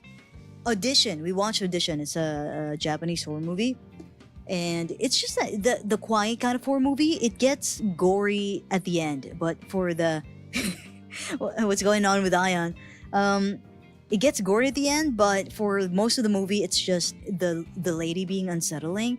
But it got real, like I got real squeamish at the end because it's just a gratuitous torture scene. It's not even bloody. It's just quietly painful, if that makes sense. Confessions was rough. What do you think of Skinamarink? I haven't seen Skinamarink. I really want to watch Skinamarink. Because my favorite kind of horror movies are fridge horror, and I feel like that's the very definition of fridge horror.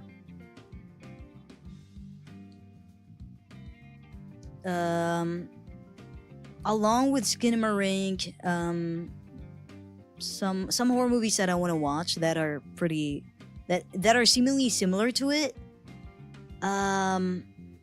Shit, what was it? Portrait of God, which is I think wait, hold on.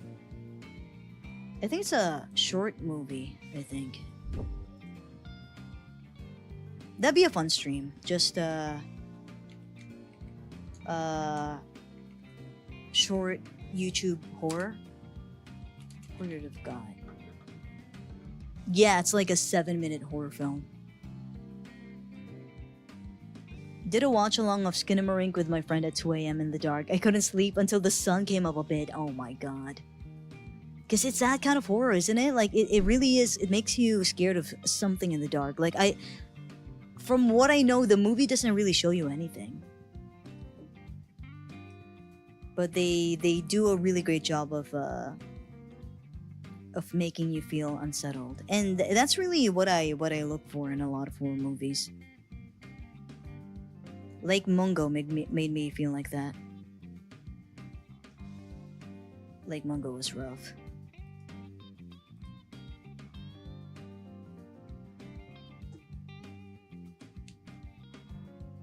What I wanted to do a watch along of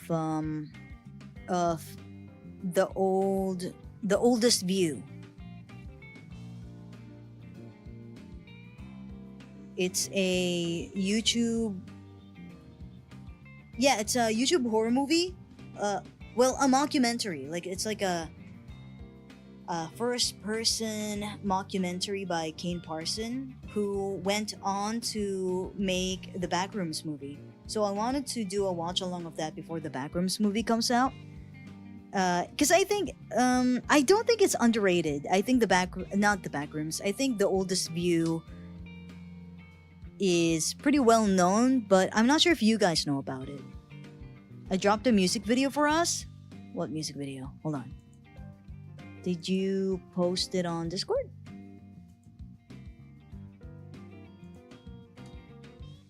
What is this? Wait, hold on.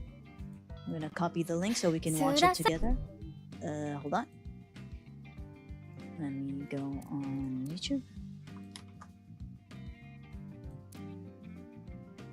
Sudah semingguku makan telur. Oh, I know the song. Ceplok, dadar dan omelet, pakai sambal dan juga alpukat.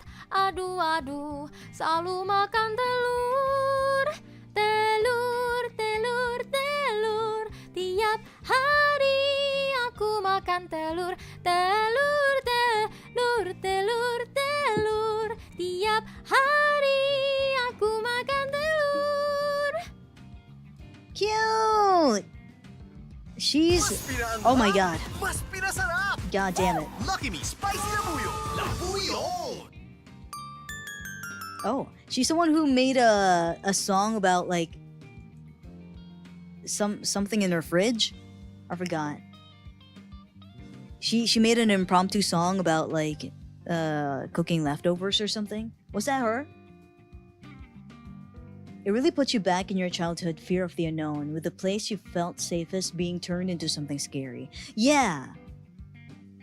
'Cause I don't know, like it truly is a common core memory for a lot of people where something just awful happens and like the vibe just feels so different. Like, what example can I think of?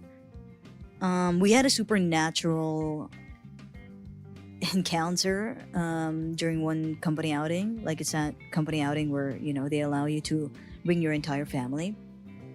And they were just drinking outside, you know, like it was pretty late, so I went to sleep, and then I woke up to like some commotion happening, and apparently somebody ran. It was nighttime, okay, so like late at night we rented like a resort by the beach, and somebody ran to the ocean and just started swimming, and they came back. They were, you know, of course, drenched, and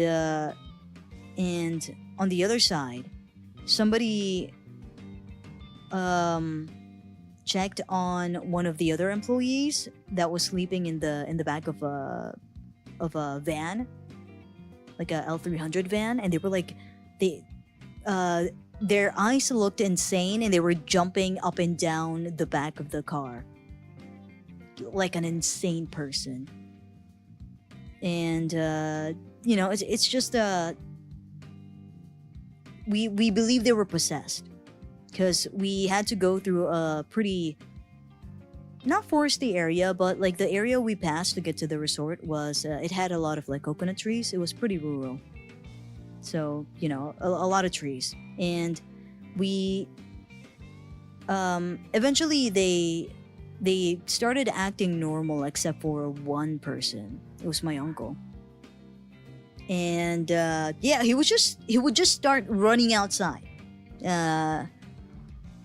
very early in the morning. So we call it a what do you call it? Witch doctor? What do we call common witch doctors?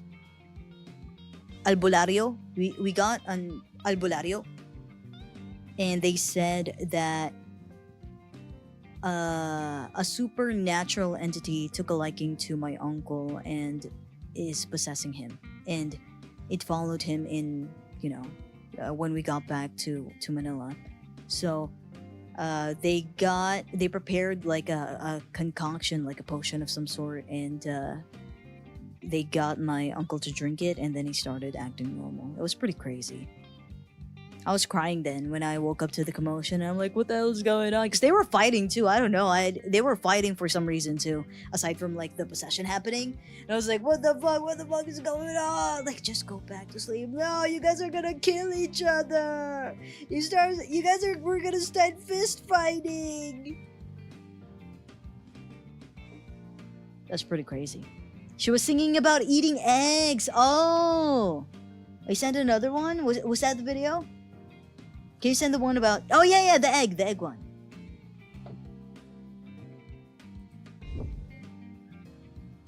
You can do it, King Gunner.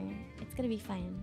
It's Sella. Okay, wait. Can I... Do these work? Do these work on... Do live streams work? No. Yeah, live streams can't work on Go. I think it's only offline videos. Or like videos in general. Aww. It's okay, we might raid into Sela. I'm just gonna do the flats for this one. Flats, I mean the color. The color? I'm just gonna finish this draft and then let's go right into Sela. Hopefully she's not ending soon. It's like 1:30 a.m. right now. Would have been funny if it did. Yeah, but I still would have liked if you just, dual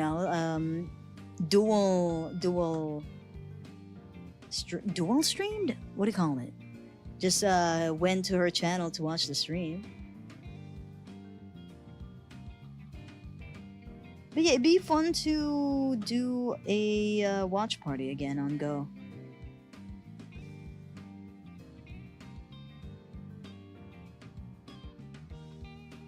Watch spooky movies and stuff.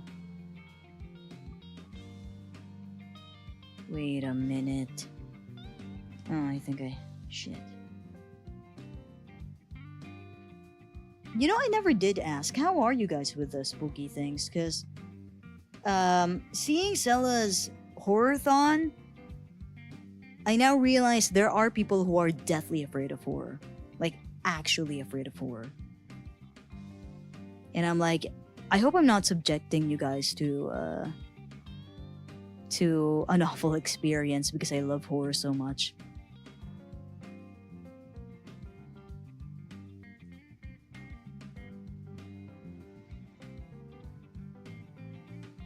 I mean, I think you would have opted out of a stream if it was too spooky, right?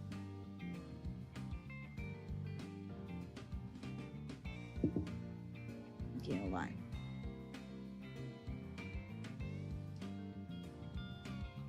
Okay.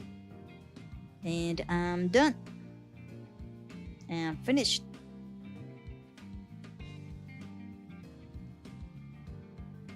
May tumitira ako sa labas. That's crazy. It's only 1 a.m. Come on.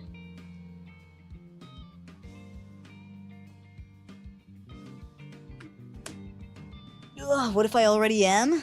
Yeah, you're a regular now at Cellstream. You are, what does she call her community? Cellmate. We have Derpy. We got laughing. We got crying. We got dead. We got head grab. This is pretty cute. We did it. We finished. We finished it. So when the Go session is over, is it now stop-go? Stop-ho? Stop-wo? It must be.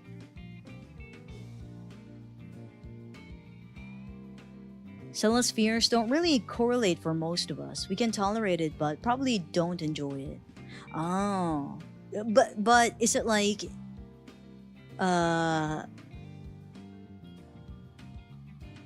guess I can't really describe the feeling if I'm not somebody who actively avoids horror. Do you actively avoid horror, or you can tolerate it and you would look forward to the experience again? I think that's what differentiates people who are scaredy cats but love horror. You know, like I get scared a lot too. Like, you know, we played a lot of horror games. I'm not brave. I'm a pussy. I'm a scaredy cat too, but I am excited to put myself through suffering again and again. I recommend Together if you want a kind of unique horror take on marriage. Oh, wait. Yeah. I watched, I don't have a lot of time to watch movies. I should have watched it as a movie. I feel like it'd be fun. But I watched a video about it. And yeah, the body horror aspect of it is so fun. Right on time because I need to leave right now. Yeah. I look into it for the experience, but because I'm not the one behind the wheel, I don't mind it. Oh, yeah, I guess it's a fun experience when you're, you know, when you're in the backseat. Yeah, I watch a lot of streamers play horror games for that reason. Alright, well, we finished the draft. We have finished an episode of Creepcast, and I think it's about time for us to,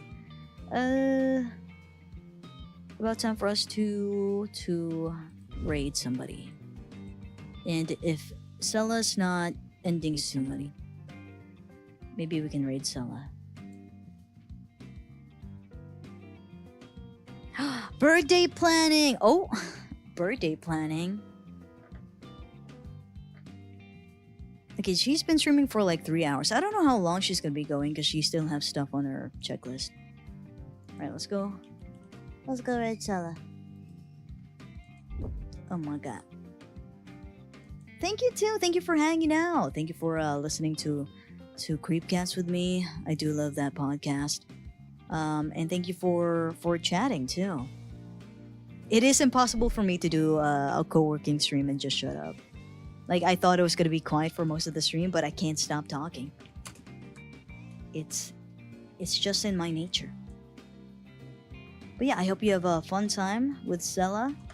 And she's gonna be celebrating her birthday this week. So yeah, there we go. And I hope you have a good rest of your night or day, or have a good rest if you're going to bed, because for some of us it's 1:30 a.m. And yeah, I'll see you sometime this week. Bye bye.